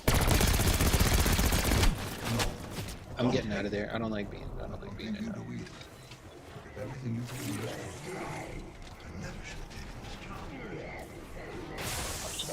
So close.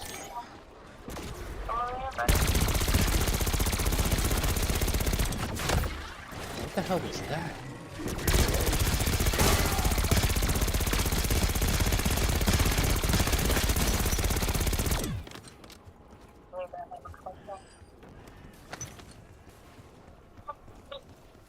Emergency is up and running. A gateway portal Time remaining. We only have a minute left. Well,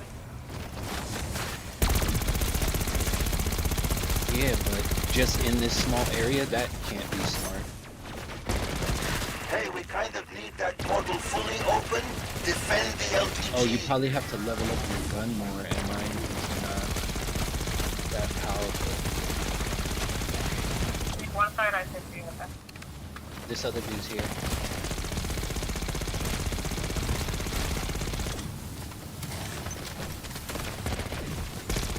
All four corners. Okay. Yeah, I see that. Check all four. Protect that gear, Alpha Team. Give it the time it needs. Systems critical. Failure imminent. Try again, my friends. Harder this Was that good or bad?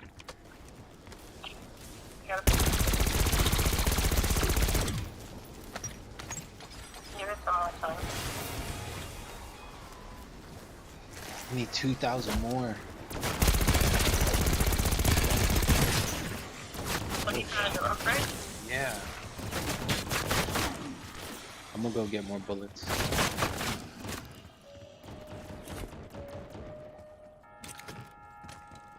Extractions available in your AO.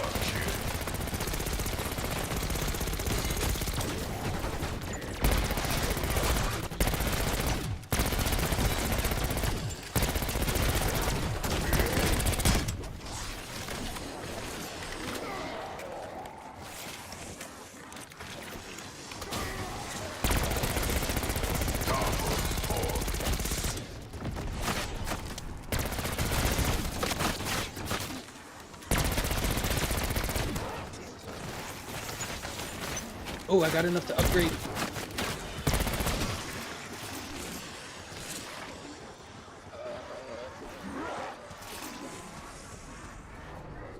Come on, come on, come on, come on, come on, come on, come on, come on.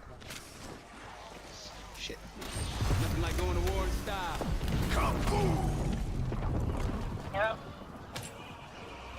Okay. Perfect time. Let's go. Portal beam initializing. Don't waste no time. What is supposed to be happening now?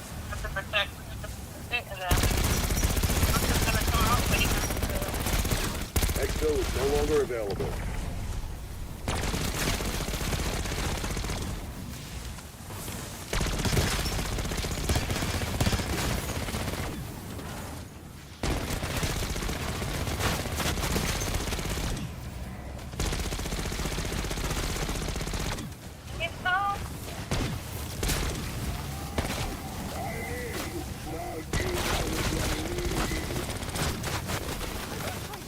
They're hammering that portal. Keep it clear. Systems critical. Failure imminent.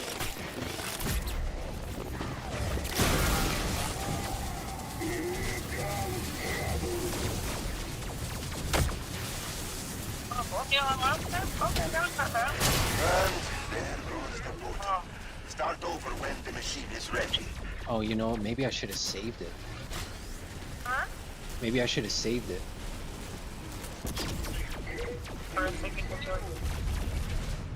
Like right now? No, I have to get honest. Oh, I can't even get a turn because I'm not.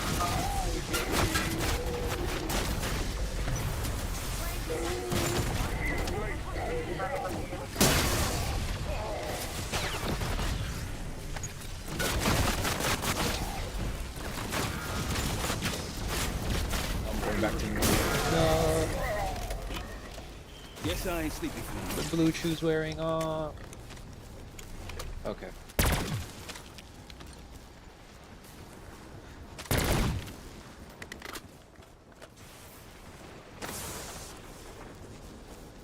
Oh, let's wait till they come down on that. Portal beam initializing. What's supposed to be happening? There'll be a lot of those little cockroaches. You know what?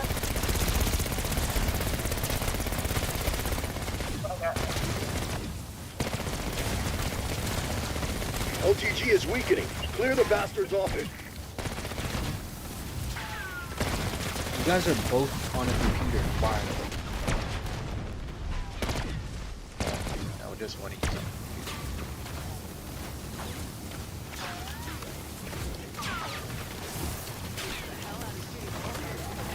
And it gave us one grenade. I haven't had another grenade since.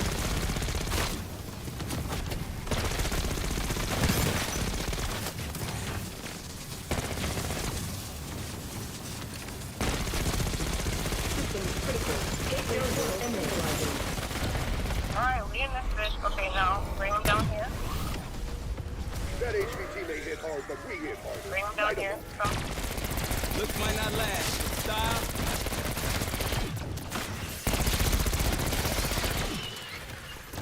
I need more bullets. I'm running out. Oh.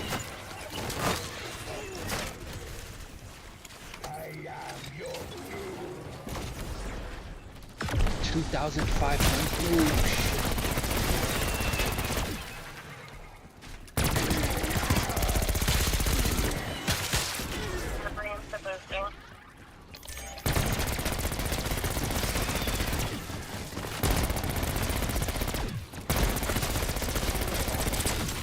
Oh, all I got is my hands. I need more bullets. I'm running to get more bullets.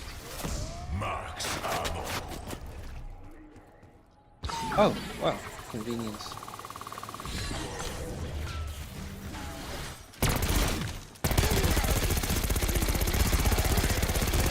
Gotta get him dead and into this thing right here.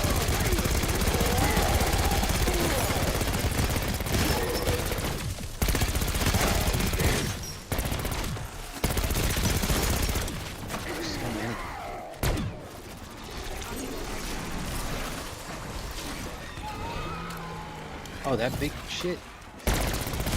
Yeah.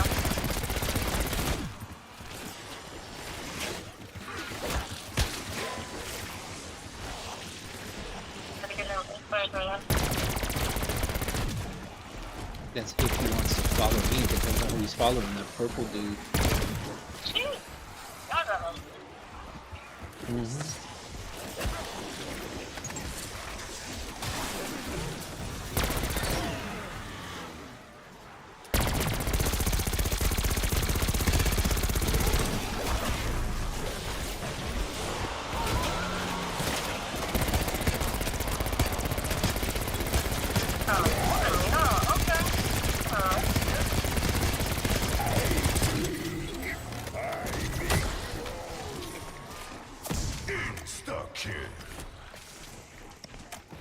Oh, reload, reload, reload, reload.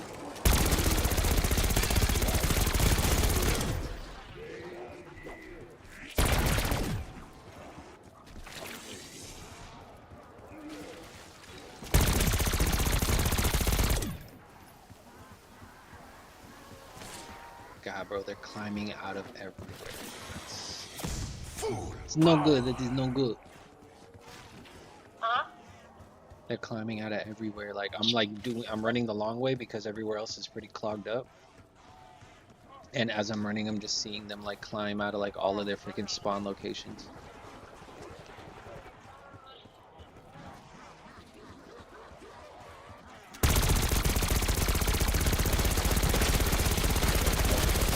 Shit. Ooh, I almost got hemmed up. I need more help.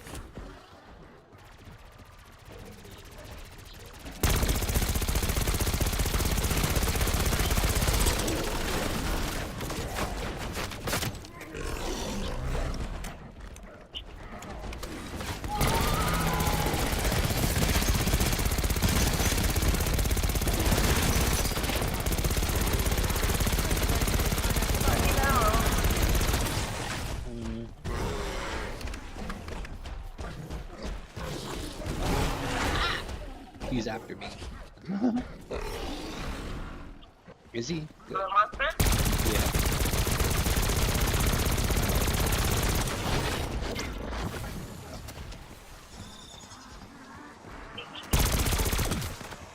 Oh wow. Oh, I'm taking a long one. Fuck that.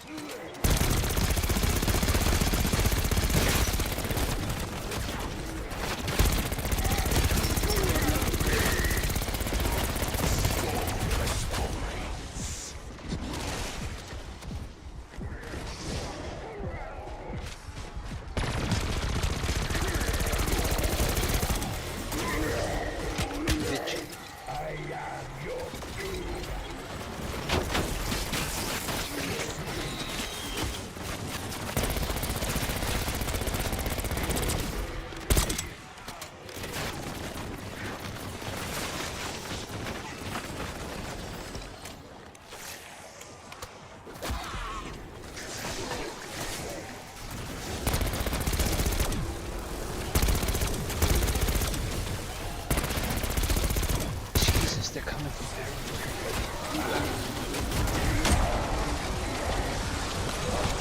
Oh no. Did you, are you up? You're not up yet. Damn.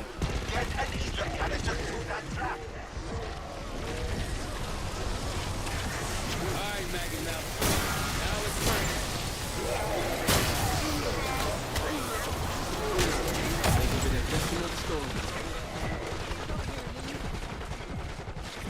Need him over here. Never mind. Run. Yeah, what do you mean? You tell them running, it's like a whole bunch of them right there.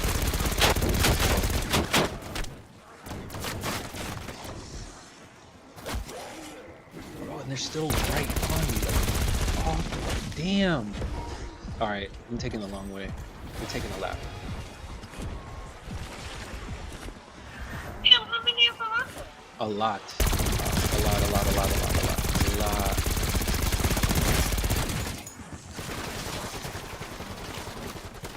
And I kind of hate this little area right here because it's like, it's a little tricky. Oh, that's how you get out of there. The more you know. I think it's over time. That's what I love.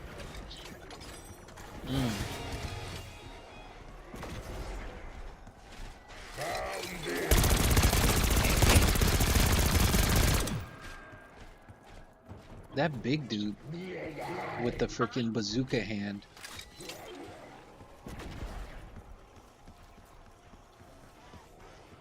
This machine right here. Mm-hmm. Workstation. Rest in peace, asshole. Okay. We need your help. Alright. I need bullets.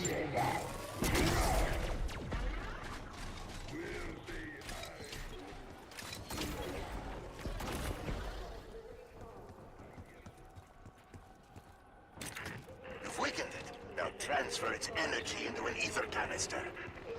You have him in position. Now finish him off. HVG is KIA. And the ether canister is filled. Excellent work, my new friends. What happened? Oh, it's on, bro.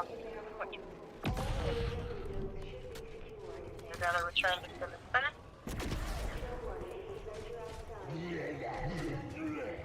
Inside.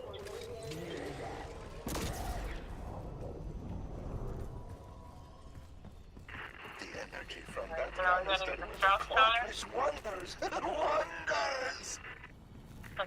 That's one of the projectors we are looking for.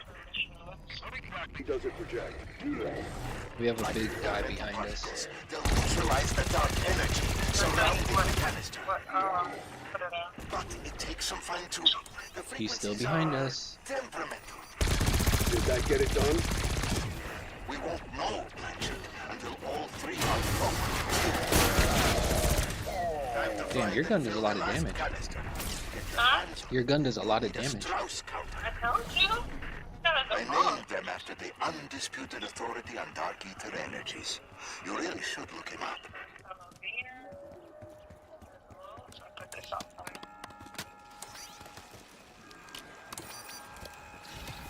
I gotta go from the zip line. You know, there's a lot of them there.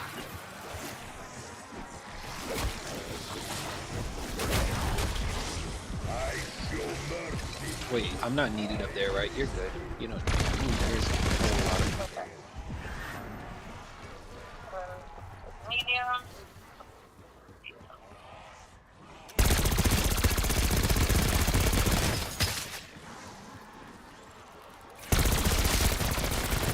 Okay, that canister by the gas station should be accessible now. Goody. Let's get to work filling it.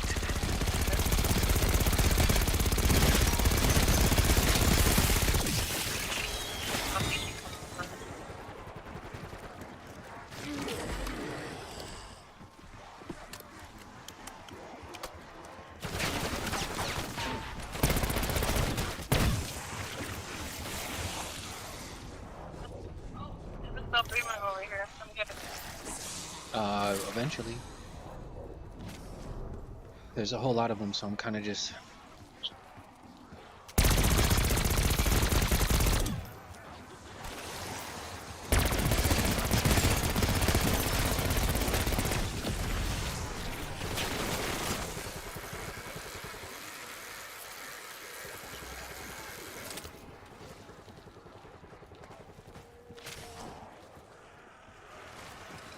Oh wow.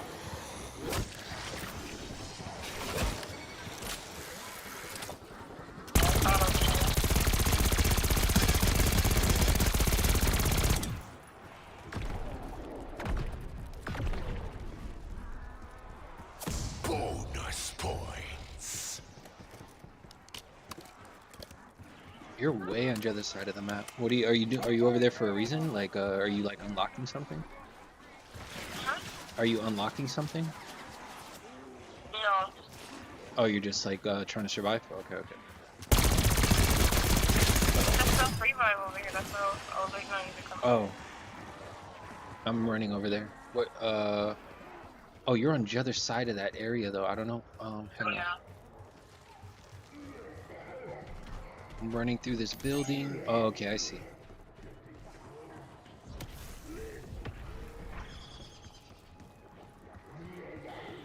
Just be careful with a lot of them. Where is it? Where's the self? Oh, is that what it is? Oh, it just disappeared. Oh, I picked it up. That's fine. That's the smiling.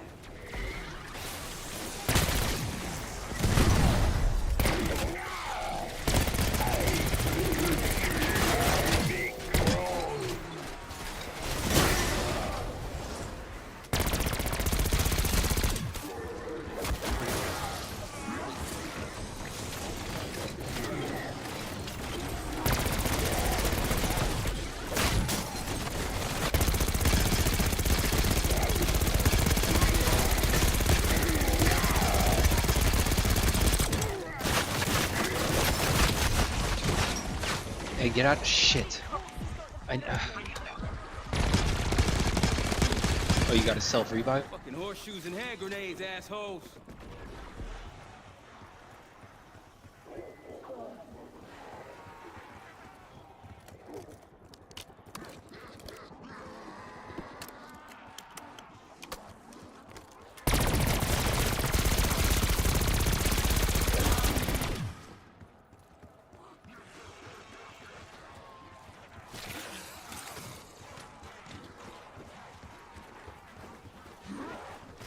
Did you get the self revive? Yeah, I did get it.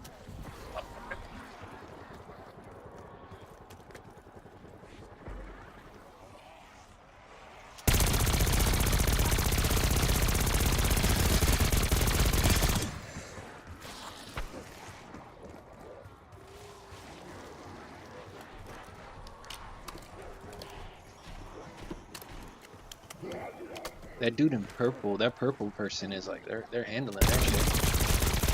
They have died.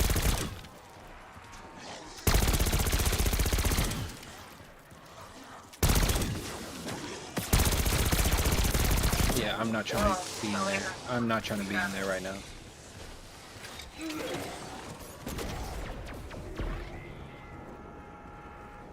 It's like, even you and him, it's like, I'll see you guys put yourselves in these situations. I'm like, yeah, they're not surviving that. But then it's like, you run out of there. I'm like, what the fuck are you doing? Like, how are you?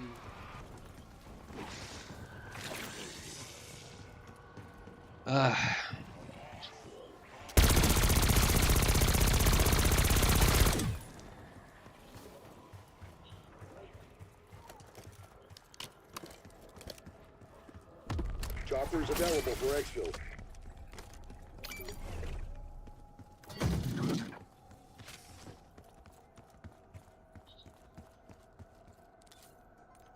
Yeah, there ain't no pause in this shit once it starts. That's funny. Okay.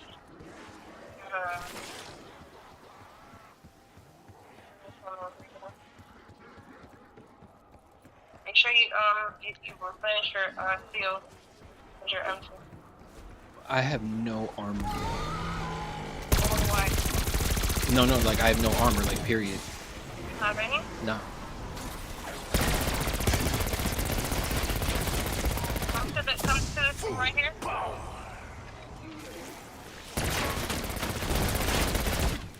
Oh, somebody just dropped something. Come to this one right here. There's a lot of people right there, and I'm not. Yeah, there's a lot of people right there. I'm not trying to. You say come as if like you don't. It's like you're not seeing what's in front of you. sorry. Well, get out of there. Stop. Get out of there. Because I did another lap because there was a whole bunch of them.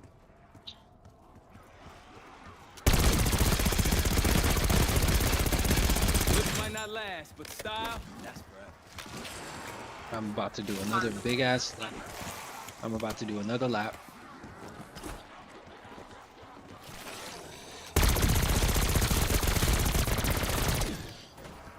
Oh my god, there's 2 of them?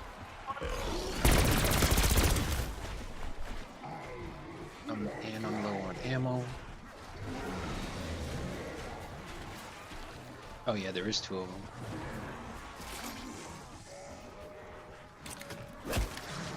Alpha team, extra window closed.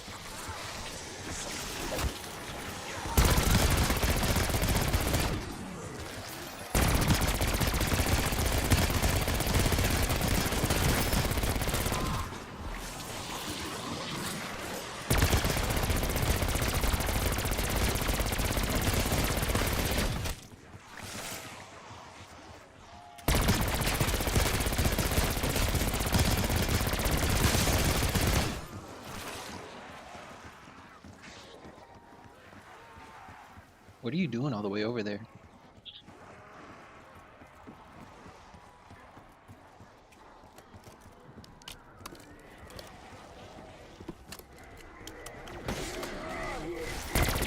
Oh.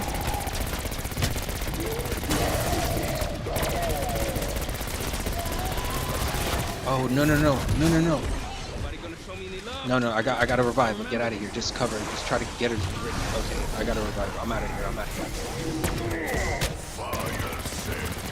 Oh, and one of those big bitches is right here. Fuck. Oh, I'm down. Like a freight train. That's what I get for backing up, bro. I hate shooting backwards. It's one of the dumbest things.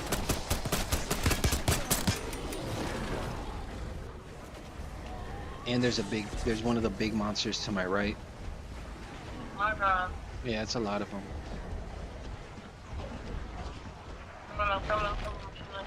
I don't know.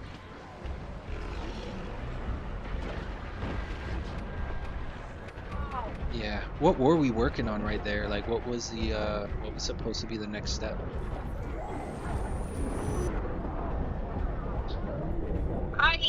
Yeah, it's a lot of them right there.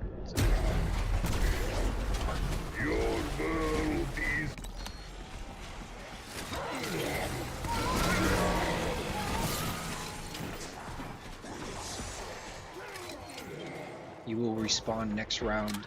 This dude, if you think he can make it to the next round? Huh? You think he's gonna make it to the next round? I don't know. What were we supposed to be doing next? To fill that canister. Somebody stuff now to wrap up. Fill it the next canister.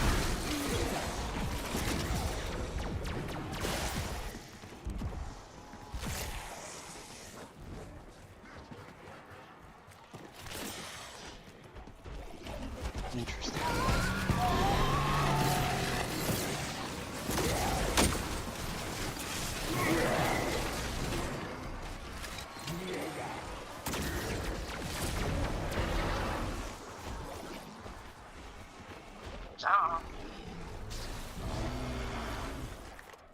That he does.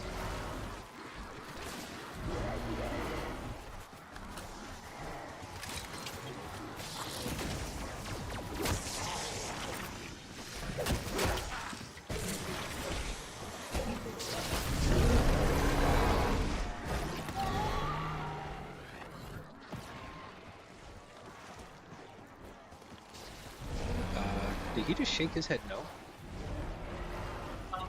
Did he just say yes? No. No, I don't know. It's like, sometimes when he shakes his camera, I can't tell if he's responding and like because like I imagine he hears me because like my microphone is popping up on screen, but you know. What? What, you can't hear me through the game? I don't know why not. Because you see my microphone. I don't know.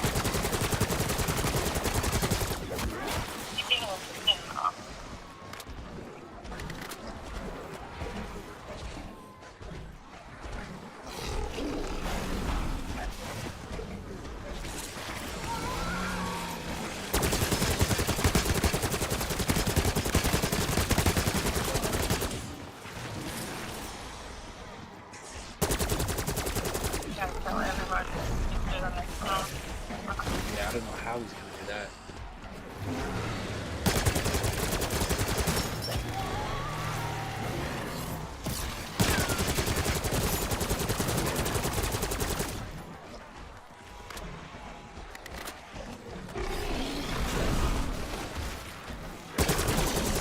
Mum always told me to stop picking up scabs. Some things never change.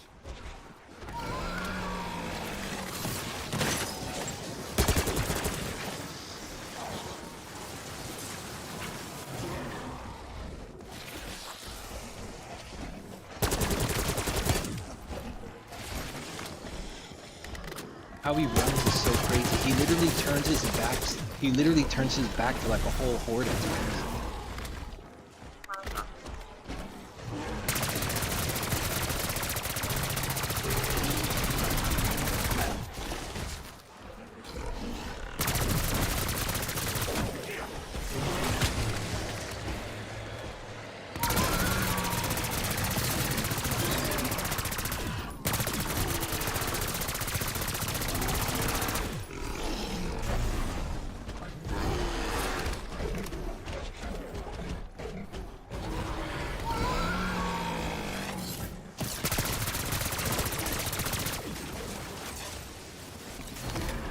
Oh, he survived. Holy shit. Oh, but like now we gotta start from scratch. Oh, I have 2,500. I'm gonna try to upgrade my gun at least one time. I'm running over to the upgrade machine.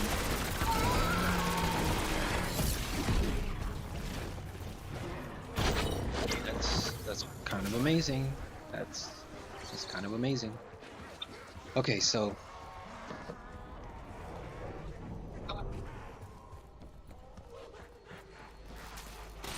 This ain't getting any more normal. I'll tell you that. There's a bunch of them coming in there, so be cautious. I'm already out of there. Point of shooting them anywhere else.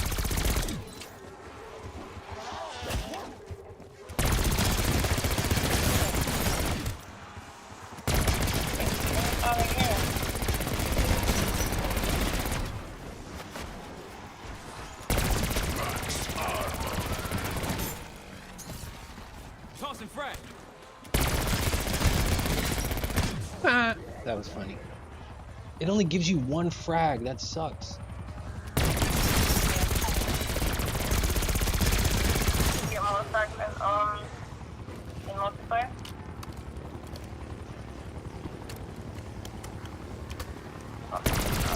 Huh?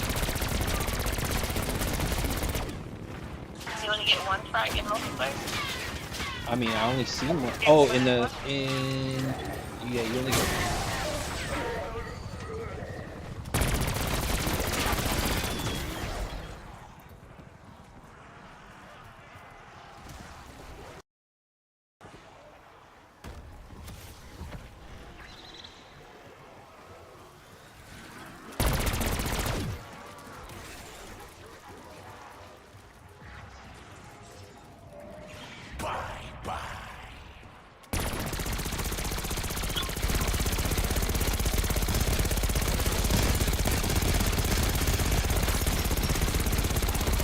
At this point, I'm just stat padding.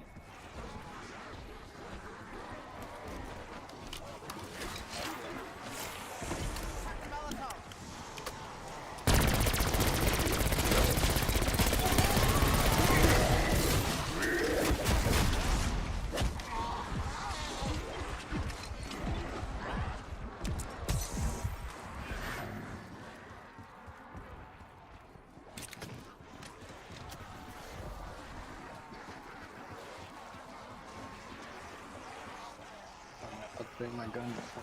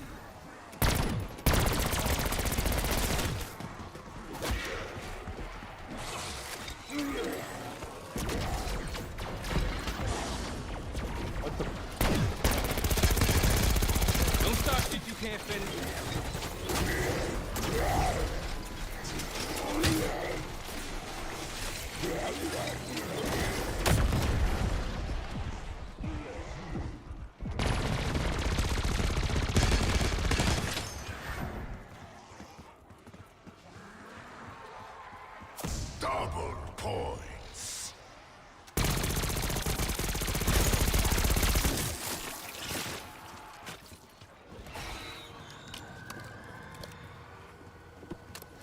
So what are we trying to do right now?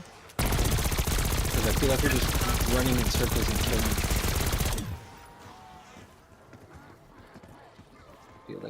I feel like we're just running in circles and killing. Like, what are we? What's the next? There's a whole bunch of them following me. I need to reload my gun.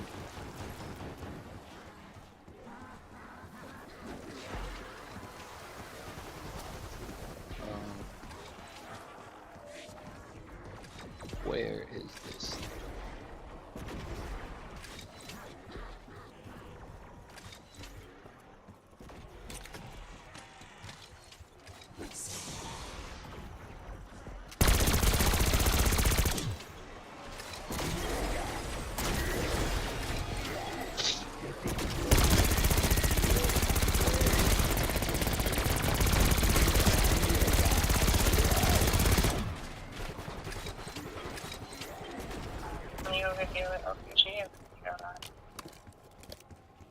Huh? No, this canister, after we finish, after we fill this canister, we're done.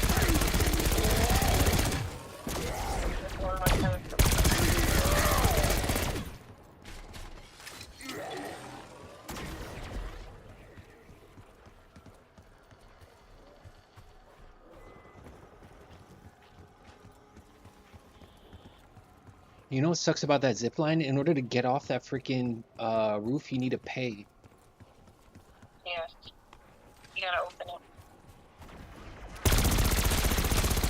Once you open it, you have to open everything.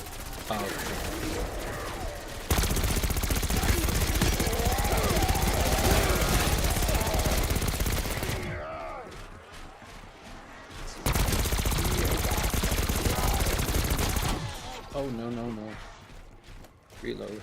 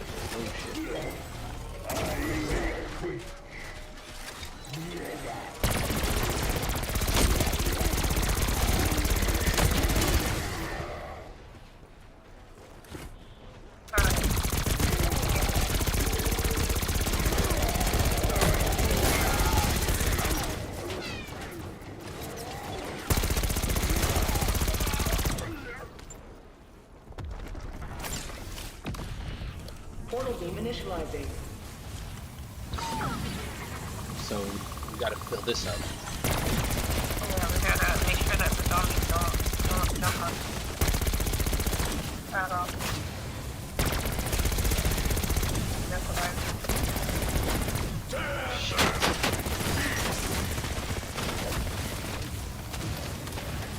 Keep the device safe while it opens a gateway. We mustn't dwell on failure.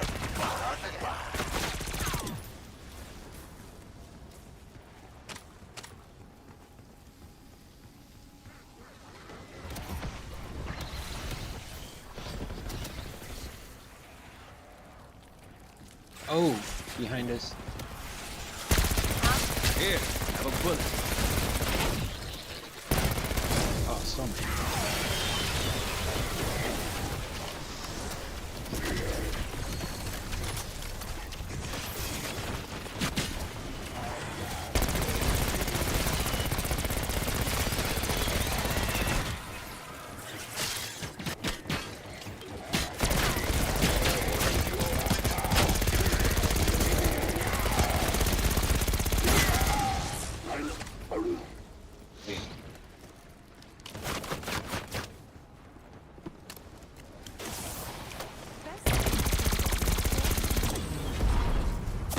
Max ammo.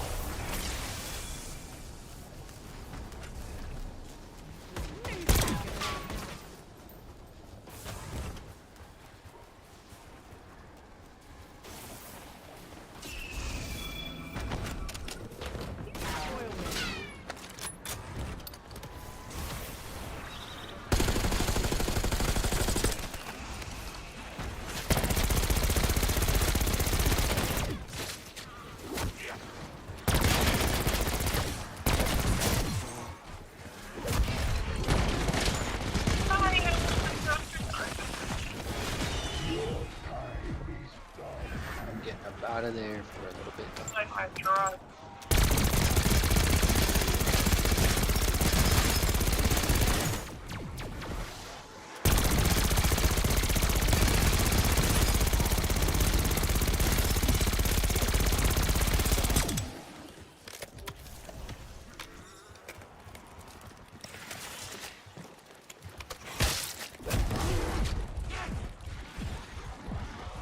Oh wow, this dude has like a whole. Oh shit! Fuck!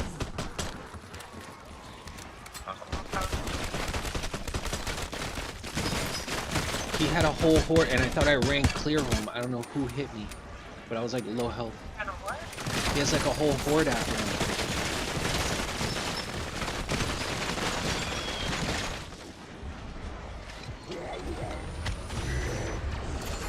Thank you.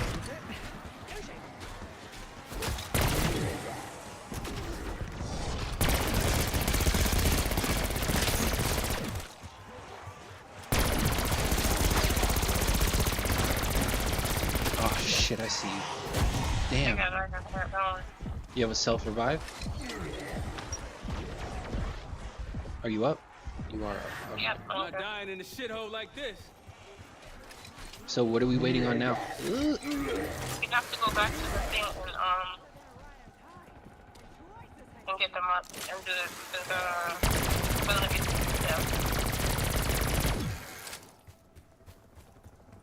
the Okay. Or is that where you're headed? Wait, back to the graveyard? back to where we started. Yeah, remember we were doing the thing? Yeah. What thing? No. It's my gun right there. No, that was all.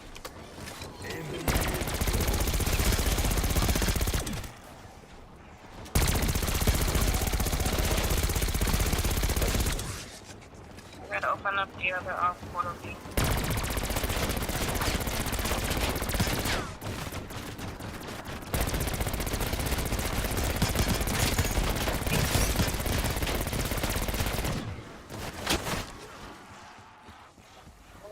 I need bullets. I need bullets. Please tell me there's a freaking. Where? I'm running away from one spot. I know that. I'm running away from one. Where? In here? Oh shit. Where? Where? Bullets? Where? Bullets? Where are you? I was behind you. Yeah, I know where it is. I know where it is. Hang on. I'm gonna just go. I'm gonna just go to the. I'm gonna just go in here.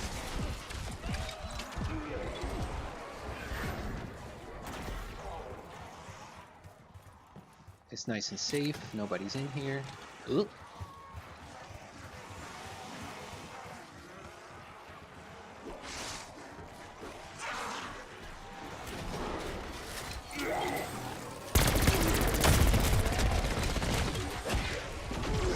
so low health.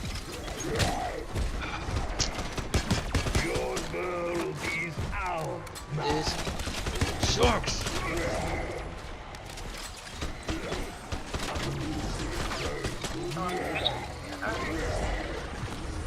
Ready and run. Enough sitting around. Let's get to business.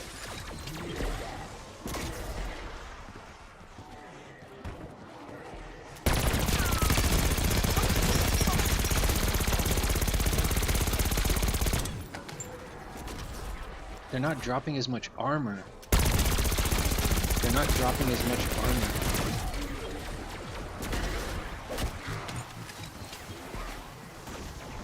So what, we have to fill this thing up again? I'm still not understanding what we're supposed to do. I still don't. Oh. How long do we have to wait for it to become available for us to do that? Is that what we're waiting on? Uh-huh.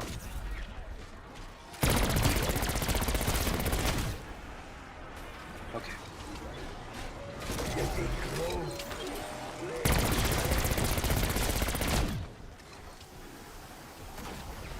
Let me get something to eat after this.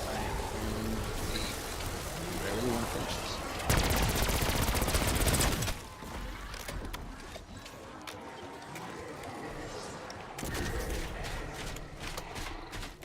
Is there a big ass boot? Yeah, there is.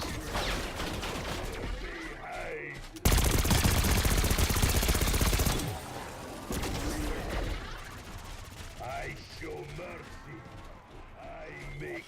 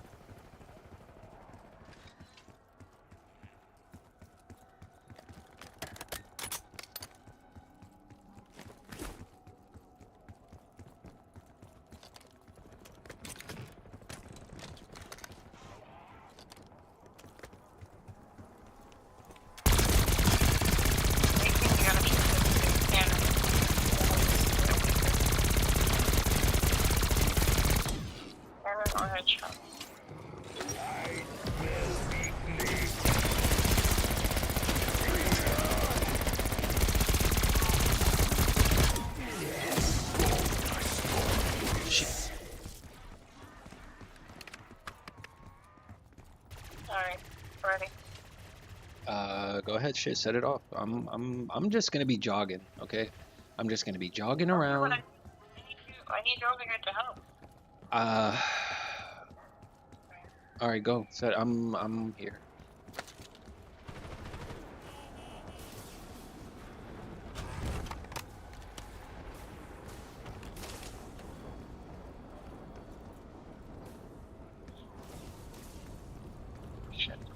Portal beam initializing.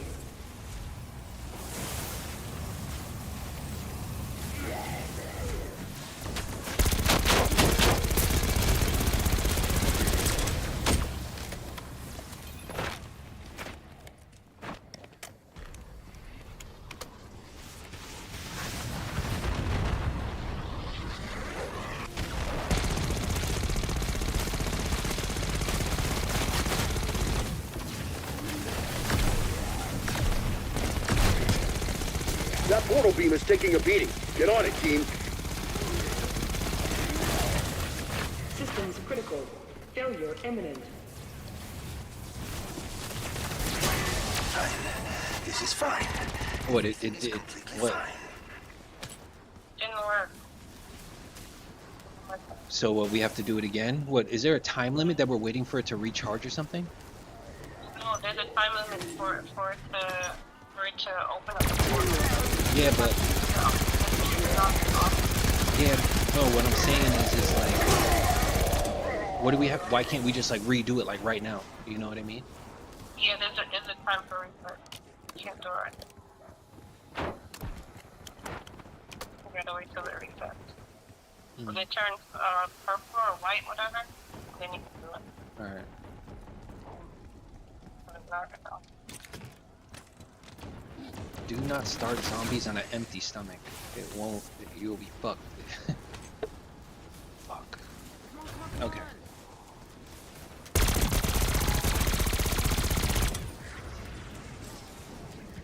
Bye.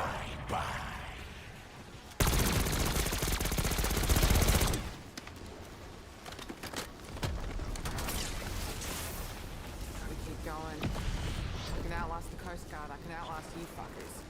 Wish I could get a whatchamacallit. Oh what?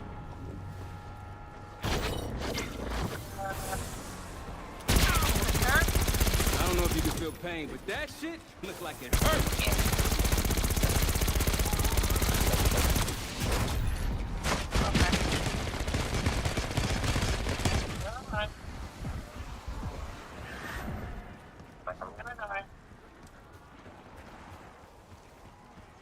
Don't. It's purple now.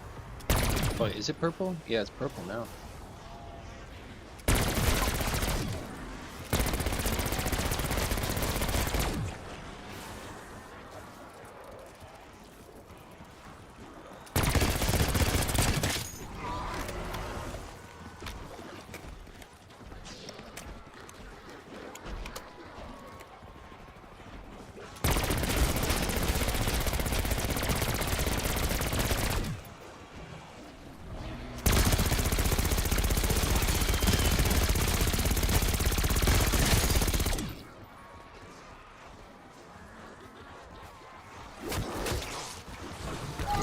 Oh, one of that big.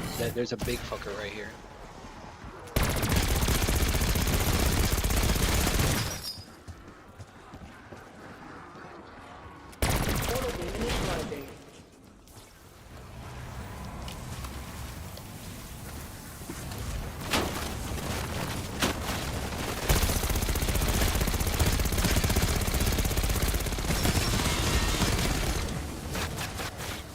I need more bullets.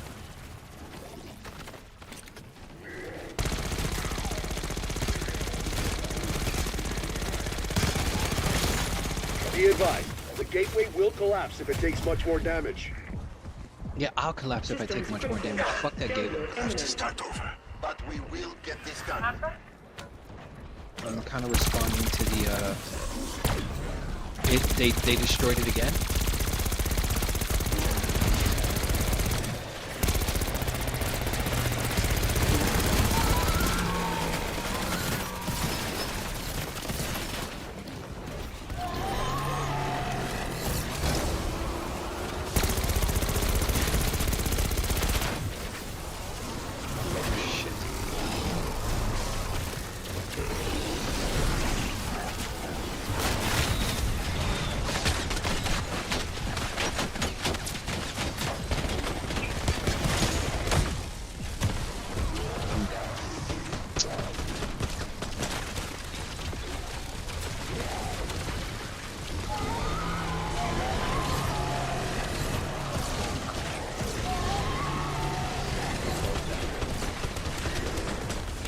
Freaking superhero.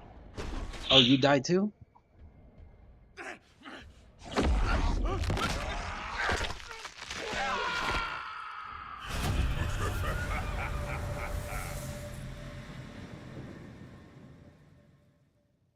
Interesting.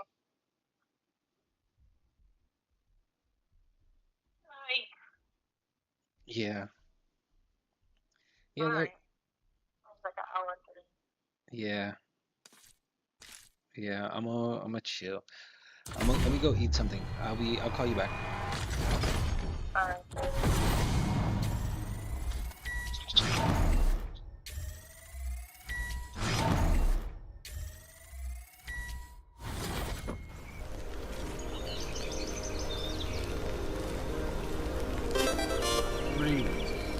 2, 1.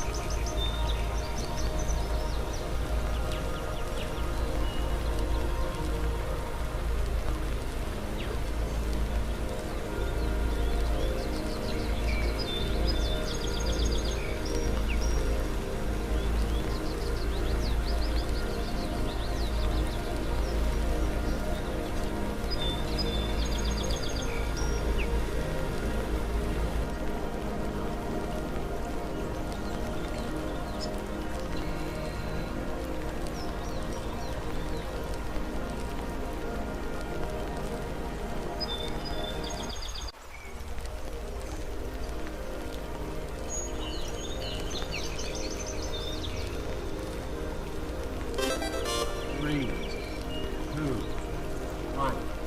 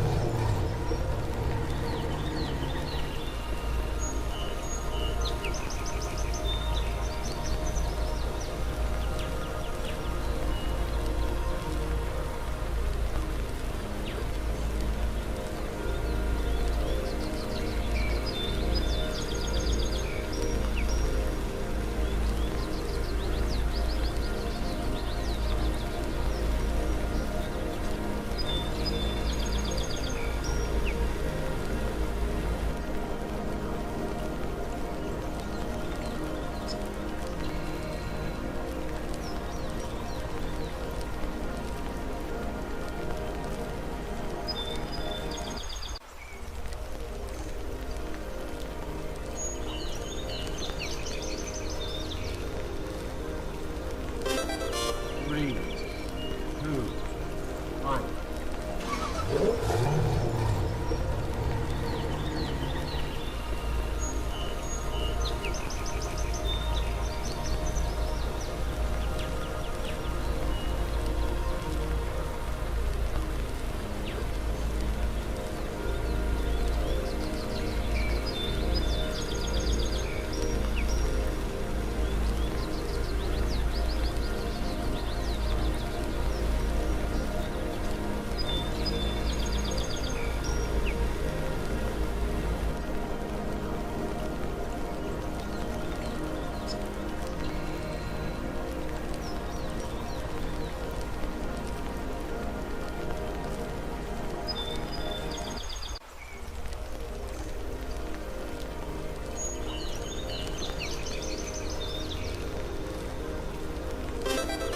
Three, 2, 1.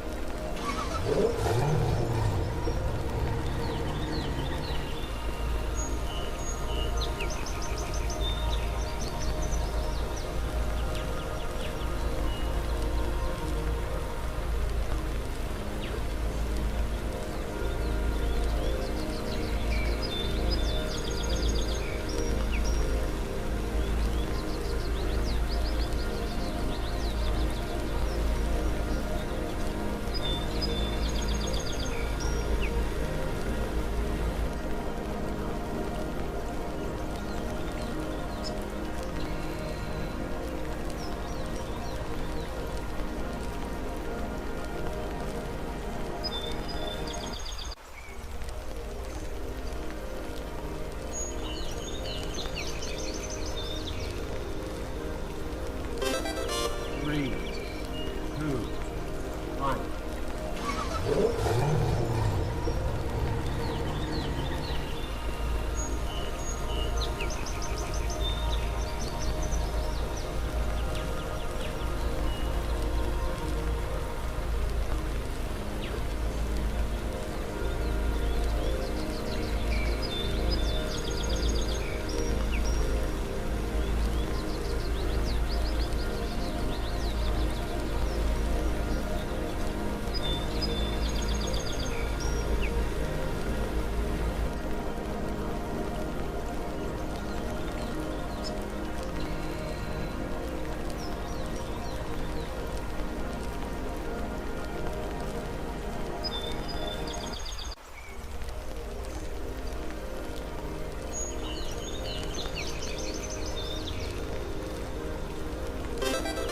Three, 2, 1.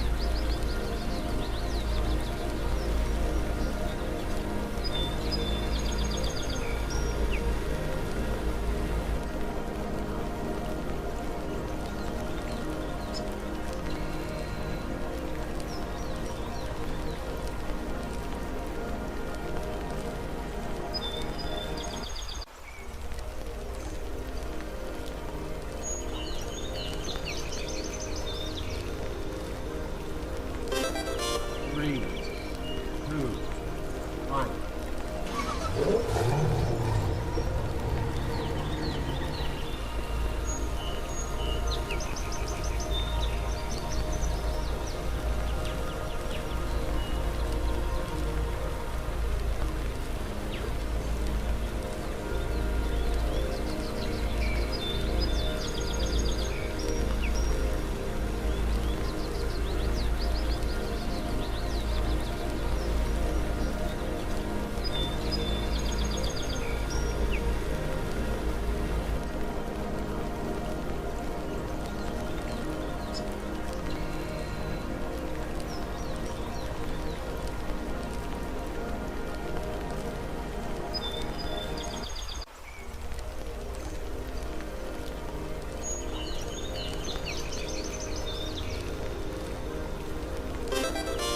3, 2,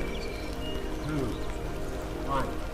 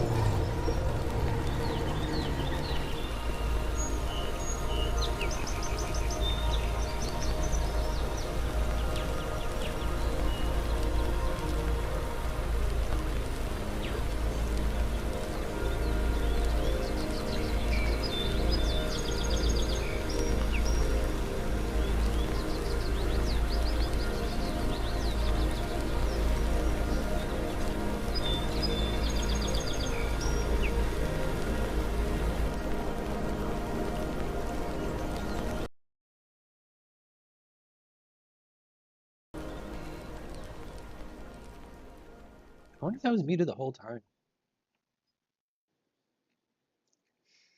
Gotta hide that.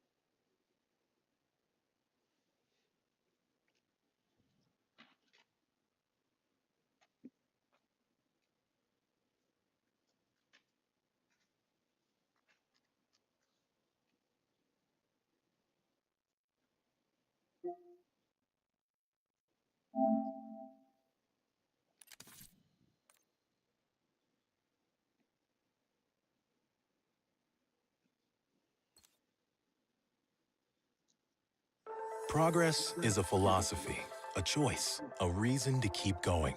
Introducing the next generation of Tonal. We took the smartest, most effective strength training system in the world and made it stronger. Yesterday was a busy day at the White House. First, Trump met with the King of Jordan, the country, Jordan. You're not the boss of me, King Abdullah II, okay? Of course, Trump invited the king to discuss his plan to displace 2 million people and turn Gaza into the Atlantic City of the Middle East. Which sounds pretty clear-cut to me, but apparently the nitpickers in the media still have questions. You've said before that the U.S. would buy Gaza, and today you just said we're not going to buy Gaza. We're not going to have to buy. We're not going to buy anything. We're going to have it, and we're going to keep it, and we're going to make sure that there's going to be peace, and there's not going to be any problem, and nobody's going to question it. There's no problem and nobody's going to question it? Trump is like a Jedi who doesn't have the Force. I'll take Gaza, nobody's going to question it. Nobody. No, is this thing working? Is this thing. Trump has another plan to convince the haters. A charm. It's a war-torn area. We're going to take it. We're going to hold it. We're going to cherish it. Oh! Okay. So it's going to be an ethnic cherishing. I got it. Okay. I mean, how did that start like a Mussolini speech and end as a Boys to Men song? We will take the land, it will be ours, and we're gonna make love to you. Like you want us to, and I'll hold it tight, baby, all through the night. Well, one thing I find weird about Donald Trump saying he wants to run Gaza is that from what we've seen so far, he barely wants to run the United States. For weeks, people have been raising alarms about how Trump seems to be handing way too much power over to Elon Musk. And yesterday, Trump replied, I hear you. You want me to give more power to Elon Musk. President Trump setting new guidelines for hiring in the federal workforce, while giving more power to Elon Musk and his team at the Department of Government Efficiency, or DOGE. A new executive order directs government agencies to pursue large-scale cuts, saying they now need hiring approval from DOGE. Yes, Elon Musk is now in charge of all government hirings. I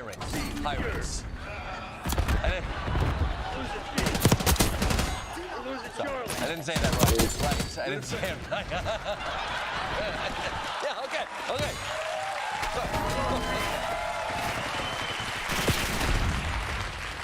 I don't know why I keep Hitler misspeaking. I don't know why I keep misspeaking. So this was already a pretty unusual thing for the president to do. But Trump being Trump had to make it even more ridiculous by introducing it with a full-on circus act in the Oval Office. Now look at this scene.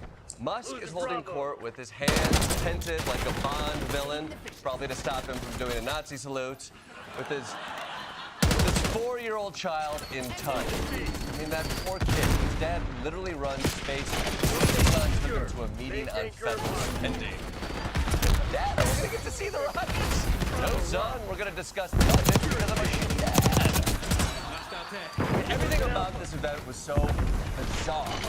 Trump was sitting quietly for half an hour, retreating to his happy place, thinking about Arnold Palmer's giant doge. And I mean, and who thought cloning Stephen Miller was a good idea? I mean, is it for spare parts? I mean, they look like a before and even more before picture. Okay?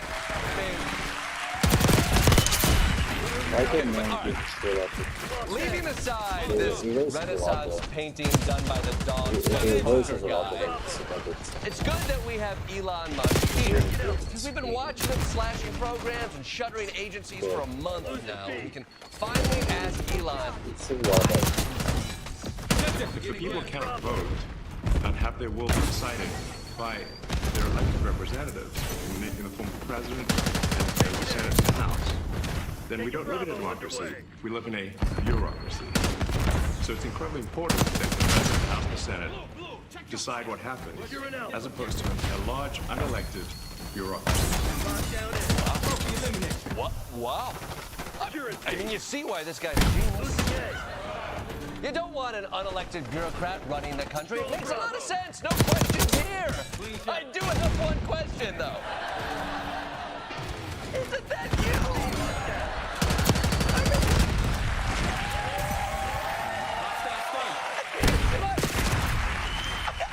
Am I going crazy? Because it feels like I'm watching Drake sing Not Like Us at karaoke.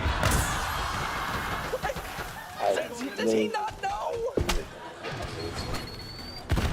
Is having this one unaccountable bureaucrat in charge better than having those other unaccountable bureaucrats in charge? Because at least the others have to follow transparency laws. The only thing transparent about Doge is Elon's skin. I mean, his financial disclosure is being kept secret. Doge is exempt from open records laws, and when someone on Twitter merely identified some of the people who work for Doge, Elon suspended their account and said, "You have committed a crime," which we tried to fact check with career officials at the FBI, but they're all working at a Panera now. So, Elon, I gotta tell you, I don't think you're being that transparent. So all of our actions are maximally transparent. In fact, I don't think there's been, I don't know where an organization has been more transparent than the Doge organization. And I fully expect to be scrutinized daily chronology. I did the exam, and what an asshole!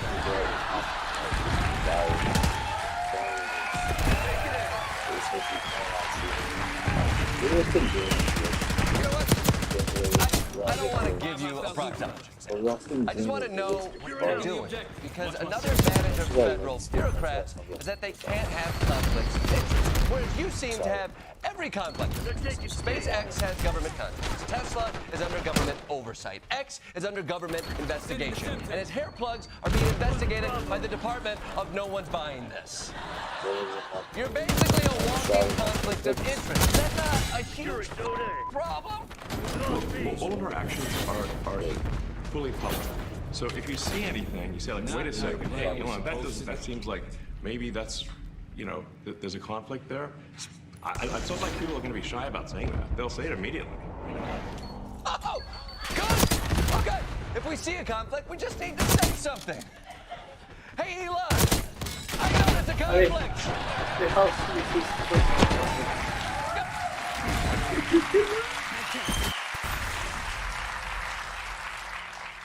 Did that work?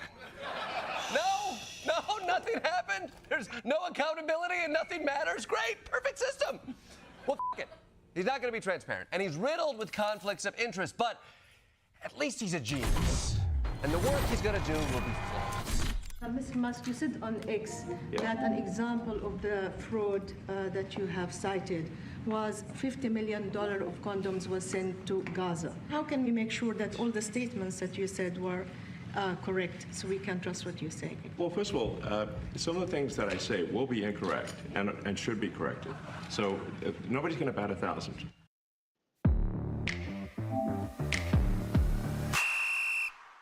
Janet, when's Nobody's gonna bat 1,000. You made up a $50 million conspiracy of sending condoms to Gaza. You're not grounding out to third, you're puking into the umpire's mouth. And just for the record, of course the United States didn't send $50 million worth of condoms to Gaza. We sent $5 million of vibrating sex swings to North Korea, and I believe it stopped nuclear war. But don't quote me on that, I'm not gonna bat 1,000. So, to summarize, he's not transparent, he has tons of conflict, he believes any lie he hears, and he spreads false rumors that go global. Honestly, I'd be pretty mad at him right now if he didn't have so much gosh darn charisma. So, you know, there's crazy things like just cursory examination of Social Security, and we've got people in there that are 150 years old. Now, do you know anyone who's 150? I don't. Okay. They should be on the Guinness Book of World Records. They're missing out. So. He's old. He's old. Tough crowd. Tough crowd. Is this thing on? Is this thing on? Anyone here from Washington, D.C.? Anyone? Oh, you're all from Washington, D.C.? Ah. Look, if you want to see more of that kind of comedy, then don't worry, because there's a new special coming out that's just for you.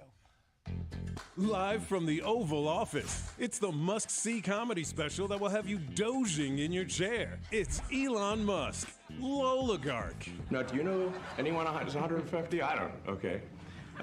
They should be on the Guinness Book of World Records. They're missing out. Oh, snap. He's the CEO of comedy. I have detractors? You do, sir. You'll want to Neuralink these jokes straight into your brainstem, featuring an opening act by the Balding Brothers. Order now and you'll get even more of Elon's most hilarious bits. Blackmail me with money? Go f yourself. The one thing he's not cutting is the laughs. I am aspirationally, aspirationally funny. Yeah. Sponsored by Doge. Doge, we use the HIV prevention money to pay for this.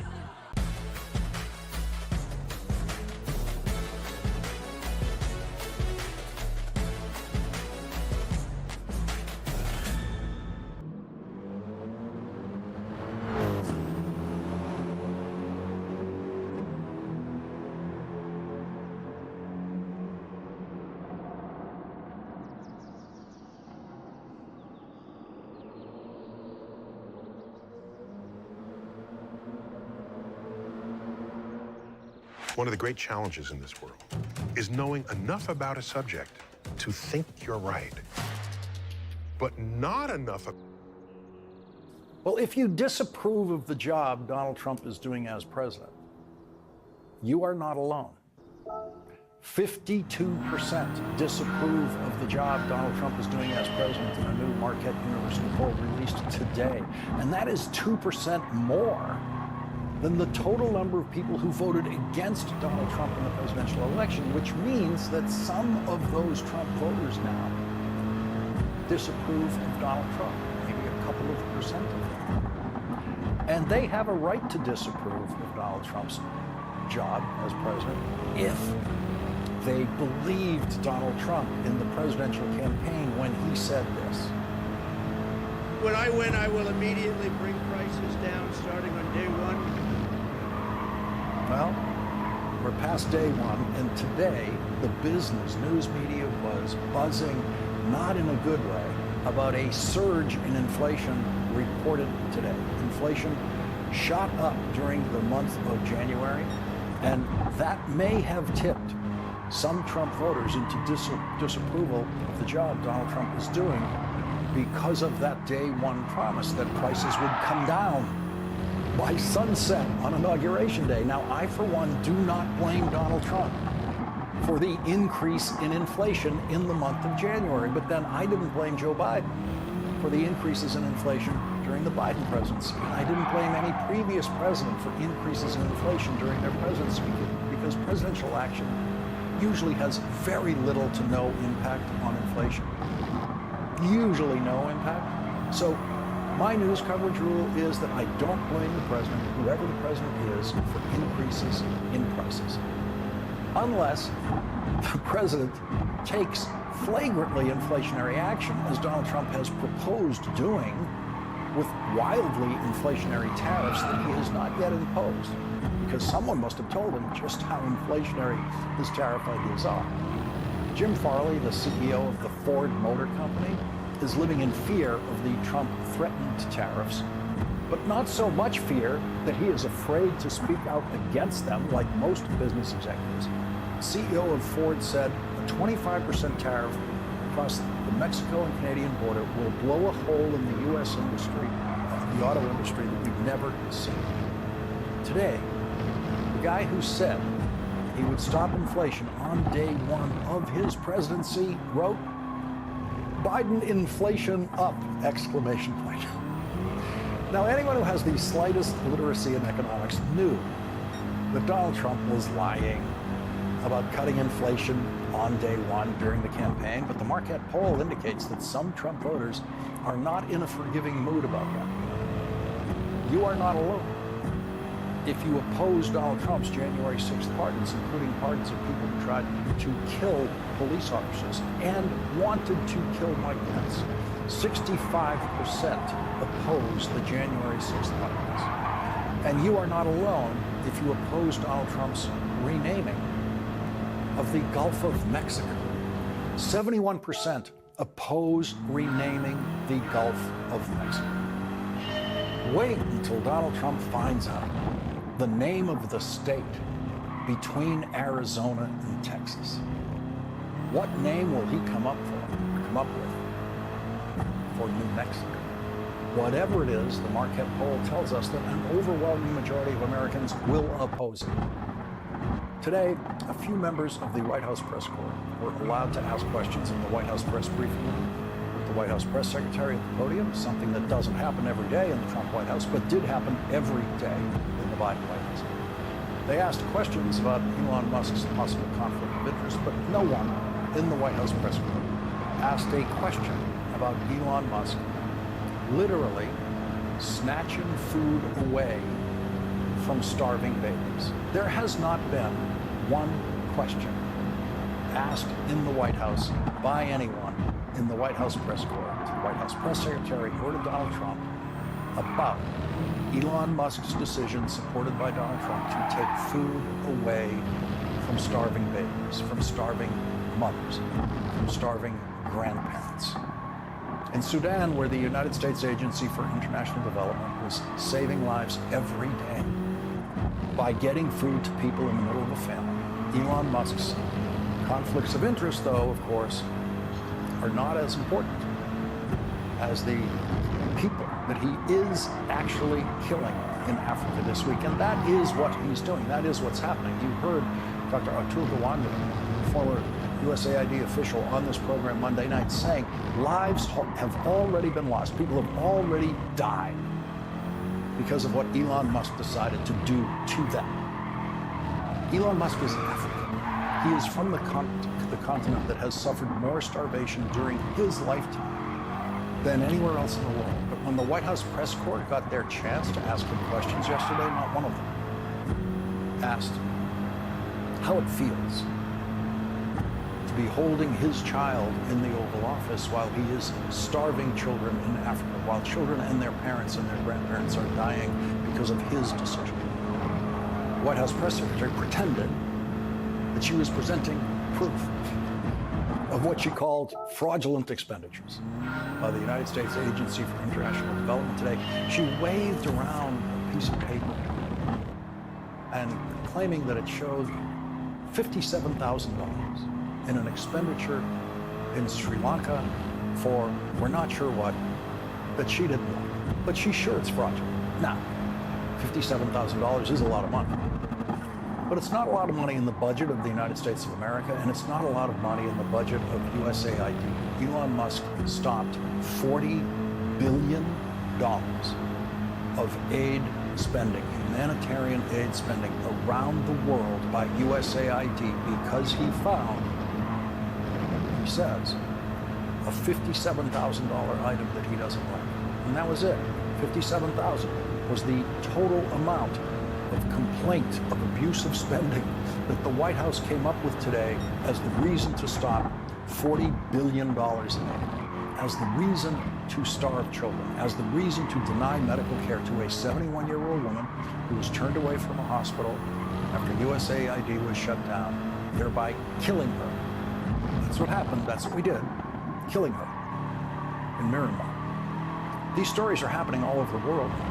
Declan Walsh, the New York Times Africa Bureau Chief, will join us later in this hour with his first-hand report of the suffering he has seen at the hands of the richest person in the world, who has decided to inflict as much pain and death as he possibly can on the poorest people in the world, the poorest children in the world, the poorest starving infant babies in the world.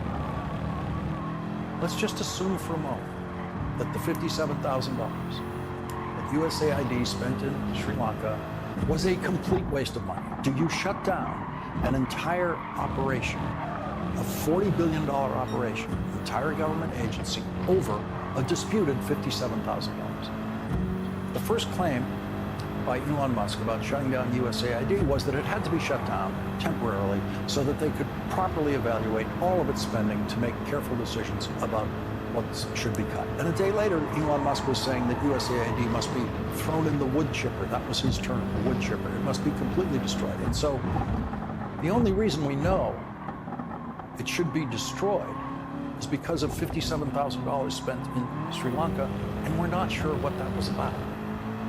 Every department of the government has regular audits, and no department of the government is shut down while those audits are happening. Every major corporation in America, and small corporations in America, and small businesses in America have audits, and they never shut down their business in order to have an audit. Ford CEO Jim Farley does not stop manufacturing cars and pickup trucks in order to run an audit of Ford. And every time they run an audit of Ford or any other company, they find $57,000 here or there that they decide not to spend anymore because they think it isn't worth it.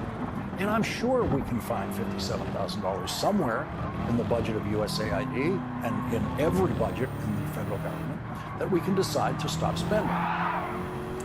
I know this is hard to hear, but it's important. The shooter who murdered my beautiful butterfly Dylan carried a highly lethal weapon into Sandy Hook Elementary. In approximately 4 minutes, he shot 154 bullets, killing 20 children and 6 educators.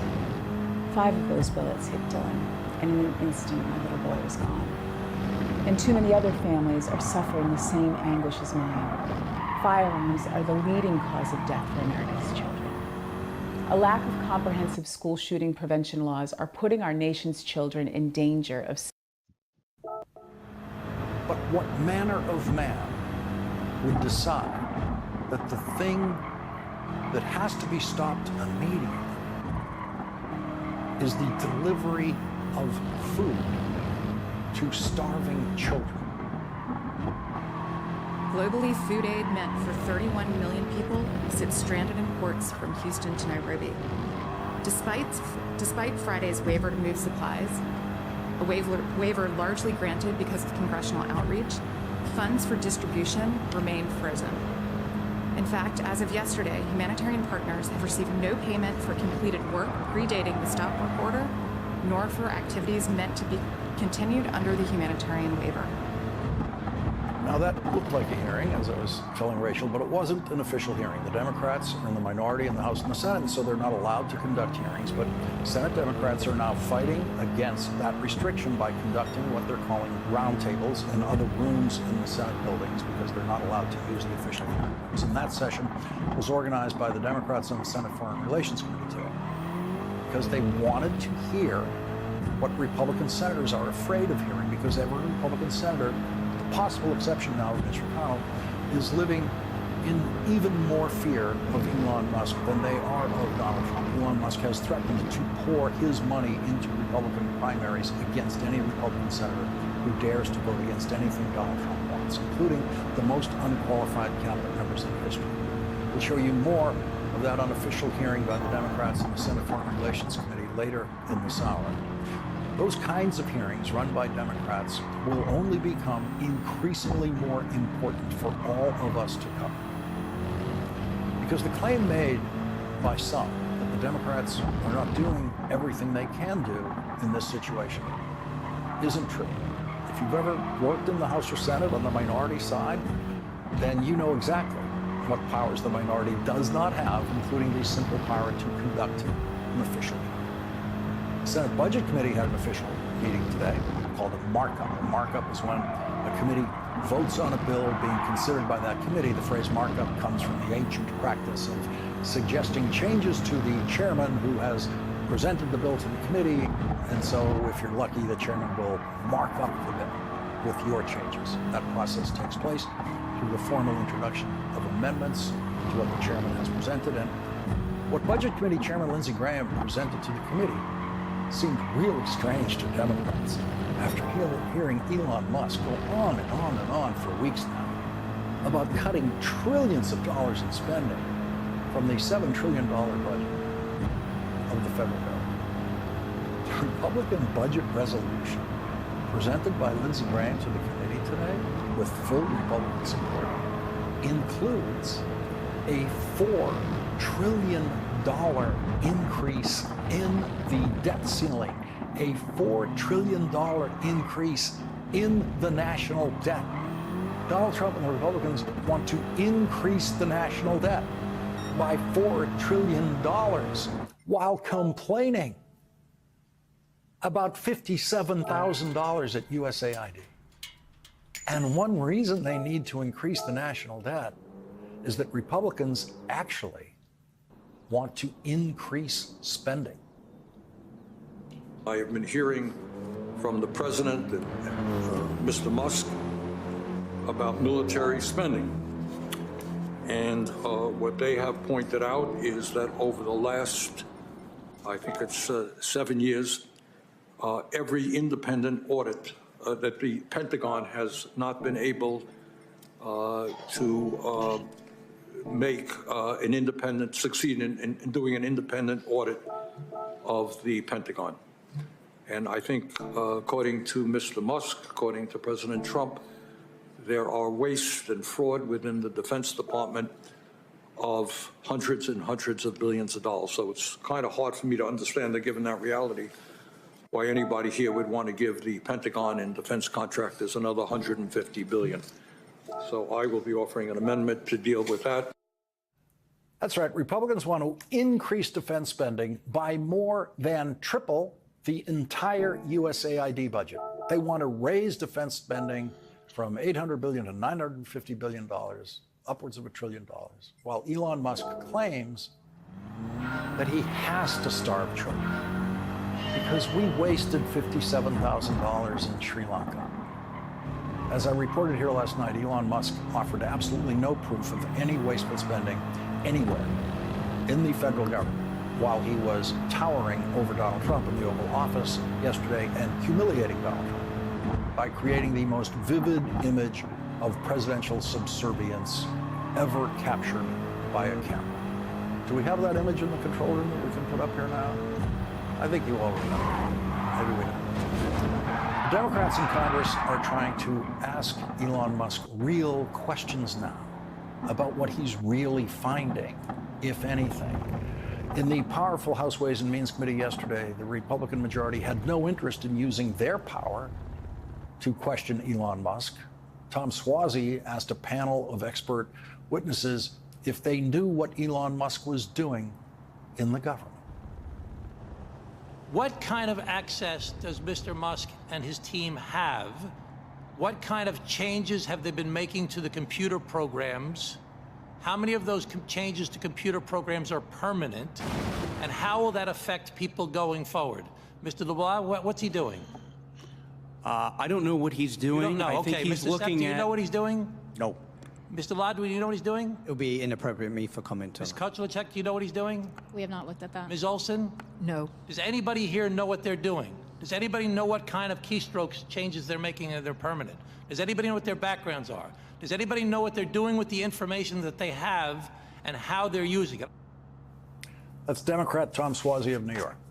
No one in the room could answer any of those questions. Not a single Republican member of the committee could answer any of those questions. Donald Trump couldn't answer those questions. Elon Musk probably cannot answer all those questions himself because he probably doesn't know what all of his very strange assistants are doing with their keystrokes. But what we know they're not doing is finding 1%, even 1% of any budget that is being misspent. For Elon Musk to find 1% of the USAID budget that is being misspent, he would have to find $400 million, not $57,000.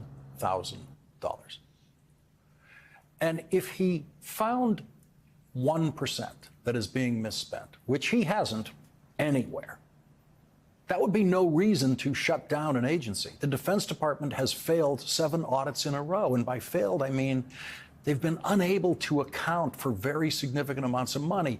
That's before you even get into identifiable spending that you think might be wasteful. This is money they actually cannot account for. And it is trillions of dollars over time that the Defense Department has no idea what happened to it. And not one office in the Defense Department has been closed down because of that. Not one person has ever been fired because of that. Not one. Elon Musk fired thousands of people working for and with USAID, thousands of people doing humanitarian work around the world. Democrats want Elon Musk to do what every member of the cabinet has to do, come to the Congress and explain himself. House Republicans had a hearing today, chaired by, of all people, Marjorie Taylor Greene, to review the so-called improper payments that Elon Musk is supposed to be finding. But Elon Musk didn't show up. He wasn't asked to show up, not by the Republicans. And no improper payments were displayed or identified in any way. The top Democrat on that committee, Melanie Stansbury, said this.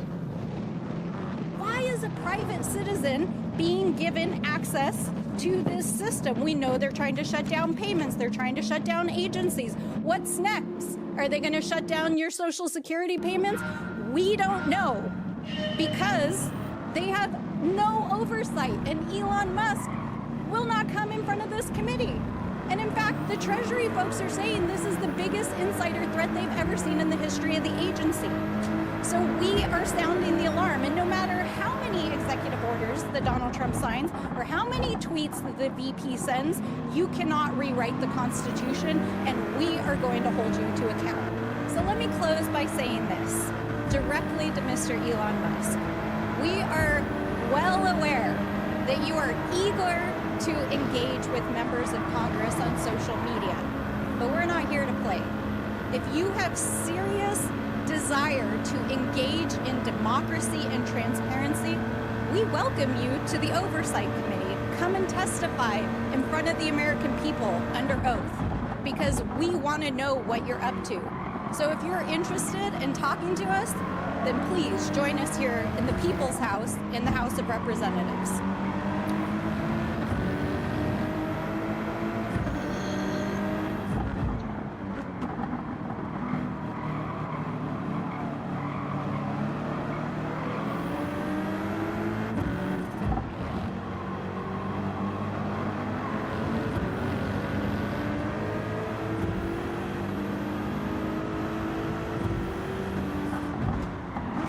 Tired of cooking during the week? Cook Unity sends you delicious, restaurant-quality meals straight to your door every week.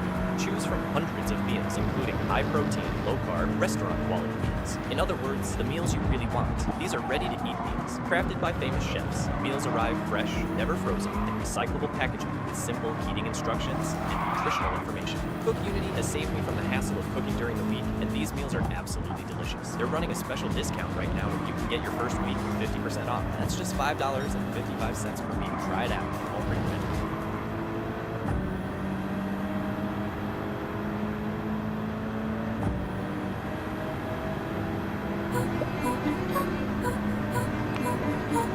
Finding where you fit. LinkedIn knows how.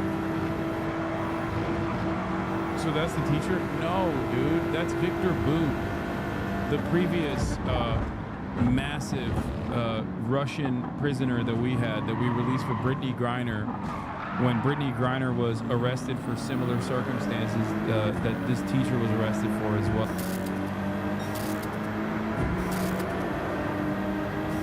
To breaking news overnight, an American teacher back on U.S. soil after being detained in Russia for more than 3 years. Mark Fogel was welcomed home last night by President Trump at the White House. Our chief global affairs correspondent, Martha Raddatz, has the latest for us. Good morning, Martha. Good morning, Michael. This came as a complete surprise after weeks of secret negotiations by President Trump's billionaire friend and special envoy Steve Witkoff. Witkoff arriving in Moscow on his private jet to whisk Mark Fogel home to a reception by the president himself. This morning, American teacher Mark Fogel back on U.S. soil, kissing the ground, thankful to be home. With an American flag draped around his neck, the 63-year-old from Pennsylvania met by President Trump overnight at the White House. We got him home, and he's healthy. Looks good, actually. To me, you look damn good, I'll tell you that. I think when expectations are low. The emotional homecoming years in the making. I feel like the luckiest man on earth right now. And I said, never has one owed so much to so many. Lost for words as he expressed his gratitude, thanking the president and members of his administration who helped bring him home. I'm a middle-class school teacher who's now in a dream world. Fogel recounting the deplorable conditions he suffered during his 3.5 years in Russian prisons. There were times when it was extreme. There were times when I could manage it. His 95-year-old mother, his most fervent advocate, reaching out to Trump during the campaign with a plea to bring her son home. I had to get him back home because I would have had big trouble with his mother.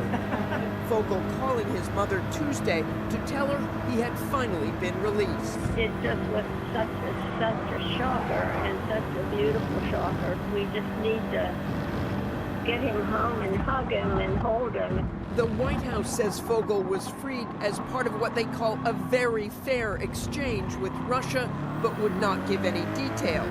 Fogel was arrested in... He took 17 grams of weed into Russia, was unlawfully detained? Yeah, I mean, it's fucking ridiculous, Chad. What are you talking about? Okay. What do you mean? You think I'm gonna say, like, oh yeah, this was perfectly valid for the Russian government to arrest him? Like, there are people that the Russian government captures that are obviously spies, like the passport enthusiast, okay? Like, that dude's a spy. You got busted, that's the game, okay? Fair is fair. But when they do shit like this, if they catch, like, a dude with weed or whatever, and then decide, like, oh, you're going to permanent jail, you're just captured as a political pawn, okay? Same with Brittany Griner. 2021. According to Russian authorities, this surveillance video shows Fogel at a Russian airport trying to enter the country for a teaching assignment, where his family says he was carrying a small amount of medically prescribed marijuana in his... Yeah, that's ridiculous. Like, that is 100% ridiculous, okay? Especially because, like, certain levels of weed is legal in Russia too, or it's not legal, but like they literally just let you go. They write like a small fine or something. Like, it's just fucking bullshit. I remember looking into it. Back in the day with the Brittany Griner stuff. Like, it was bullshit back then too. Don't be like the goddamn Republicans who were like, oh, this is ridiculous trade. Fuck Brittany Griner. She hates America, just because it's like some fucking random teacher who's a little bit of a pothead. A Russian national is not held to the same standards. This guy just got unlucky. Exactly. It's ridiculous. Introducing the next generation of Tonal. We took the smartest, most effective strength training system in the world and made it stronger. Now lift up to 250 pounds of adaptive weight. Feel the perfect blend of cardio and strength training. Build muscle up to 2 times faster. This is progress that powers progress. Tonal Power Progress.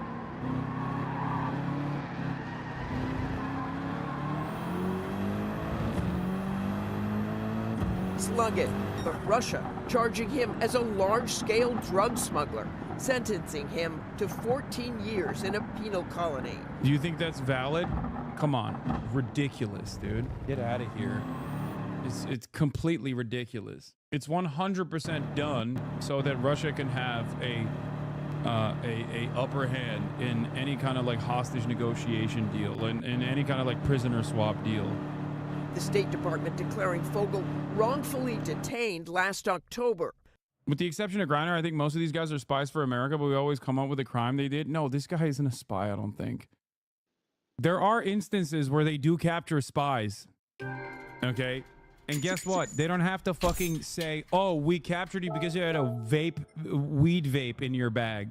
They will be like, oh, we captured you because you literally talked to a FSB guy with 8 passports in your pocket and you had $50,000 of cash in your goddamn briefcase. That's how they catch those guys. And they will just straight up be like, well, that's a little weird, don't you think? Tuesday, officials sharing this photo of Fogel's flight to freedom, the first image of him finally freed. And this morning, the Russians revealing what the White House did not. They say a Russian now in a U.S. prison will be returned to Moscow in the coming days as part of the exchange for the release of Mark Fogel. I feel like the luckiest man on earth right now.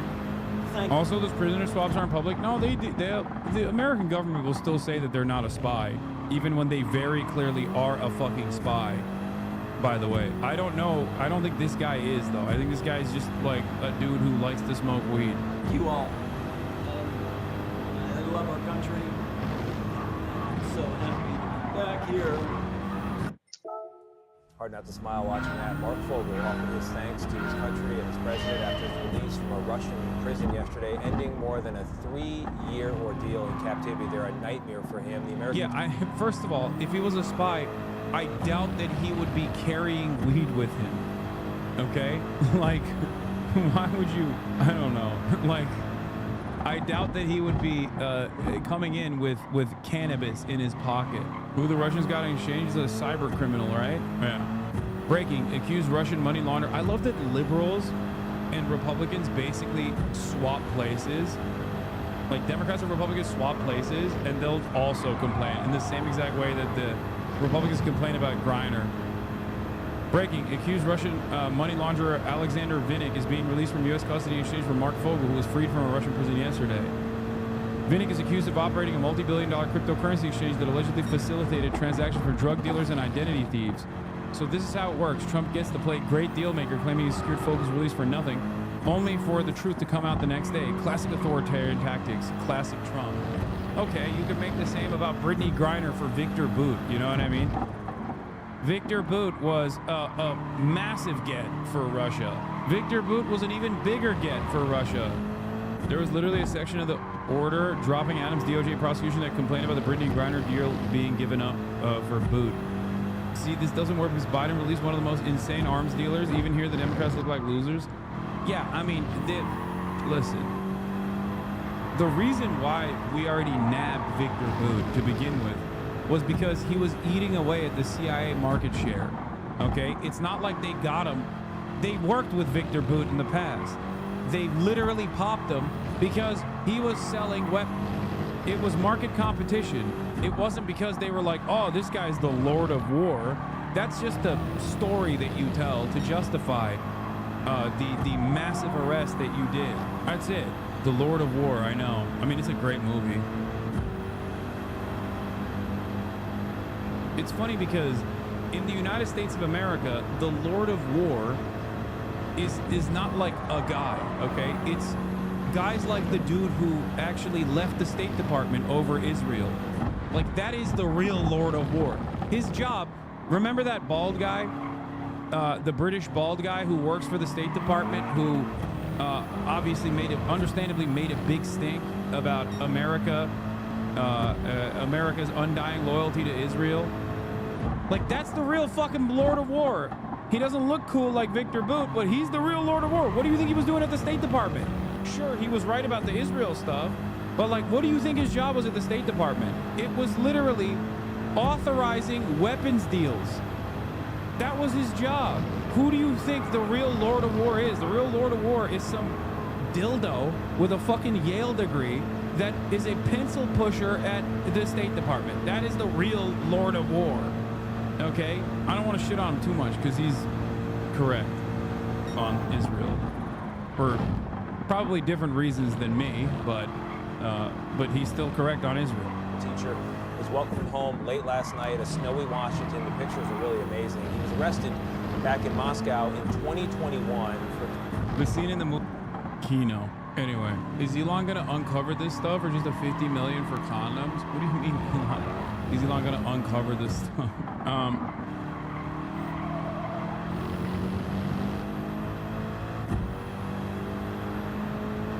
So that's the teacher? No, dude, that's Victor Boot, the previous Hey, have you seen this new belt? It's made with magnets, and it's called a groove belt. He thought I was going to say green. Hey guys, Peter Goodwin here, founder of Groove Life. We've been working on this belt for over a year now, and it's turned out great. I'll show you what we did. First off, we bought every belt on the market. We stretched them, we pried them, we tightened them, beat them, bent them, abused them to find out all the flaws that they had. Most belts, especially cloth or nylon, they bunch up on that back belt.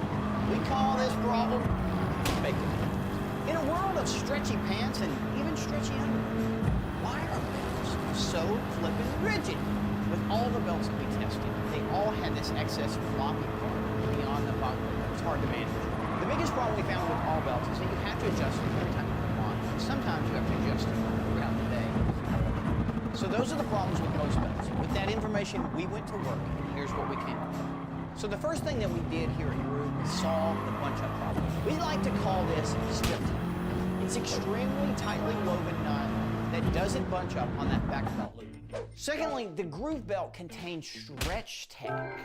Stretch Tech is the perfect blend of flexible material. Massive Russian prisoner that we released for Brittany Griner when Brittany Griner was arrested for similar circumstances that this teacher was arrested for as well. carrying 17 grams of a doctor-prescribed medical marijuana, and he was serving a 14... Yeah, speaking of Elon Musk, someone's got to audit this guy. Hold on. It seems like there's a new State Department contract, $400 million for armored Teslas. 15-year sentence before yesterday. The U.S. said he was wrongfully held during that entire time. Fogel was brought home by billionaire real estate investor Steve Witkoff. Bro, Steve Witkoff is everywhere, dude. Steve Witkoff, the GOAT. The great peacekeeper, dude. Holy shit. Bless him. The peacemaker himself. Who is President Trump's special envoy to the Middle East. Witkoff joins us now first on CBS Mornings. Mr. Witkoff, thank you very much for joining us. My pleasure. And thank you for stepping out of the private sphere to take on such an important job in government. I want to stay in Washington for this first question because it was so amazing last night to have Fogel there, the American flag around his neck. He's got an Iron City beer in his hand. He looked, for all appearances, like he was in pretty good shape, but you spent time with him. What was his mood like, his demeanor? How healthy is he? He was upbeat. He was intent on thanking the president because he was so grateful to him. He was exultant, and I would say, most importantly, he was intent on not playing the victim. He was grateful for all that had happened on his behalf, and he expressed that at the news conference to President Trump. You know, we're all curious what exactly did happen on his behalf. Your plane arrives in Moscow yesterday. You're on the ground for a time. How did this come together, and did you personally meet with Vladimir Putin to help bring this about? Well, I don't want to discuss the meetings that happened in Moscow. I would only say this. A few days ago, we were approached by someone, and we felt that we could get Mark Fogel home. We spoke to the president about it. That's top of the list for our president. Top of the list is that no Americans are left behind. They're all brought home. We fight for every one of them, and he gave me instructions, and I flew over there, and thank God we had a good result. Can you say if you met with Vladimir Putin? I just don't want to comment about that. I think today, this morning, should be much about Mark Fogel, his reuniting with his wife and talking to his mom on the phone. All of these conversations I heard last night. Him letting the president know when he got here last night how grateful he was that he never thought it would happen for him. Every day he woke up in the morning hoping something like this would happen, and finally it did. And as the president said, it took the president 2.5 weeks to effect this. And it's testimony to him, how he operates, how focused he is on the goals that he espouses. And here's a great result. And then on top of that, maybe it's going to lead to a lot of wonderful things between him and President Putin in the future. He also, Mr. Witkoff, called you dynamic and said you were very involved in this deal too. So bravo and congratulations to you as well. But we want to turn to the Middle East. President Trump has said this, that if all the hostages... Guys, is Ukraine cooked? Ukraine has been cooked. Ukraine been cooked. When was Ukraine not cooked? It's coming to a close in terms of how cooked they are. Saturday at noon, all hell is... Like, what is the... Let's say Biden wins another term, okay, in an alternative universe, or Kamala Harris wins another term, or Kamala Harris wins the election, okay? What's the alternative? Like, what's the alternative there? I don't see this going a very different way, in my opinion. Israel likely to strike Iran in coming months, warns U.S. intelligence, The Washington Post. Yeah. Instead of Donald Trump openly saying, yeah, we're committed to protecting Ukraine, also give us all your natural resources, the Biden administration continues, by way of the Ukrainian government doing this, the privatization, the rampant privatization of Ukrainian natural resources and Ukrainian extraction being shipped off or being sold off to Western coalition partners. Okay, but they just don't actively say, like, we're doing it, Jack. The reason why I'm saying that there's an inevitability to this is because, and that is, those terms are dictated by the battlefield, is because either Biden or Trump was going to push for Ukraine to, and our European allies, to forcibly deport Ukrainian men from inside of their national boundaries to go back to Ukraine on a one-way ticket, only to be immediately conscripted to go fight to defend Ukraine, while simultaneously forcibly constricting younger and younger people and potentially eating away at their entire young male labor force as we keep shipping weapons into Ukraine slowly, okay? Or a similar outcome would occur no matter who the president is. Going to break loose, that's a quote. It's been my experience, all hell breaking loose is never a good thing. What exactly does he mean by those words? We all know the phrase. And does it involve U.S. military, do you think? Or could it involve U.S. military?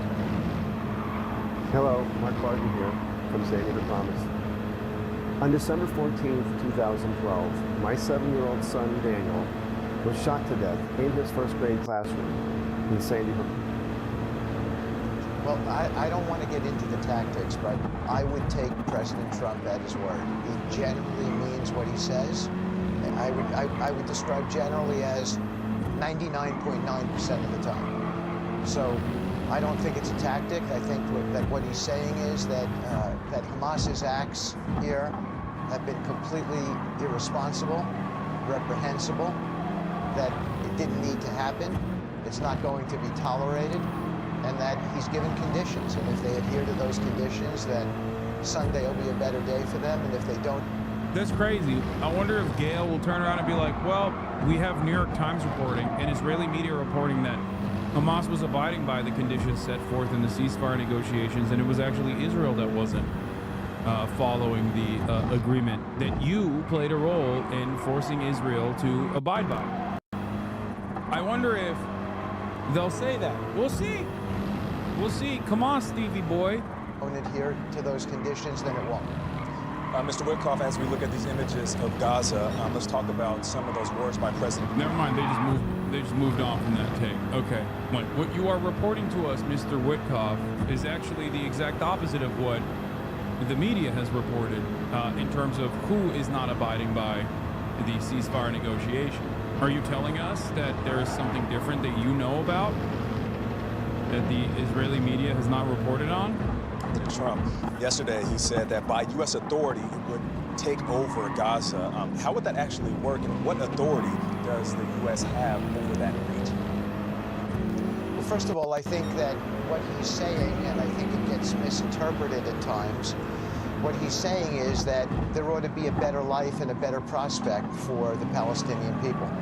That living in Gaza today does not fulfill the humanitarian equation.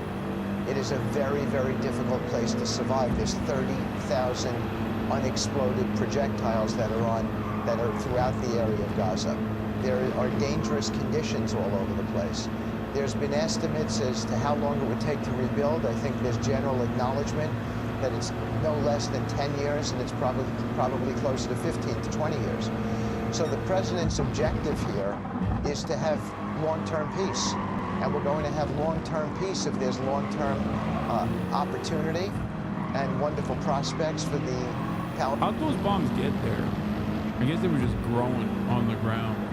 Or maybe Hamas. Hamas had access to B-39s or whatever they're called, the Boeing bombs. They just intercepted them and then dumped it on themselves, I think. Palestinian people to live in a better way, not to be afflicted by violence, for their children to grow up and get educated and have great economic prospects.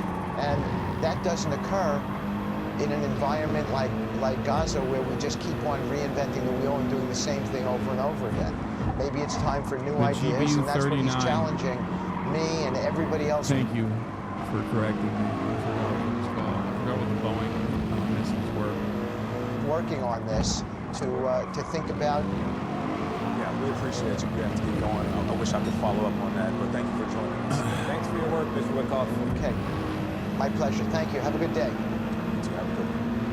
In Germany.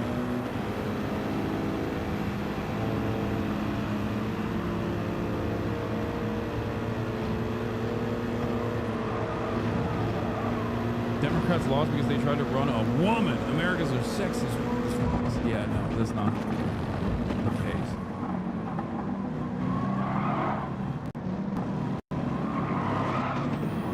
The more center-right parties capitulate to far-right positions on immigration, okay, while simultaneously maintaining an austerity regime and not fixing the social safety nets and improving material conditions for the existing labor force in the country, the more the public goes, okay, so I guess like these are the anti-immigrant guys. What should I go with this party now? I'm gonna go with the anti-immigrant guys who have been right about immigration all along. That's just how it works. It makes sense if you're not paying a lot of close attention to politics in general. And many people don't.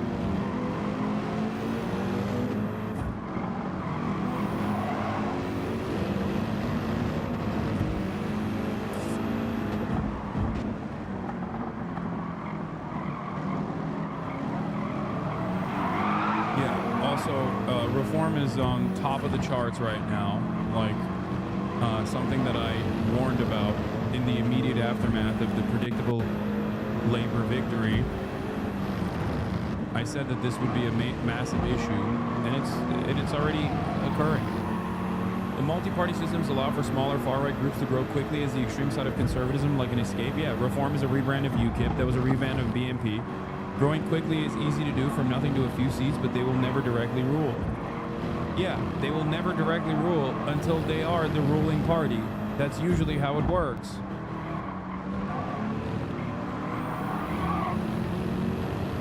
It also rarely ever goes in the opposite direction. It never goes for like communist parties growing. I wonder why. Perhaps because the parties that are in power.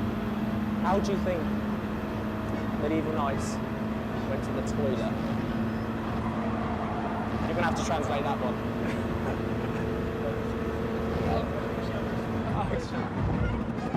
No, you're not allowed to look. Not allowed to look. You don't have a diapers kind of thing, I'm sure. No diapers. Okay, holes in the plate, yeah. What do you reckon? I feel like they Power, neoliberal parties fear and refuse to cave or capitulate to left-wing parties out of the fear that leftist parties, communist parties, socialist parties are far more disruptive to the pre-existing hierarchy where big business still thrives than the Nazi parties are, than the fascist parties are. It is who the domineering parties cave to that actually stand to win the most. And if they consistently cave and consistently capitulate to the far-right parties, then people go, okay, well, these guys, we want to shake things up. The system is in a dire situation. Okay? The system is fundamentally broken. We want someone to shake things up. These guys have basically been signaling to the broader population that that the far-right parties are correct on their attitude towards immigration. So maybe we'll go there.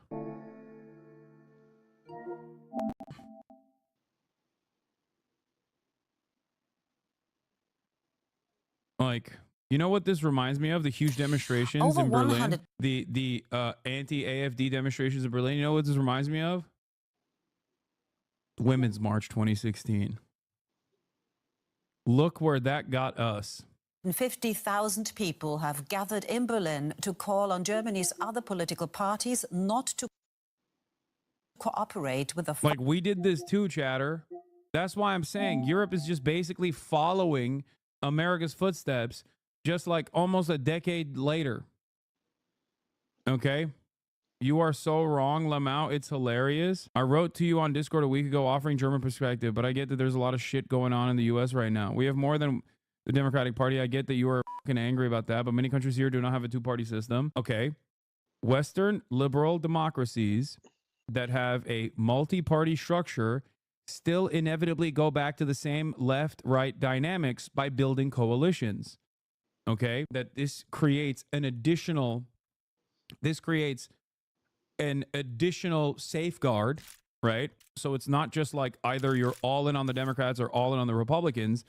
And yet, when the party that is the dominating party is considering socialist and communist parties to be a non-starter, then they inevitably create that left-right coalition on the boundaries of, at the very most, a far-right neoliberal administration or a far-right or very right-wing, much more right-wing neoliberal administration that inevitably makes way for the far-right to come in and actually, quote-unquote, change the system, change the dynamic. That's it. Having multiple parties simply forces the hand of the government to create a governing coalition. Also, we had a little thing called the Holocaust that changed our dynamic. I know, that's why it's even scarier that after the Holocaust, Germany is still entertaining fascism with 22% popularity. That's fucking insane. That makes it way more insane. That's the point.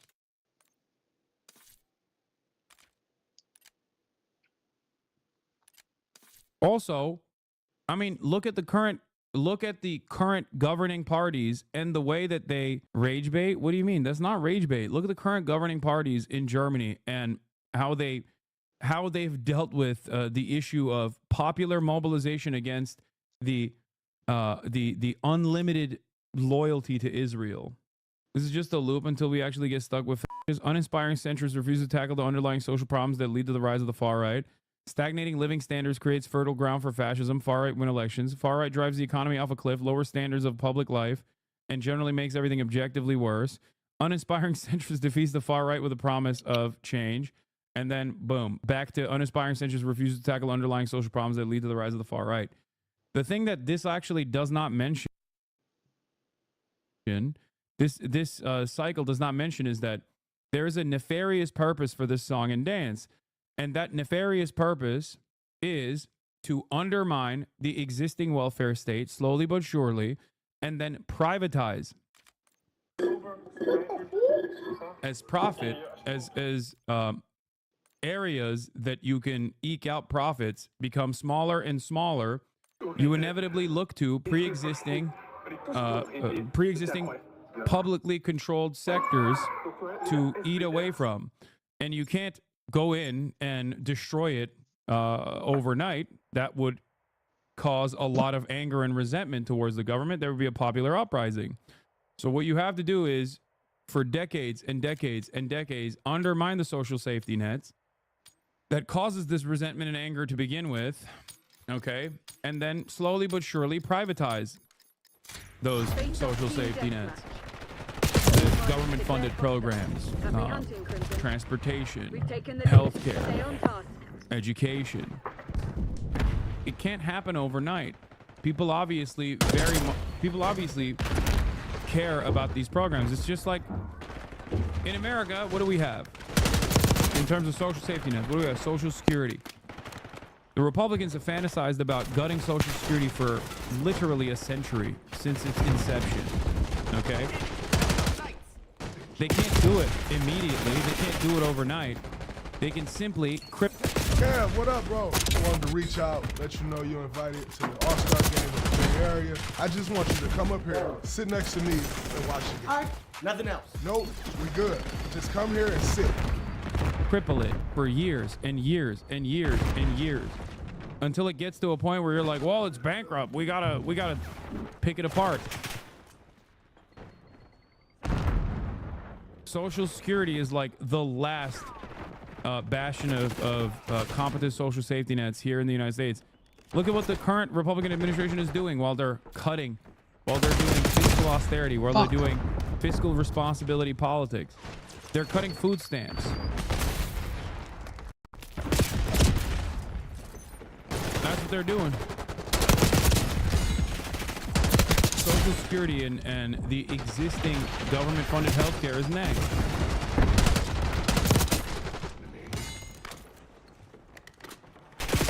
Recently, the CU worked together with the AFD, and that's why the people are protesting. So this chatter saying it won't happen in Germany, like in the US, is just wrong. Yeah.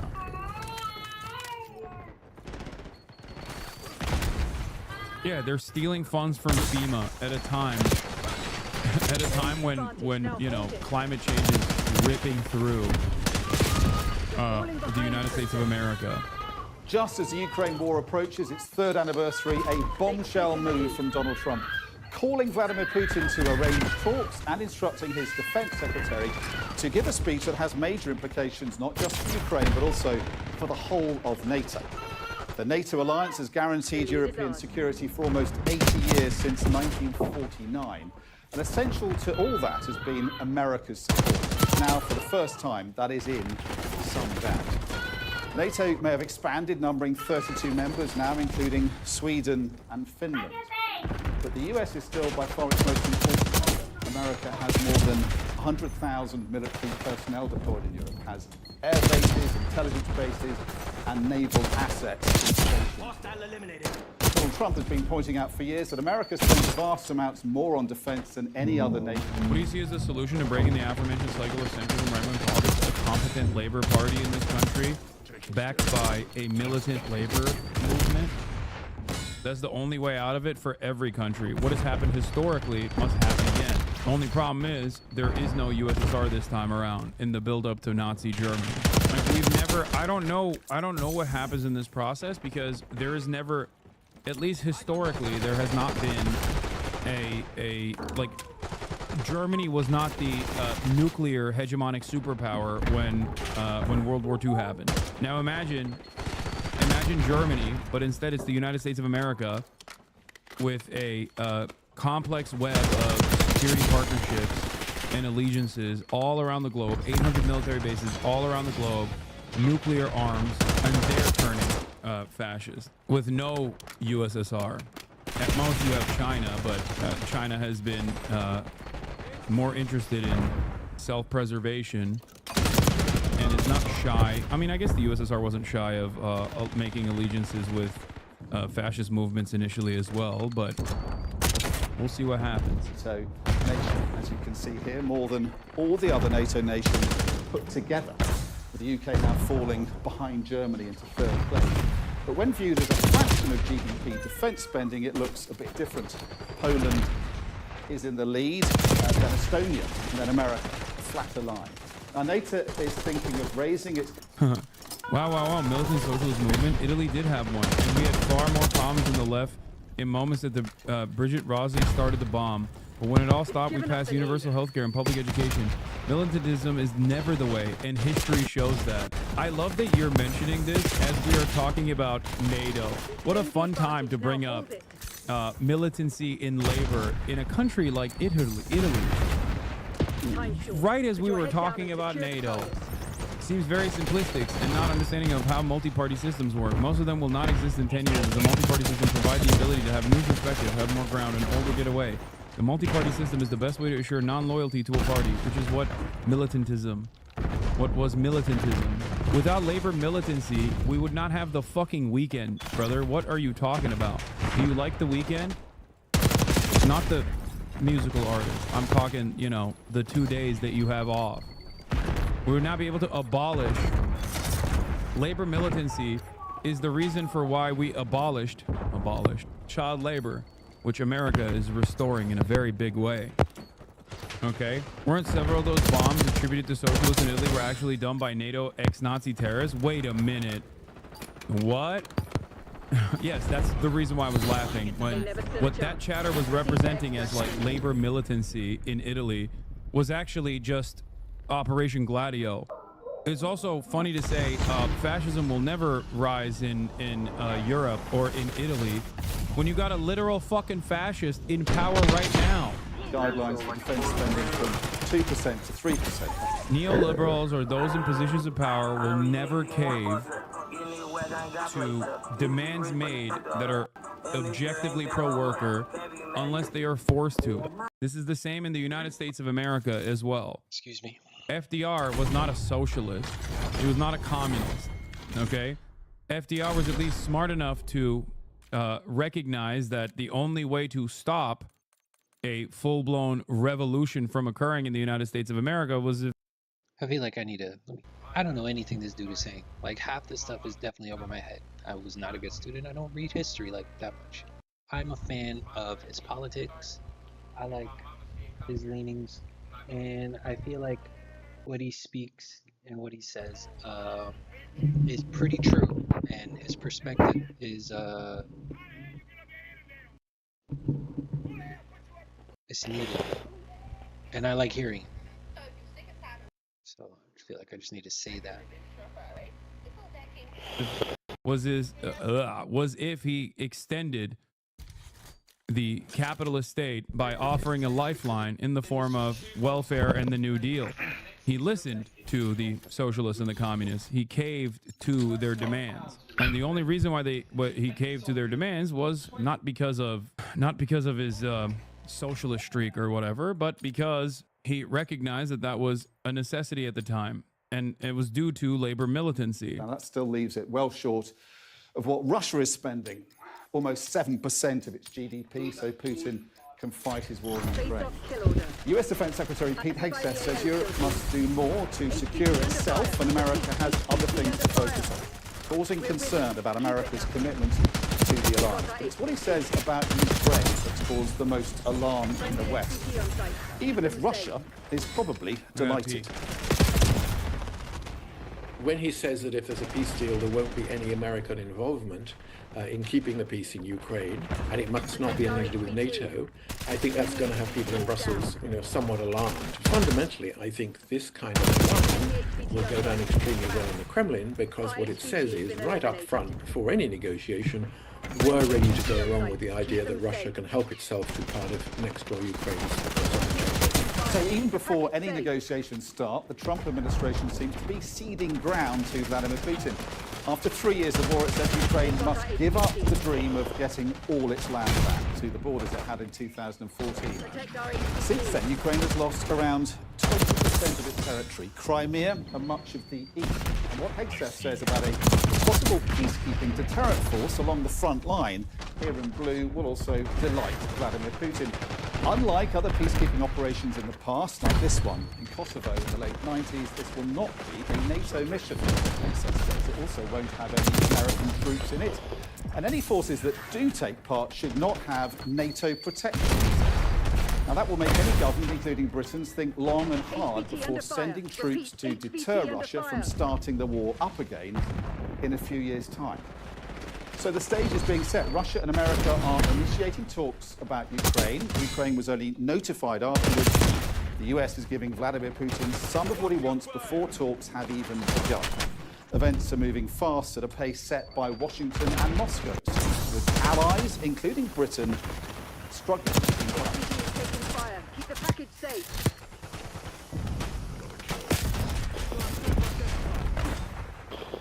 Our HVT has been eliminated. Now their HVT. How can you fucking move? HVT under fire. They fit like gloves and are so easy to put on.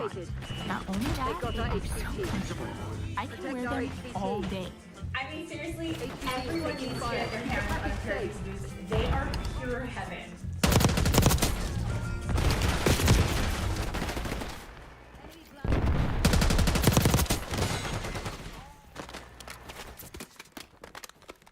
Enemy HVT is down. Hi, Agent Blazers. I'm Jennifer Lee, lead admin evangelist at Salesforce. Enemy HVT on site. Imagine transforming your library into a personalized 3D sanctuary.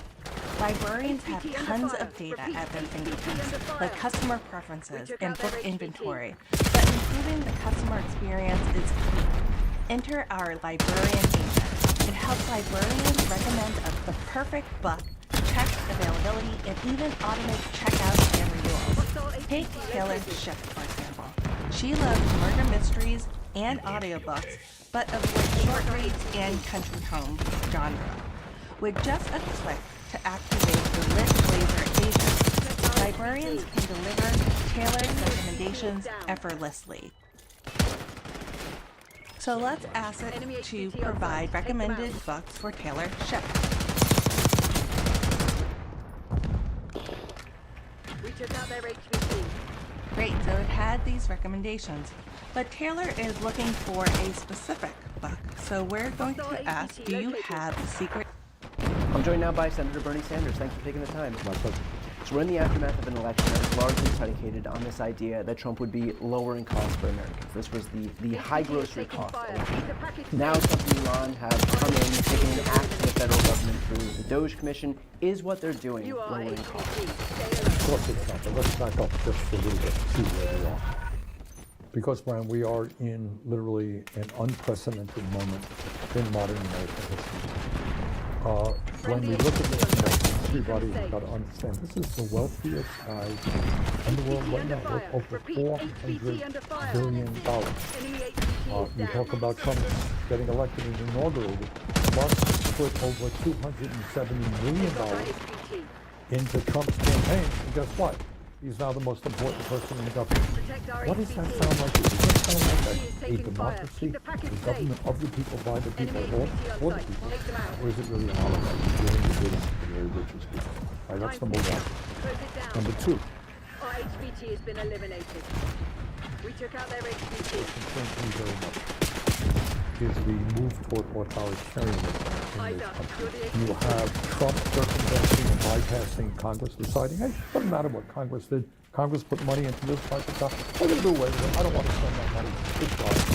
And that means programs for low-income, working-class people going to be gone.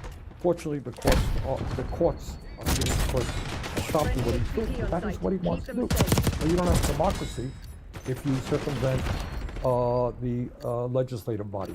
And then he's going after the courts. You heard J.D. Vance saying, well, the courts don't have a right to stop. No, really?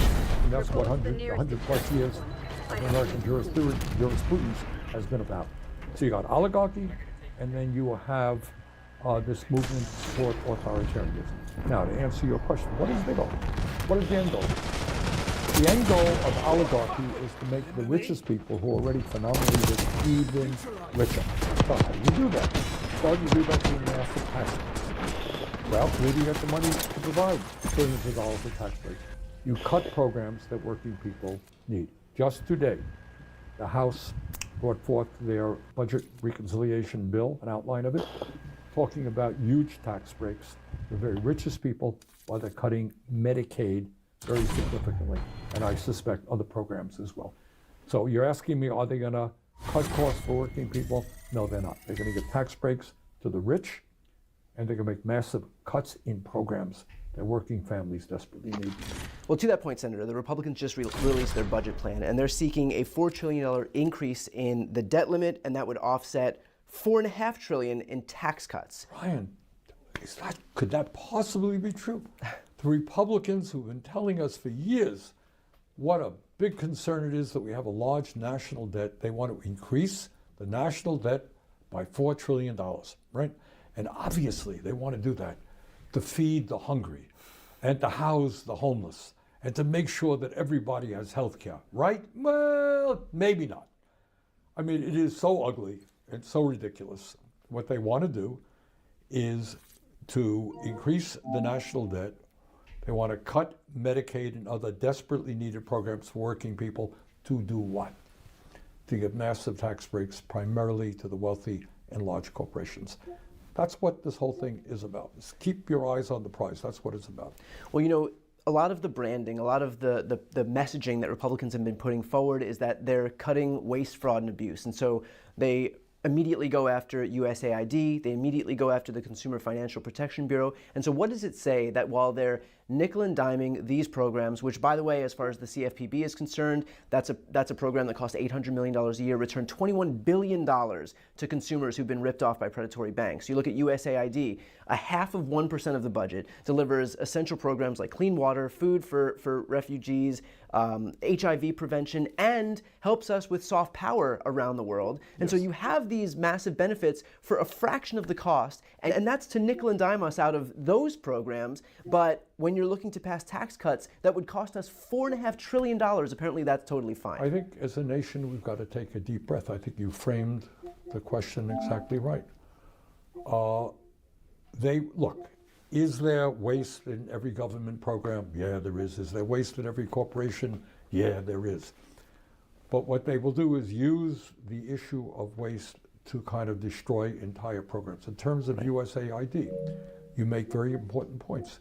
This is a program which is keeping hungry children alive, treating people who have HIV and other preventable diseases. And in terms of quote-unquote soft power, what it means is that all over the world, people are saying, thank you, Americans. Thank you for keeping us alive, for feeding our children, for giving us some housing. And that is a positive for us in terms of dealing with global issues all over the world, winning support from people. Going after the Consumer Financial CFP, I always get the initials wrong. Consumer Financial Protection Bureau, CFPB. All right, this is something that protects consumers from predatory banks.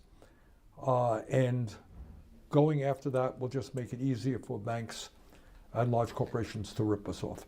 So to answer your question, this is exactly what is going on. When there are programs that help desperate people, we kill them. When there are programs that help large corporations and big banks, those are the programs Republicans will support.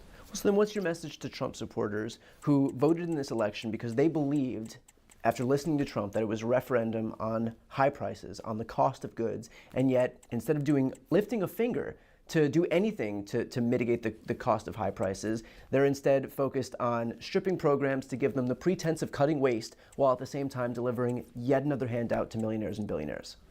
What I would say to Trump supporters are two things. Focus not on what Trump says, but what he does. And what he's going to do is cut programs that you and your families need. Do you really think it's appropriate to cut Medicaid substantially? Those are families, your families, may not be able to get the health care that they need. Your mother may not be able to get into the nursing home that she has to get into because Medicaid pays a substantial part of that.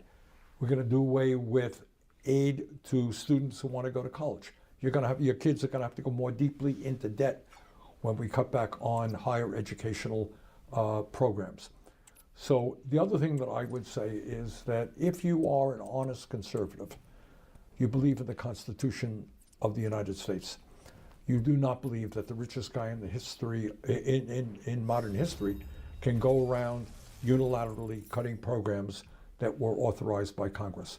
So if you're a Trump supporter and you're a working class person, understand that they're going after you And if you believe in the Constitution and democracy, they're also trying to undermine that. But Senator, we've seen Trump deploy this strategy before. He did it in 2016, where he came into office on the back of promises that he would make a healthcare plan that was more comprehensive and more affordable, of a jobs boom that never materialized, a manufacturing renaissance that never materialized, of an infrastructure plan that never materialized, and now he's doing the same thing here. And so how do you square that gap, square that circle, basically, where you have him saying one thing, consistently failing to deliver, and yet the message doesn't seem to get through? It's just. When Trump came for our rights, the ACLU showed up. See you in court. The ACLU already making good on that. Not just failure to deliver, he lies all the time. And this is a whole other problem. And Trump has, I'm not going to say the politicians throughout the ages haven't lied. People lie. But he has taken it to an entirely new level. And part of their strategy is just to lie and lie and lie. You go after USAID, you come up with some crazy, outrageous lies to justify what you're doing. Right, like they're sending $50 million worth of condoms to Gaza. I mean, these guys, and Musk amplifies that on Twitter, etc. I think what we have got to do, which the Democratic Party is at the moment incapable of doing, is organizing at the grassroots level. And I'm going to be going around the country trying to do that, trying to get working people and young people, people of color, just the majority of the people to stand up and say, you know what? When 60% of our people are living paycheck to paycheck, when 85 million people have no health insurance, you do not need to give tax breaks to billionaires and cut programs that working families desperately need. Let's focus on the needs of workers. What do we need to do? We need to raise the minimum wage to a living wage. You think Trump and the Republicans are going to do that? Ain't going to do that. We need to make it easier for workers to join unions. You think Trump and the Republicans are going to do that? No, they've actually neutered the National Labor Relations Board, which will make it harder for workers to get their union victory certified. Do you think Trump is going to do anything real about lowering the cost of prescription drugs? I doubt it very much. So what we have got to do is focus on the needs of working people. What are they? Healthcare system is broken. Childcare system is broken. Housing crisis of enormous consequence. Climate change is threatening the entire planet. And we can create a whole lot of jobs moving to sustainable energy. Stay focused on what is important to working people. Expose the hypocrisy of Trump. I think that's kind of what we got to do. There are those who would say that Democrats did focus on those issues in the lead up to this past election cycle, that you had people talking about healthcare, reproductive rights, workers' rights, and that it wasn't enough to overcome the messaging that was coming out of the right. And so how do you contend with that? I quite agree. I don't think people were talking about healthcare very much at all. I mean, what they were saying is, we will defend the Affordable Care Act, right? Against cuts. Republicans will want to cut it. We will defend it. Fine. That's good. Do you think that's enough? The current healthcare system is broken. It is a disaster. We're spending twice as much per person on healthcare any other nation, 85 million uninsured, 60,000 people a year dying because they don't get to a doctor. Yeah. We pay the highest prices in the world for prescription drugs. It's not enough to defend the Affordable Care Act. We need to do what every other nation on earth does. Guarantee health care to all people as a human right. That's why I strongly support Medicare for all. But what the Democrats have got to do is come up with a strong progressive agenda. Not only do we have 800,000 people who are homeless, you know what else we got? Millions of people spending 40, 50, 60% of their limited incomes on housing. What about a massive housing program, putting people to work, good union jobs, lowering the cost of housing? You got to think big, not small. To Trump's credit, I mean, he lies all the time, etc. He thinks big. Yeah. Democrats think incrementally. Maybe in 18 years we will have accomplished this. Not good enough.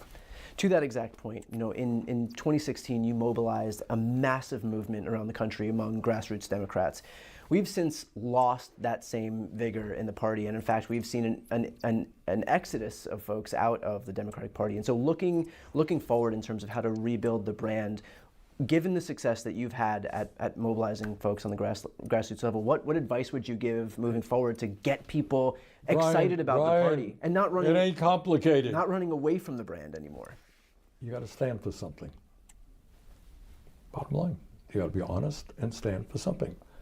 Are you prepared to take on the billionaire class who have unprecedented levels of wealth and power right now and fight for the working class of this country. Democrats, by and large, with some exceptions, are not prepared to do that. And we need people, working class people, young people, to come in and say, you know what? This is the richest country in the history of the world. You got to back up for a minute. Take a deep breath. We're talking about throwing more people off of health insurance when we're the only major country not to guarantee health care to all people. Really? Are we a poor country? Are we Haiti? I don't think so. We're the richest country in the history of the world. You tell me. Why can't we guarantee health care to all people as a human right? Why can't we have the best educational system in the world, from childcare all the way through graduate school? You think we can't afford to do that? We can.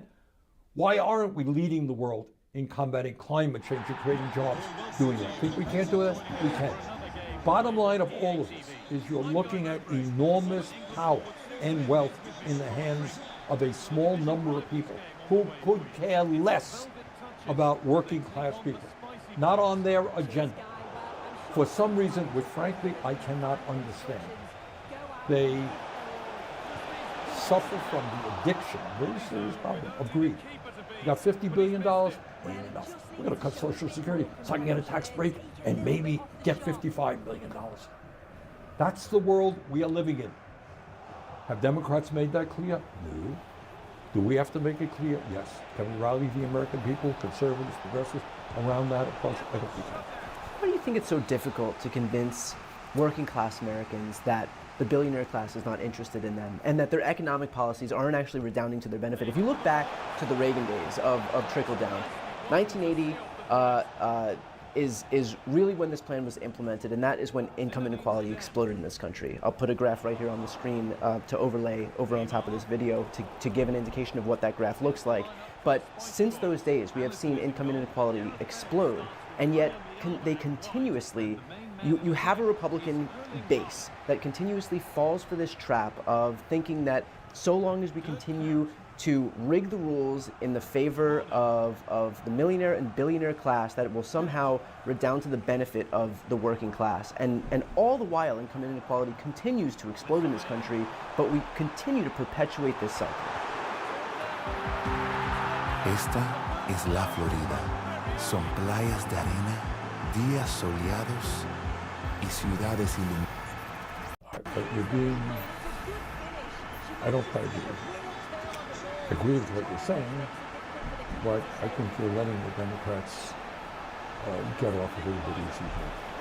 I think what is going on is not that people really believe Trump has a lot of fervent supporters, I know that, but I don't think there's overwhelming support for the Republican ideology of giving tax breaks to billionaires and cutting Medicaid. But I think what has happened is people looked at the Democratic parties and they say, you know, you've been talking for years, what did you do? Yeah. You know, and you had Bill Clinton. Bill Clinton developed these terrible trade agreements that led to the shutting down of tens of thousands of factories in America. You had Obama. Well, Obama bailed out the banks, didn't he? Did he really protect working class people to the degree that he should have? No, he did not. You know, and I think, you know, in Biden you had actually the most progressive president, but not doing all that had to be done by any means. So I think people, it's not so much an attraction to the Republican ideology as saying, you know, Democrats really, you say these things, but you don't do it. So to get back to the bottom line here, you need a Democratic Party that actually stands for the working class, not just rhetorically, but in reality. That means taking on the big money interests and fighting for working families and fighting for an agenda which will improve life for working families. Practically speaking, though, do you have any concern that by going after these interests, we've seen how when Republicans and Trump embrace them, all these people heap money onto him, heap attention onto him, and so you have, for example, all of these tech billionaires, once they recognize that he would be better for them, well, they threw their support in These were the great way. liberals of a few years ago, right? Right. But it stacks the deck against Democrats in such a way that they're able to then rig the rules in Trump's favor because he would be more favorable to him. Let me look at it a little bit differently here. And that is, at the heart of everything, is a very, very corrupt campaign finance system. Yeah. Okay? And to be honest with you, I don't know how you change things fundamentally when you have people like Musk, not just Musk. Musk himself contributed, what was it, $270 million? Yeah. One person. You know, I ran for president of the United States. We raised hundreds of millions of dollars. You know what the average contribution was? In one case, it was $27. You know, millions of people chipping in a little bit. When you are representing big money interests, you don't have to worry about small numbers. You got to bring 10 people into the room. You can raise $1 billion, $2 billion. That's it. And for these guys, it's a good investment. So, bottom line is, on that, you got to get rid of the Citizens United. That's got to be one of the major priorities of any serious political person. Get rid of that. Billionaires should not be allowed to buy it. And finally, Senator, if you had one message to Democrats right now, I mean, look, the 2026 election cycle started January 21st, 2025. If you have a message to your colleagues in the Senate, the Democratic House Caucus, what would you say moving forward to put us in the best position? You've got to understand the strategy of the last many years has failed. Right? Years ago, the white working class deserted the Democrats. More recently, the Latino working class deserted the Democrats. Some black, the strongest supporters are also deserting the Democratic Party. And you've got to understand why that is the case. And so what I would say to my Democratic colleagues is you got to break with the past. You got to stop worrying about the campaign contributions. They will come in small donations if you stand tall. You need to have the courage to address the crisis of oligarchy in America. Take these people on. And if you're clear in your message and you're willing to fight for working people will support you. Senator Sanders, thank you so much for the time.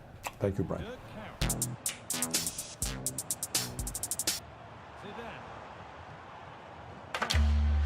With weight loss by Hims, customers report losing over 11 pounds in just their first month with compounded GLP-1 injections. Through Hims, you can get a personalized weight loss treatment plan 100% online.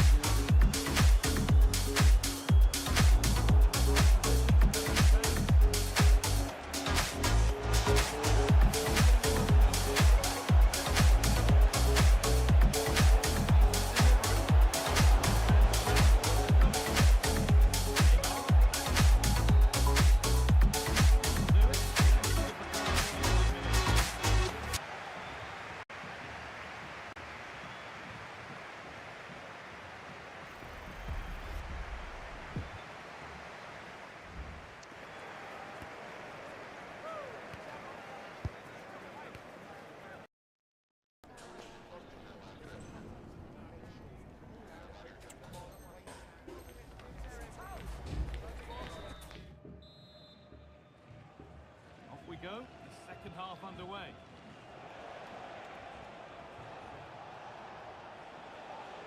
Good vision from the error. Quality bit of goalkeeping.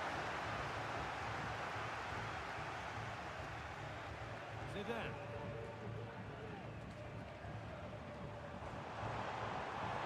Nice vision in that pass.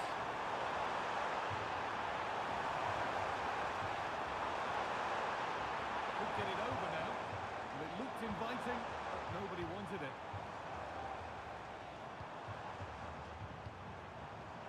This is lovely football, moving defenders around.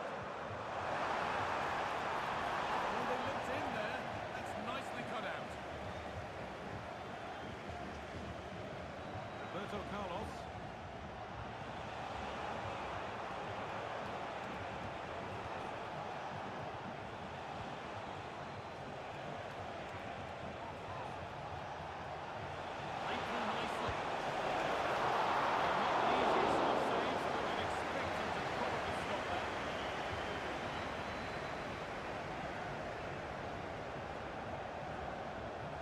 count.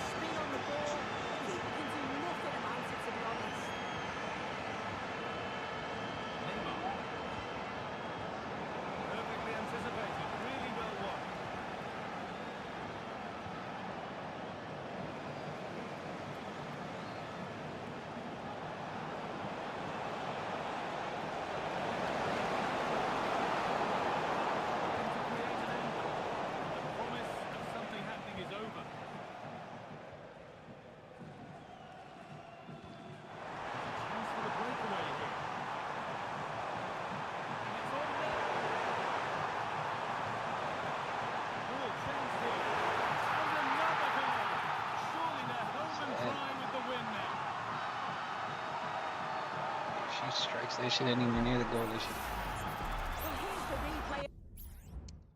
Yeah, I'd quit too.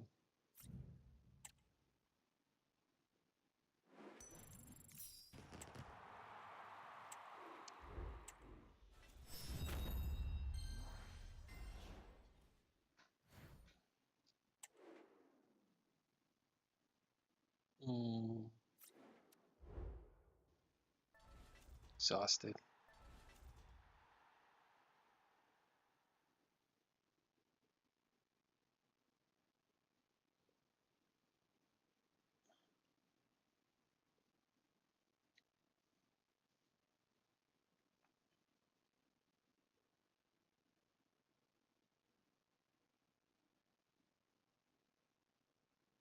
Ever since I was a G, I've been legit. It don't matter what they say. Yeah, I saw some chat logs inside of DDG where they were very upset that they kept posting stuff on LSF about Destiny, and then all of the comments were about how Destiny is a sex pest, and they were very mad at the head mod of LSF that is a DDGer, that stale guy. They were very mad at him.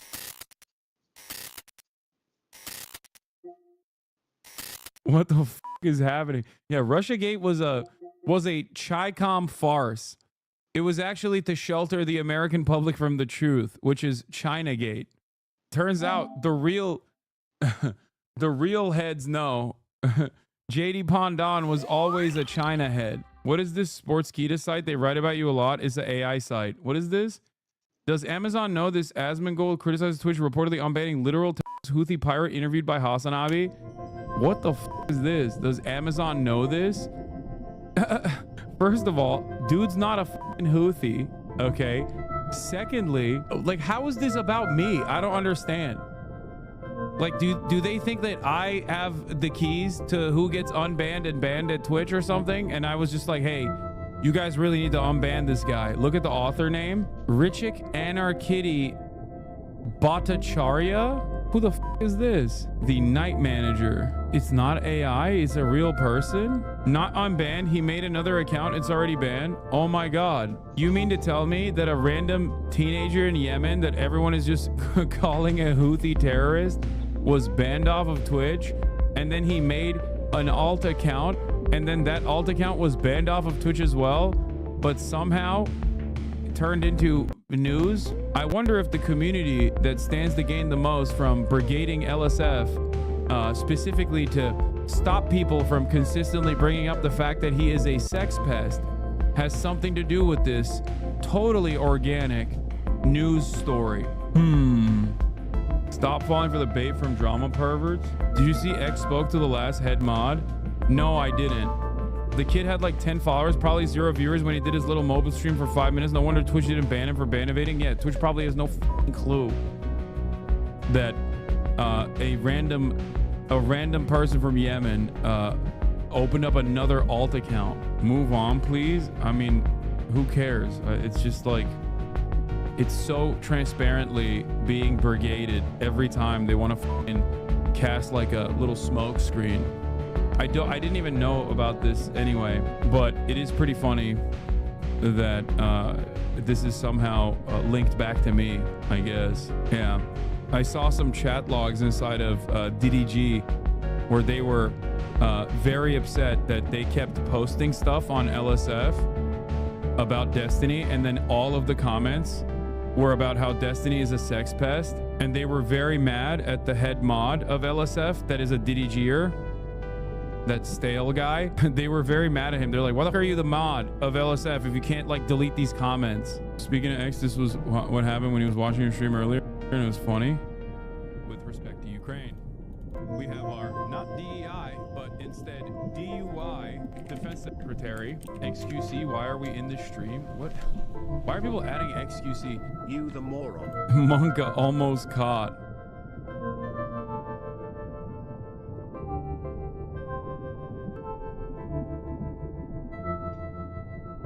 Okay, that was funny. He's been trying to get your attention for a while now. I was not aware, but I'm glad that the juicers are learning. Where is the LSF post? It's not even here anymore. What, did they delete it?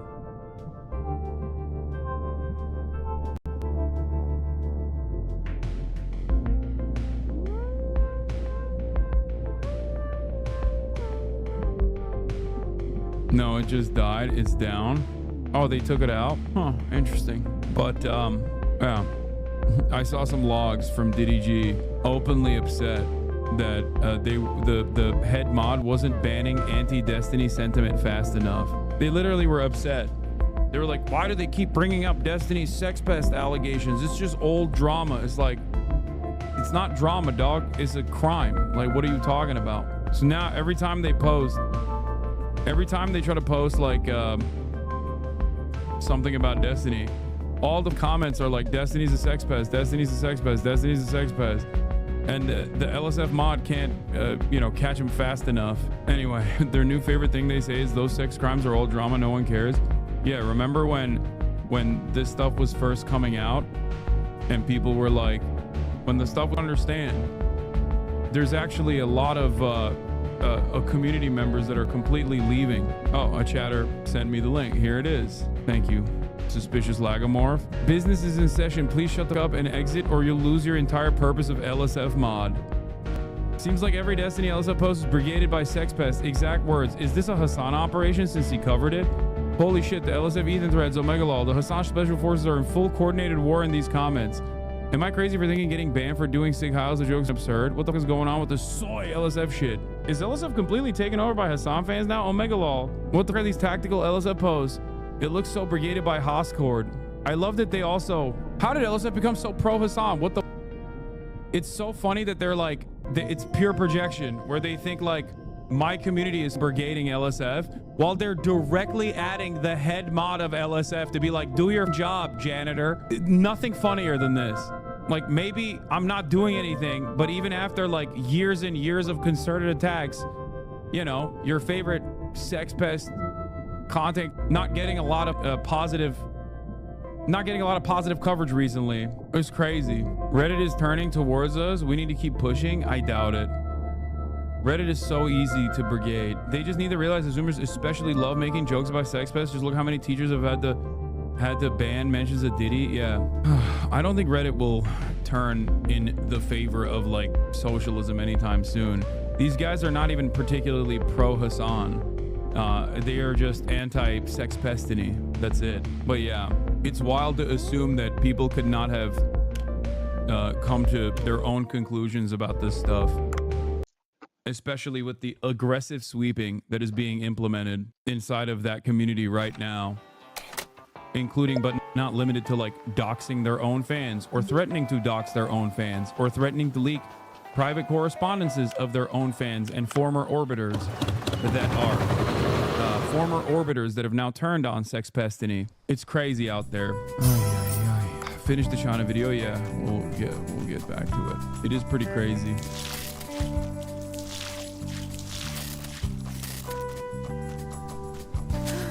You better not be using all the Old Spice.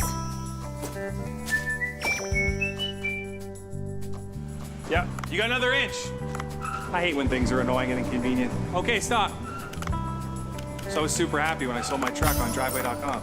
They made it hassle-free with an instant competitive offer. Okay, stop. They even come pick it up. Yeah, keep coming. Stop. Okay, stop. You got it from here, right? See? So easy. Driveway, the way better way to buy and sell your car online.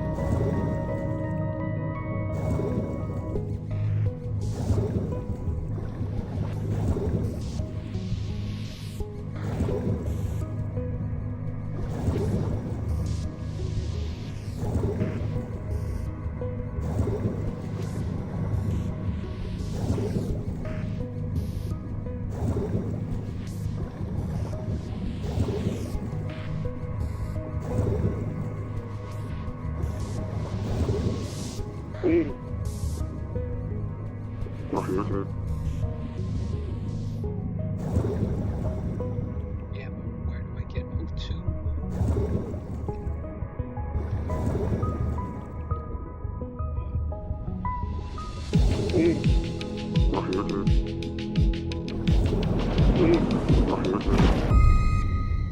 Oh my goodness.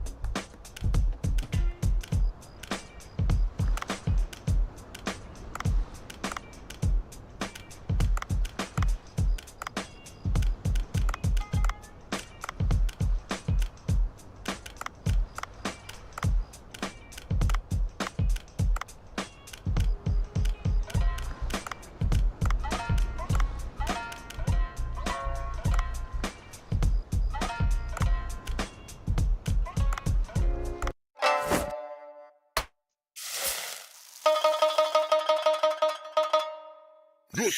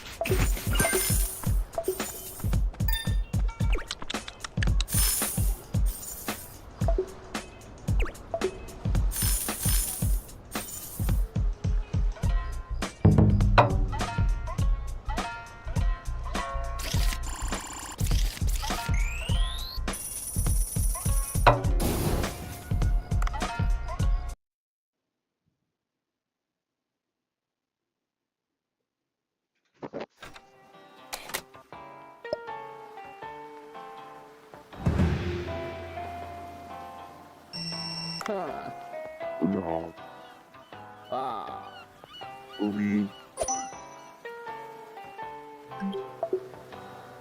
Where'd it go? We.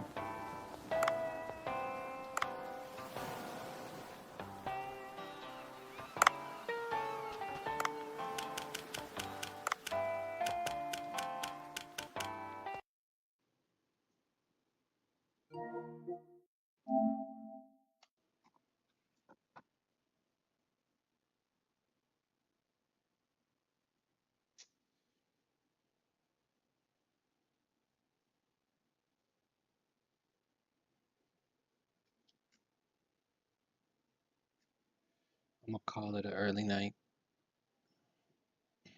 Wake up, and do stuff tomorrow. So until tomorrow night, later.